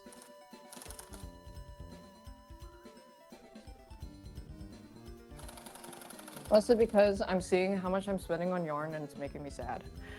Because I'm a very like, if I spend a certain amount, I have to earn it back. I'm like, well, I gotta fucking sell the rugs to earn the yarn money back. That's how my brain works. Even though I took the sponsors, but I'm like, okay, but the sponsors like rent money. It doesn't count. I have to grind.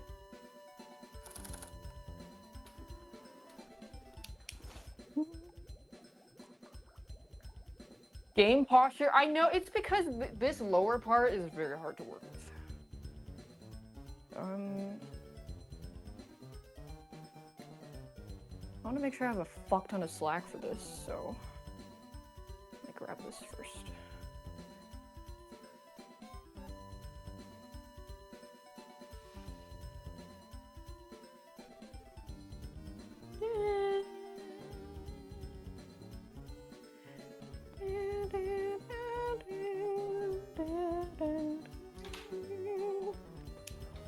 Let me do a little bit of outlining on this. Because I want to make sure when I record, I'm not reloading. So it's just one continuous shoot. One continuous gunning.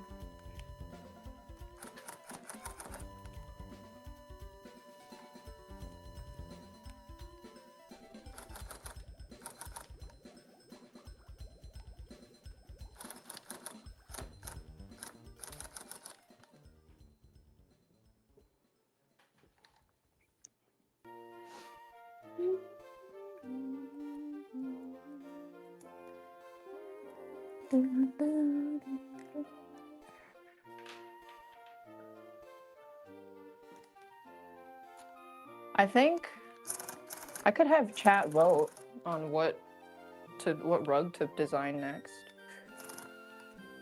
Then I would just come up with the detailing. Like, just give me a general theme, and then I explore my mind palace, and I print it out. You don't need AI generators when you have me.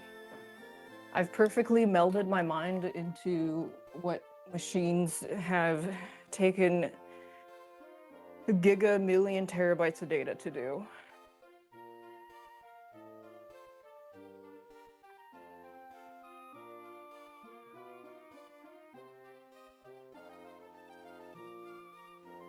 Or maybe I'm a clanker. I was throwing hands in Super's chat. Well, it was like one guy who was incredibly stupid, and he proved my point that he was incredibly stupid multiple times, that he followed me to this stream to be even more stupid.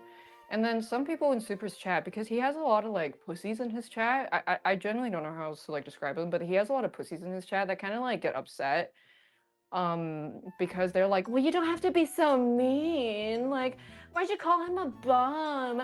Oh, you're so, like, you don't have to insult him. But basically that guy like came in here, he started talking about how he was like freaking out because everybody was adding him, and I was like, hey, you know, for what it's worth, like, it's fine because you're nobody. Like, even if a lot of people are saying wrong things about you, you know that's not true about yourself. So what you can do is like, if you feel like it's too overwhelming, you can just walk away. It's fine. And then he interpreted that as me saying, so you think just because you're a somebody and I'm a nobody, I should bow down to you? And I was like, that's not what I said at all. What? So yeah, that guy was really fucking stupid.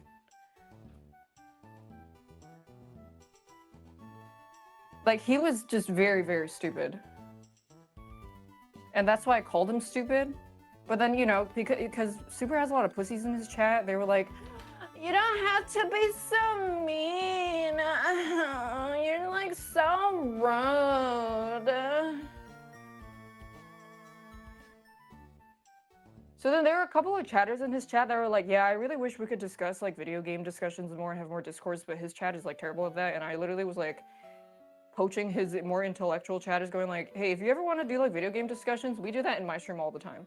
And I told like 3 people, like, if you ever want to like actually talk about video games, we do that here. We finish the game and then we talk about it in depth.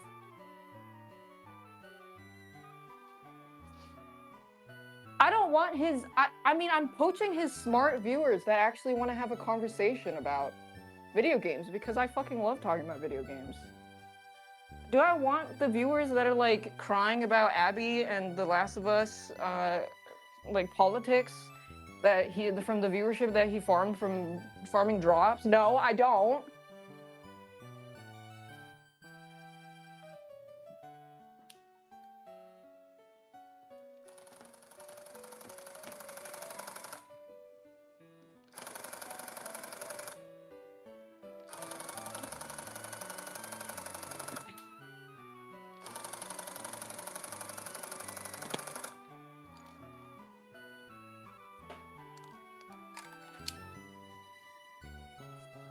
Like, I like people who are like-minded and are able to articulate and talk about points and talk about something that we all have a common passion for, and it's just like video game discussions.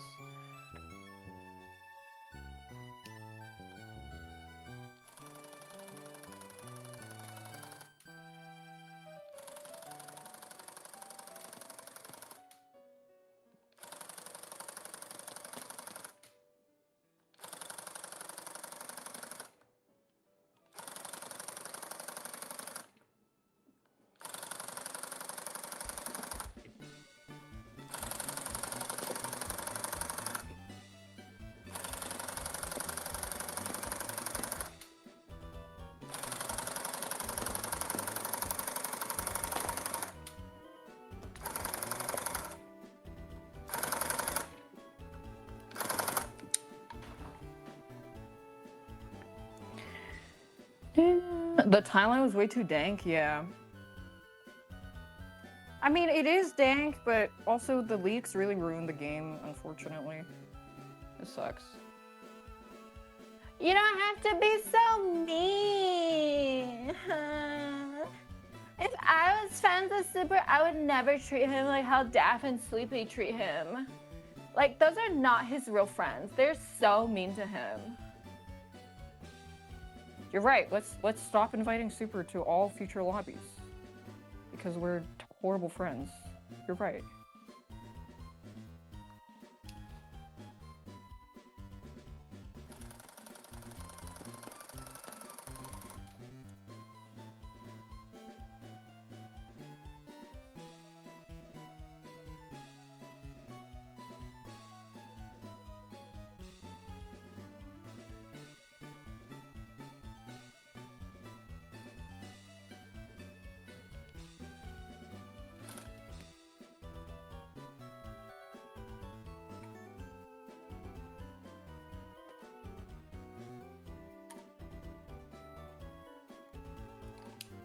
Dun, dun, dun, dun, dun.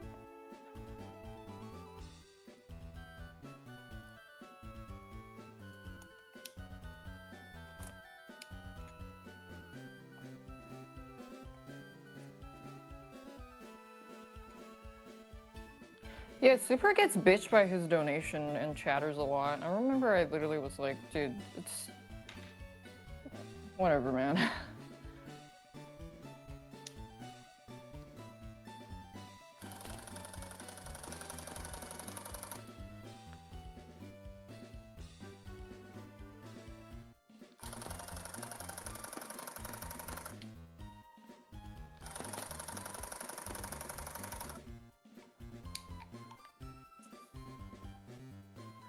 He needs shooting lessons. He because he has like a lot of pussies in his chat and like a lot of really dumb people who don't really know how to deconstruct and articulate their argument for story focused narratives.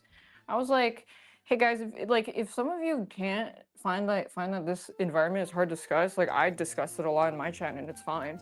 And then some of his chat is obviously a minority. We're going like, oh, so you want an echo chamber? And it's like, wait, what? Discussing things in detail and welcoming different.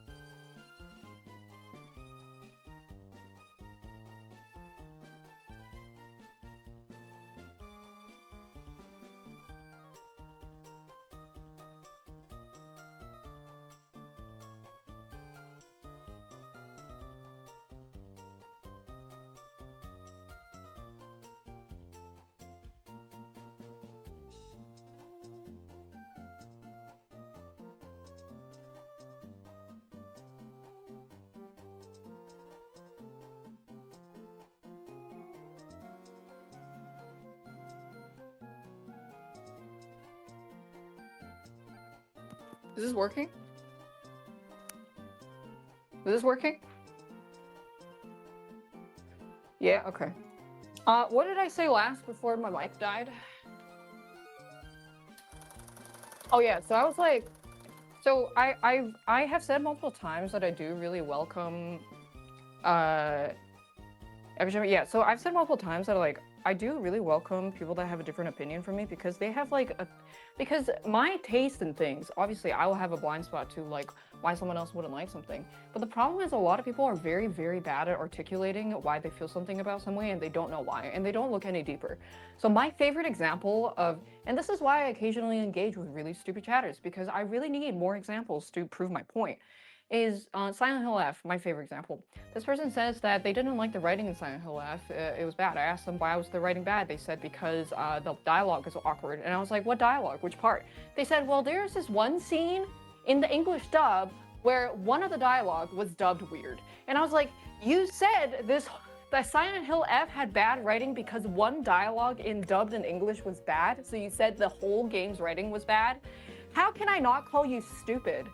Like, if I call you stupid, I feel like that is very fair.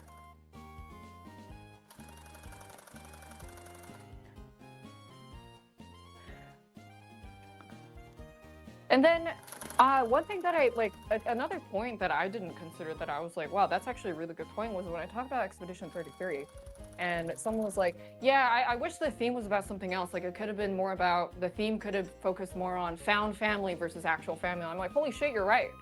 Like that's a good point that I never thought of. But a lot of people, especially gamers, are just not, I don't know. I feel like it extends past gaming too. It's just that we're in a gaming sphere. A lot of people don't really understand why they don't like something, so they say it's just vibes. So you ask them like, hey, what about the vibes? And then you realize they don't actually know why they like or dislike something. If you don't know why you like or dislike something, do you want to know why? If you say no, then okay, sure. You'll forever just like enjoy things, never understanding why, and just never have like a deeper connection with every media that you consume. Because when you do understand why you like or dislike something, it actually makes you engage with media in a much more insightful manner. Because not only do you understand more about yourself and why you like something, you can also come to appreciate other kinds of media that would kind of sometimes be outside of your boundary because you know that you like this part about it, but not this part because this part was blah, blah, blah, and this part was blah, blah, blah. So it's just really up to, it's just like, I feel like it's just like an intellectual diff. But there was a lot of people that came in here that were like, hey, I really liked your review on Outer Worlds 2 and I bought it and I really enjoyed it. I'm like, thank you. Like, that is all I ever wanted. To be able to give a very detailed breakdown of of different aspects of the game and give it to people that actually do understand and want to hear that kind of detail.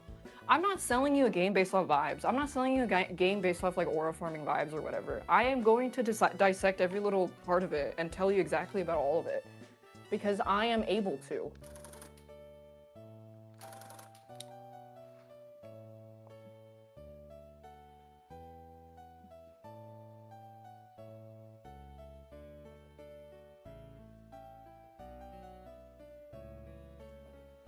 Because you know what else I'll say about it is when you constantly ask yourself why do you not like this character? Well, because they remind you, they just make you feel uncomfortable. Why does it make you feel uncomfortable? Oh, I don't know, like, it just feels like it was written weird. Why was it written weird? And you think about it a little deeper, and then you're like, oh, turns out you don't like this character because they remind you of your alcoholic dad or something like that, you know? Then that's when you finally unlock something, like, you unlock deeper insight to be able to ask yourself why and to be able to articulate that.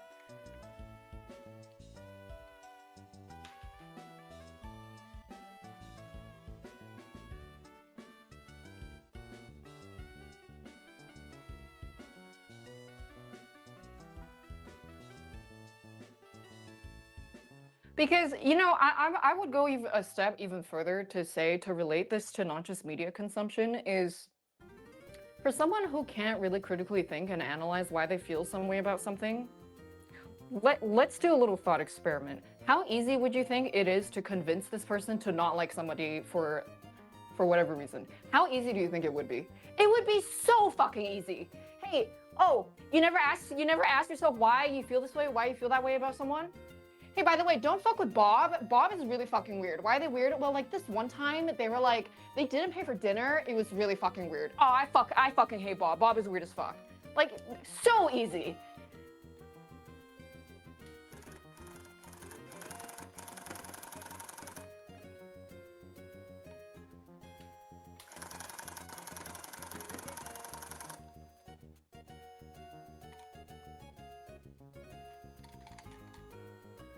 You have a learning disability where critical thinking is hard? What kind of learning disability is that?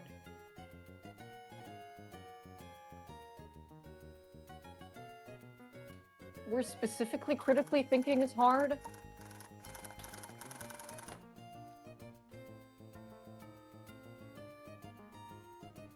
Reading comprehension? You have to practice writing persuasive essays. You have to, like, that's it. Is like, you have to read more and practice writing persuasive essays. You have to read a lot more. Why do you think in high school they made you study things like Lord of the Flies, The Kite Runner, Chrysalids?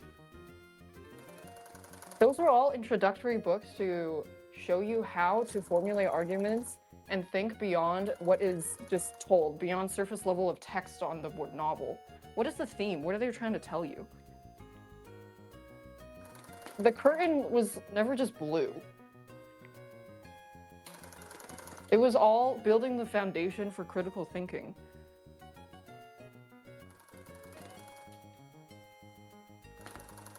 And another thing, I have another very specific example was, I think I was talking about, like, I don't even know. I was talking about Korea, and then someone was like,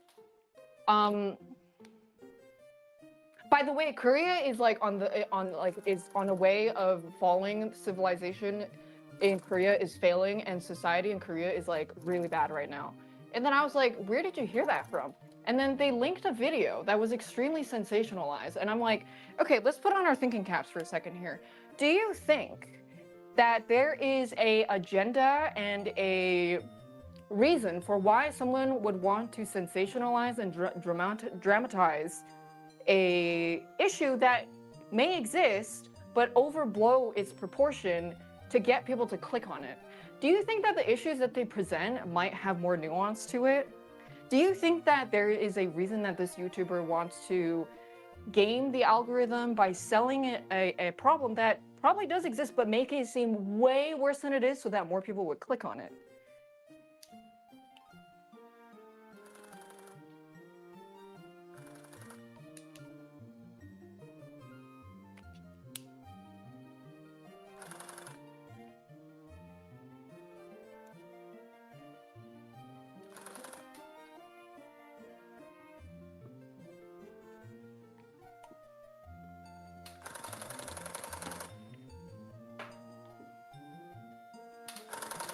Yeah, I mean, that's the nuance. Is like, yes, there is absolutely a very low birth rate, but the but like saying it's like some kind of apocalyptic scenario is kind of an overkill.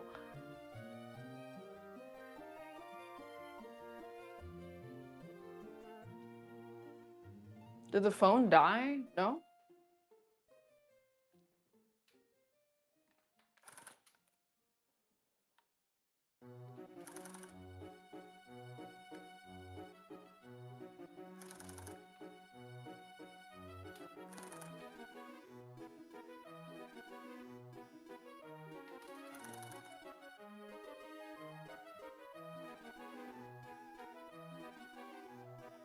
Sensationalist slop content.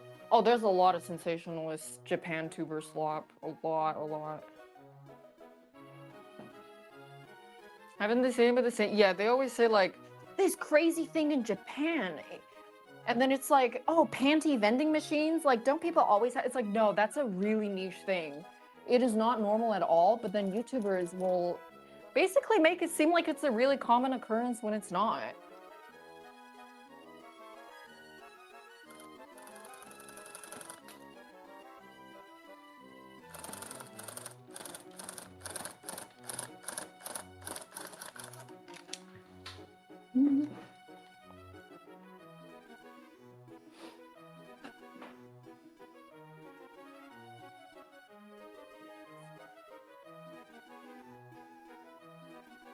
They want to farm. Yeah, I mean, like, it's also just content farming stuff, yeah. Right, yeah, this is the back of the rug.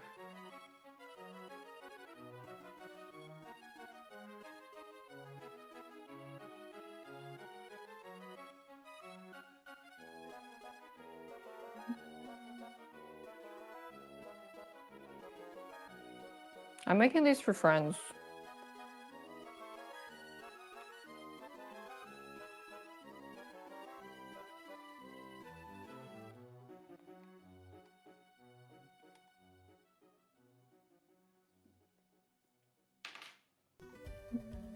When are you getting one then? Who the fuck are you? I'm kidding. Remember there was a guy that came in chat that was like, hey Daph, making a Twitch code. And I was like, who the fuck are you? Got to set the tone, you know?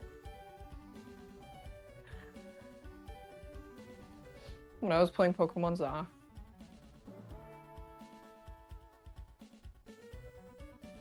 They were chill though. They know I was joking. Wow, didn't know you were such an asshole. Unfollowed.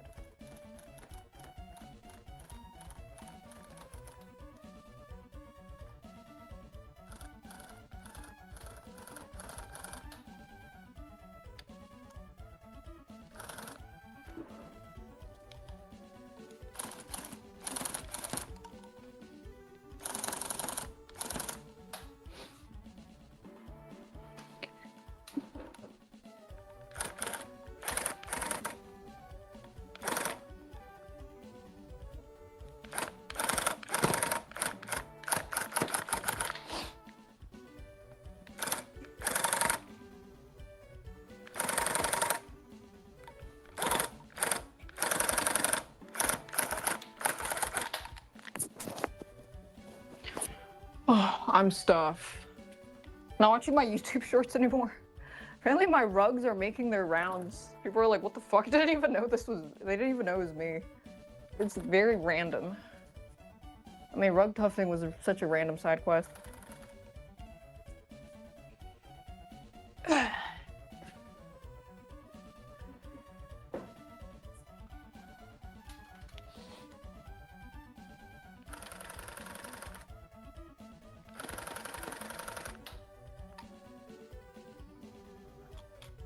Is this Giga Mimikyu? Yeah.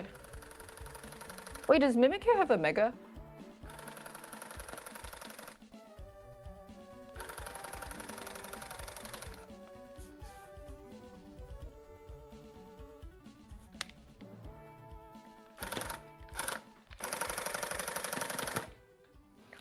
Not yet? Oh. It's probably gonna... Oh, wow. If it does, it probably would look really cool.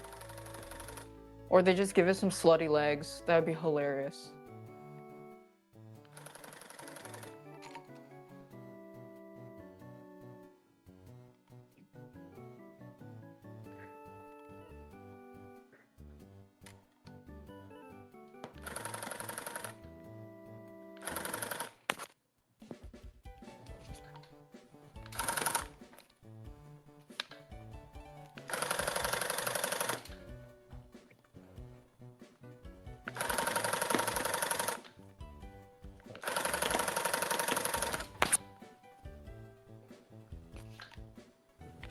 Oh yeah, if you weren't here when I said earlier, but me and Hyun are planning to do a December everyday drawing challenge in December for the whole month of December where we're gonna try to draw a picture every day. I also have an art trade to do with her. And then I was also thinking of doing a 24-hour drawing stream just to see if I can. And then I also wanted to do more bootleg art where I like copy another famous artist's style. I wanted to do one of Quagsire. Full art Quagsire arts because there's not a lot of full art Quagsires, but I want to do it in the style of official Pokemon art card art artists and see how that goes, how the bootlegging goes. And then I also want to do a drawing challenge where I draw more friends or streamers in video game style. So like Hades Portrait, for example, Dishonored, Stardew Valley, Metal Gear Solid, stuff like that. Nice little crossover between gaming and art. That's my niche.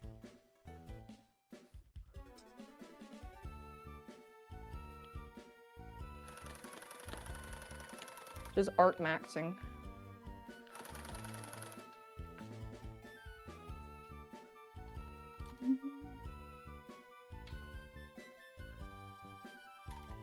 I already drew Super as Attack on Titan. I think my editor's working on that video right now. Because I recorded a bunch of voiceovers that talked about my process for it. Then once they post it, I'll post the final result everywhere.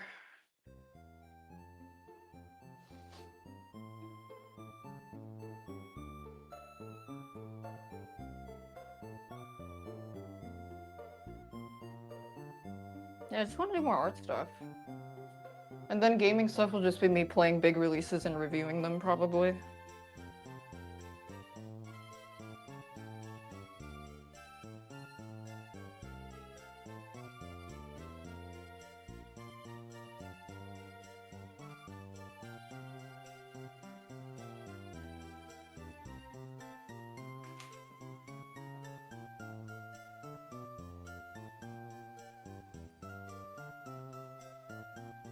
And then the streams will probably just be like playing games that I find fun, no more slop. And then doing the stuff that I want to turn into art YouTube videos.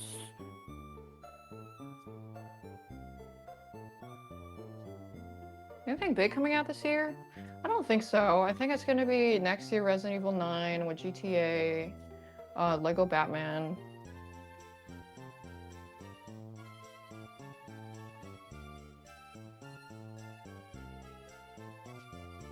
Well, I would still have to unravel the yarn and roll it on the roll and then do it, you know? So I have to like pull it out anyways. Oh, the Ditto Pokemon thing? Yeah, that too.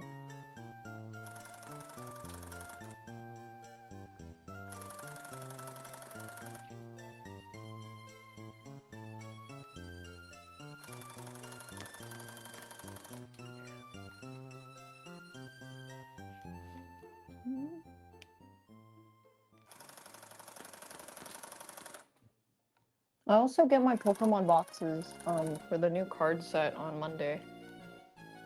And I'm gonna open them on stream.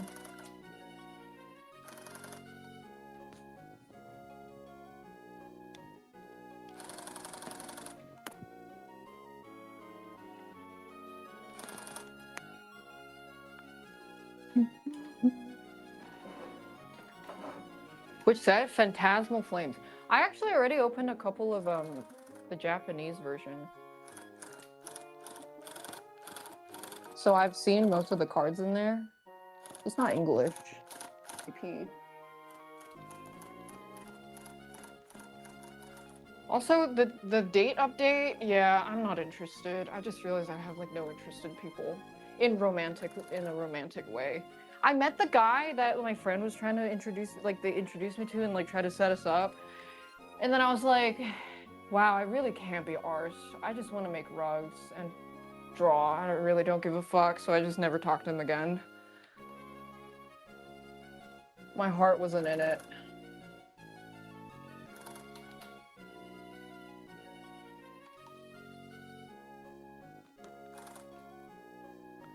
Goodbye.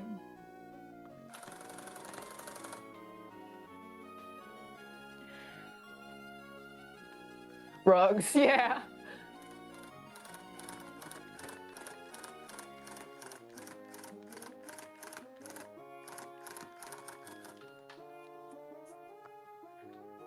I'm just hobby maxing. Life maxing. I think we might go fishing if Wake is down to... Or, I mean, I can try to figure it out, too. Maybe a fishing stream? Void said he's never gone fishing before. So we can take him.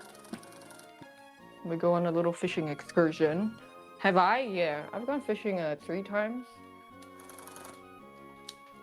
I've done, like, deep sea fishing. What time would it be? Probably pretty early. You gotta go early. Probably like 10 a.m. early. But we'll see. It has not left the group chat yet.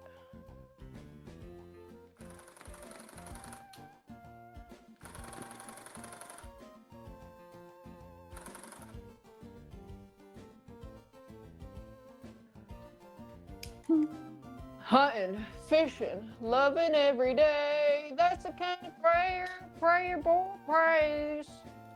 Hunting, fishing. Hey, can you guys record this for me? Thank you.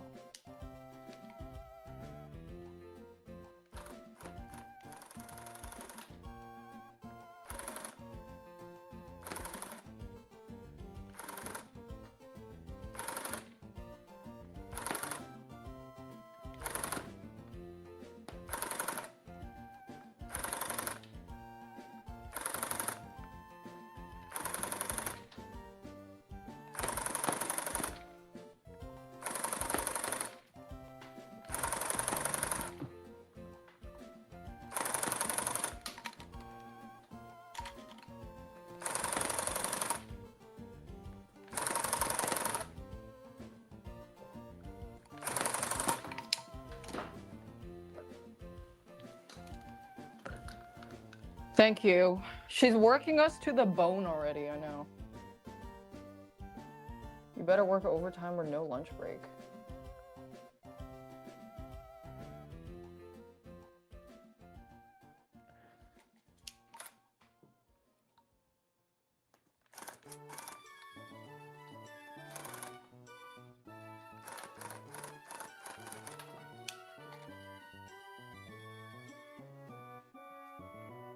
Is that a pattern shirt? It has like weird, like, it has like a texture of being underwater, like airbrushed texture. Gradient. There's like random gradient swatches.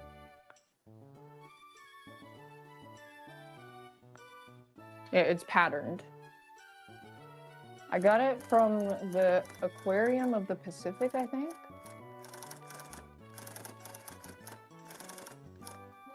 Mm-hmm.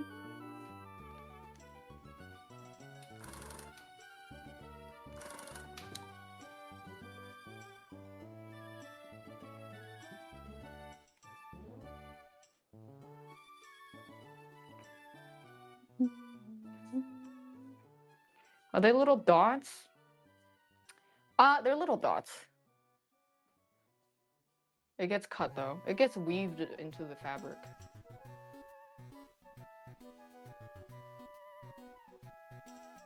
It's like sewing. It's like how the yarn goes in, it's like a sewing machine.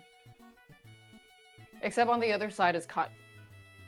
One side is cut, one side is like looped. For the tightness. It's not hard if you're not an artist. No, you just probably won't be designing your own. And you'll probably be like, you'll just be like very technically good as far as it goes. If you're not an artist and you don't draw, what you'll struggle with probably is not being able to what's the word, like make things up on the fly. Like for example, if I gave you this graphic, you probably wouldn't know that using a dark brown line looks better than using black because of the color like coherence. You probably wouldn't know that the pink here is put on deliberately. You probably will use a program that you put an image in and then tells you, splits the colors for you, and then you just do a paint by numbers thing. You wouldn't know how to like correct things on the fly because your eye and perception is not, you don't have that of an artist. But it doesn't mean that you can't do it. You just won't be able to make your own designs very well. You'd have to rely on other tools where you can't draw to make up for it.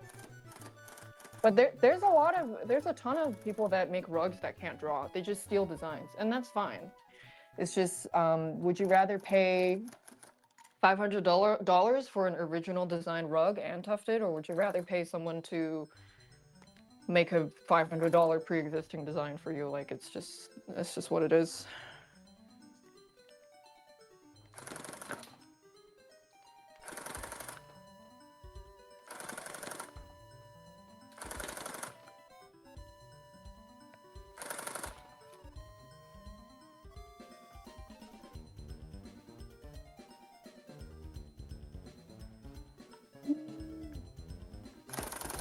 Yeah, the only hard part would just be the designing aspect. That's it. But there's a ton of tools. You don't really need to be able to know how to draw to do it.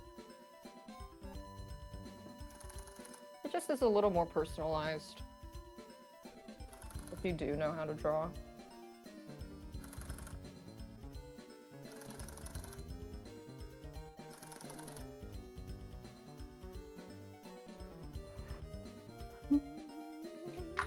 Am I making each one bigger than before on purpose? Yes. Well, this one just ended up being this big. I haven't decided to make one as big as this whole stand yet. Thanks, Doro.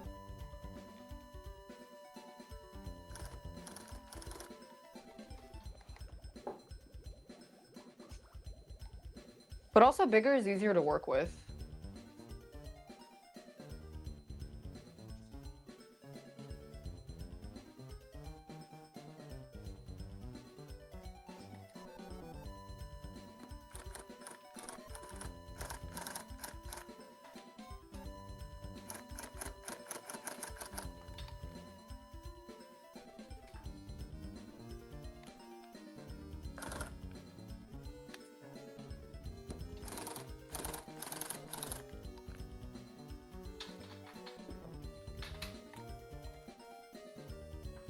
Do I use a projector? Yeah.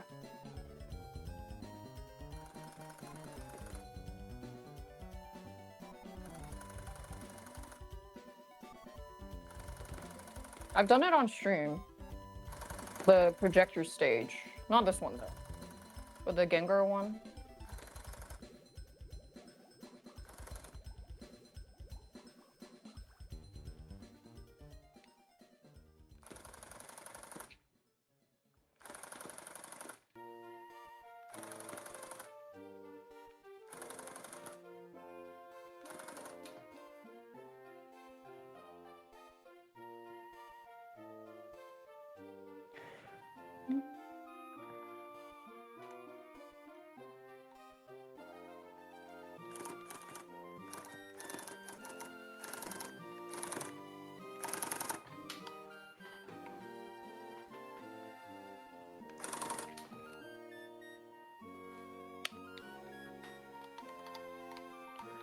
Rug art turns into a meme coin rug pull.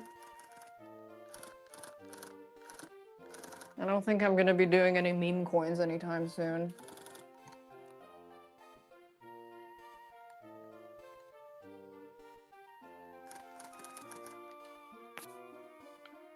Buy daph coin.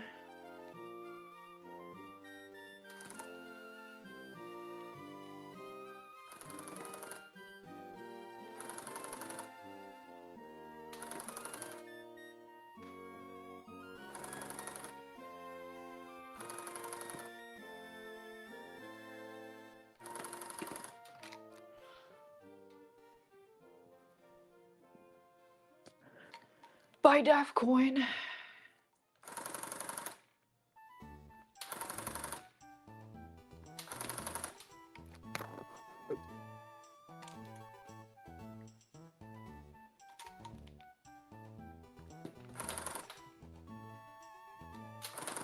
What do you gotta do to reach this stage of life? What? Zen and content and happiness and inner peace? Well, first you gotta brutally murder your fish at 10 years old because you had a really fucked up, weird childhood upbringing. Grow up extremely aloof, get into video games and be on a computer all the time. Become a streamer and become extremely jaded from the gaming community because it's frankly quite disgusting. Draw art, get really into art in the 20 years of your life growing up. And then go through a couple of breakups, go through therapy, and then discover rugs.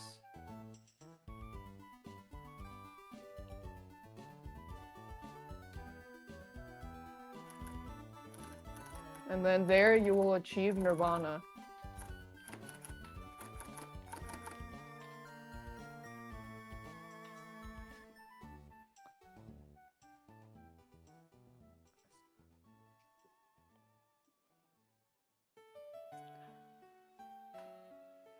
Where's it? There's no reroll. You can't reroll.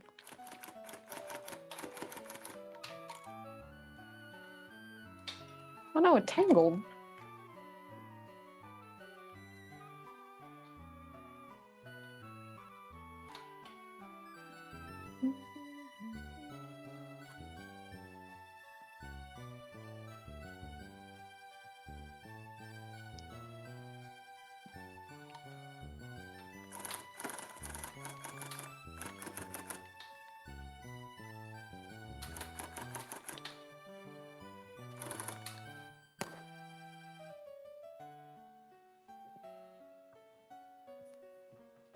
Dun, dun, dun, dun.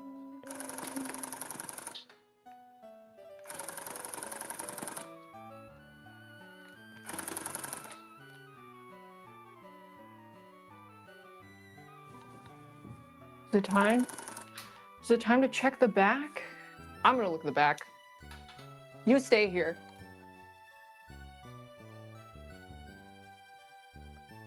Oh, wow.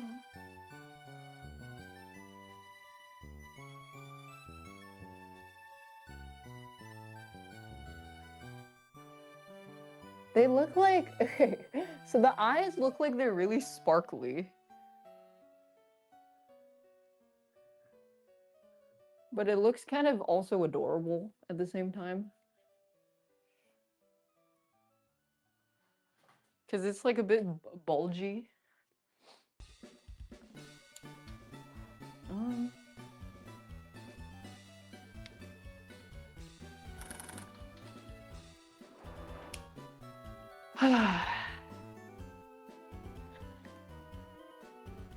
Show us? No. I want to fix the eyes first.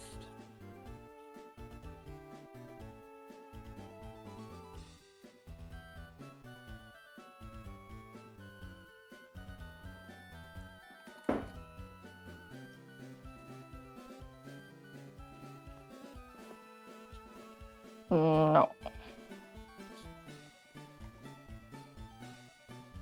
I just want to fix it first.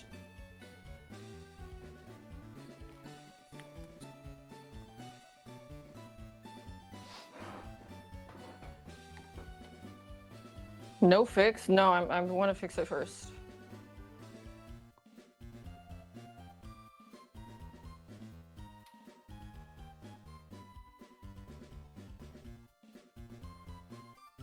Please, bro. You'll see it after I fix it. Yeah, go hit your salvia or something.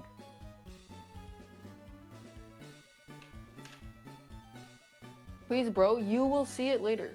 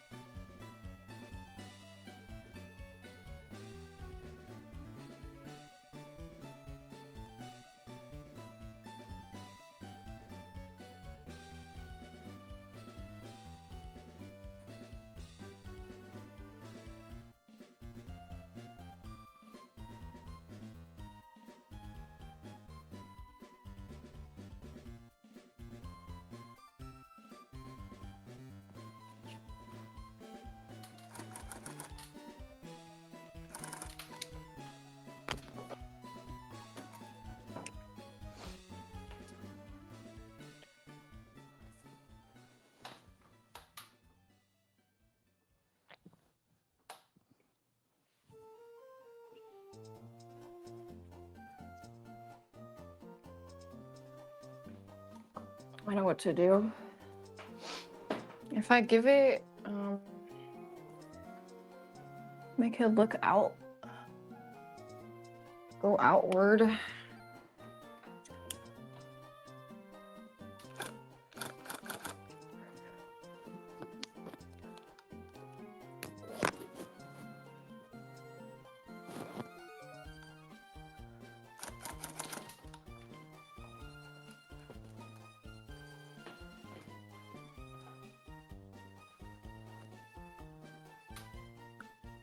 That looks better. Yeah, so with what that guy asked, like, can you do this if you're not an artist? Yeah, but will you know how to fix something like the eyes looking like they're sparkly instead of scribbled on?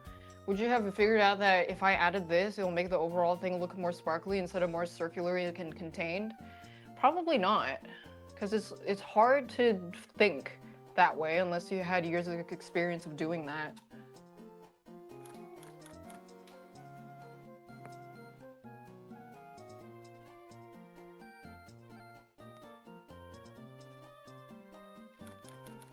I'm just making it look scribbly.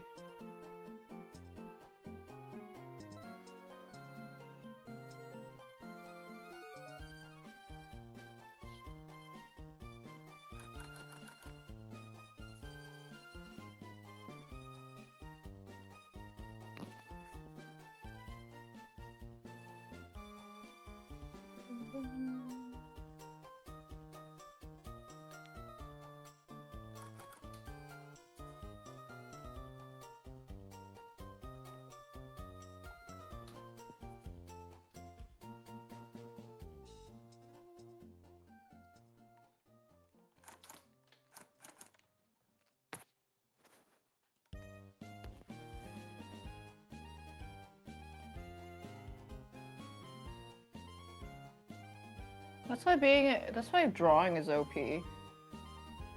This shit is all like ingrained in your head.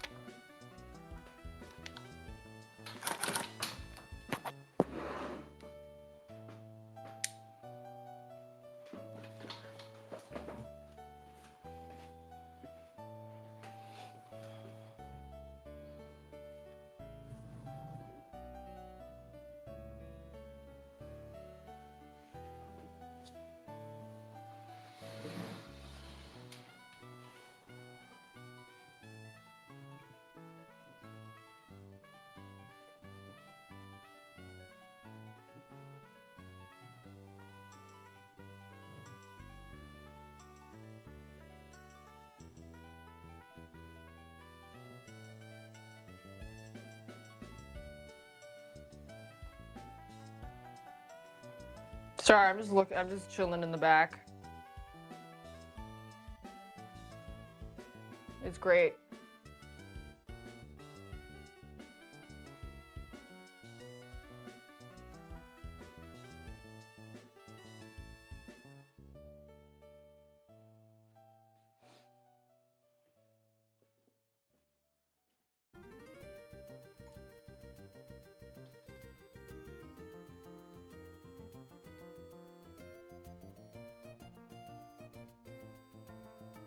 Chilling off stream.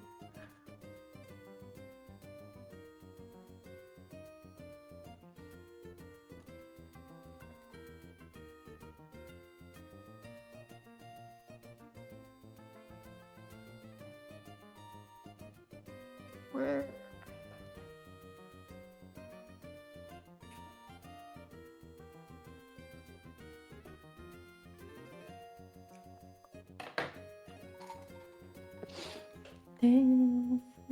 Well, I want the eyes to look less bubbly, but it's a bit hard with the yarn. So what I should have done is I should have tapered it off with one instead of double stranding.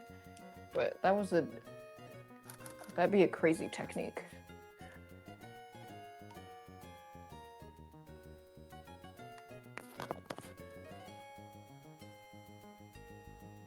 See if I can taper it a little bit.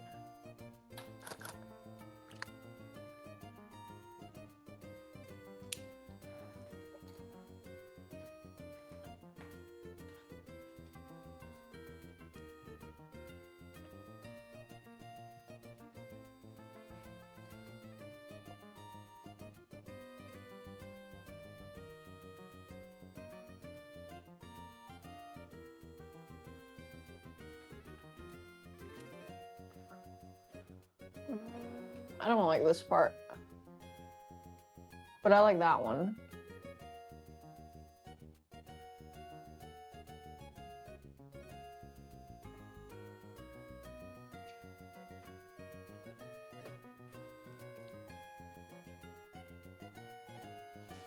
Finishing this one? I think so.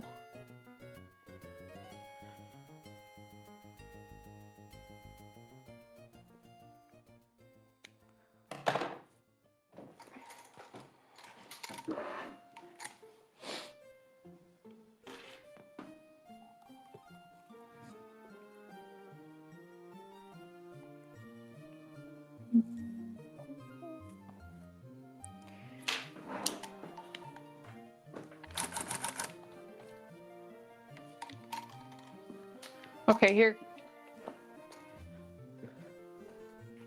Wait, what's my battery at?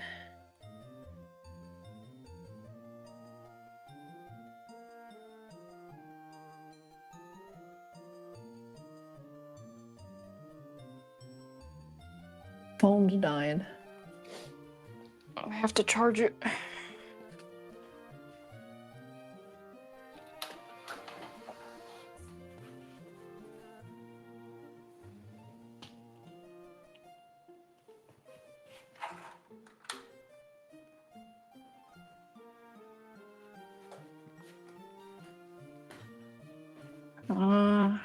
Where's my other phone?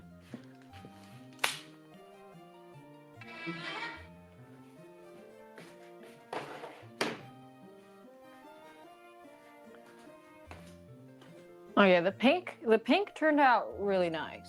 I hope the mic is still working. Yeah, I just have their tail to do.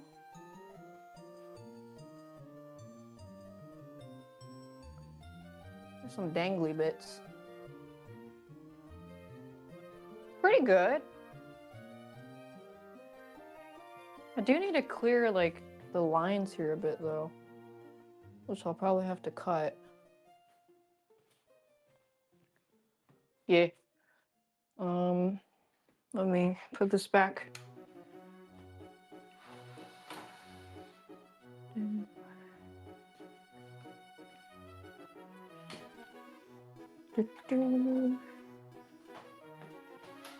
Yeah, I need to, so I'm not very good at making the lines clear yet. My phone's dying though. I think maybe I just end stream here. Because I can't exactly charge it with the mic thing.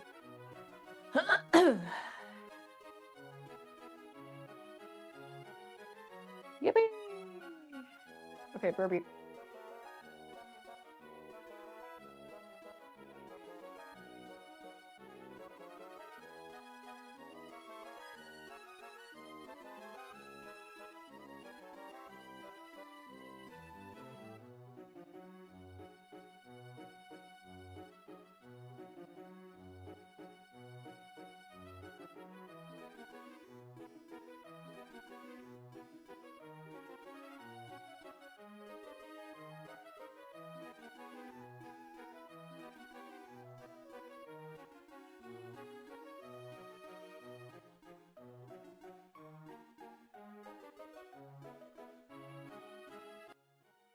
My phone is dying. Wait, why is there still sound? Is this...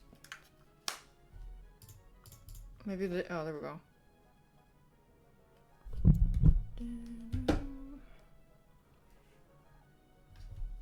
Make sure my... Yeah, okay. Yeah, I'm gonna go finish it up.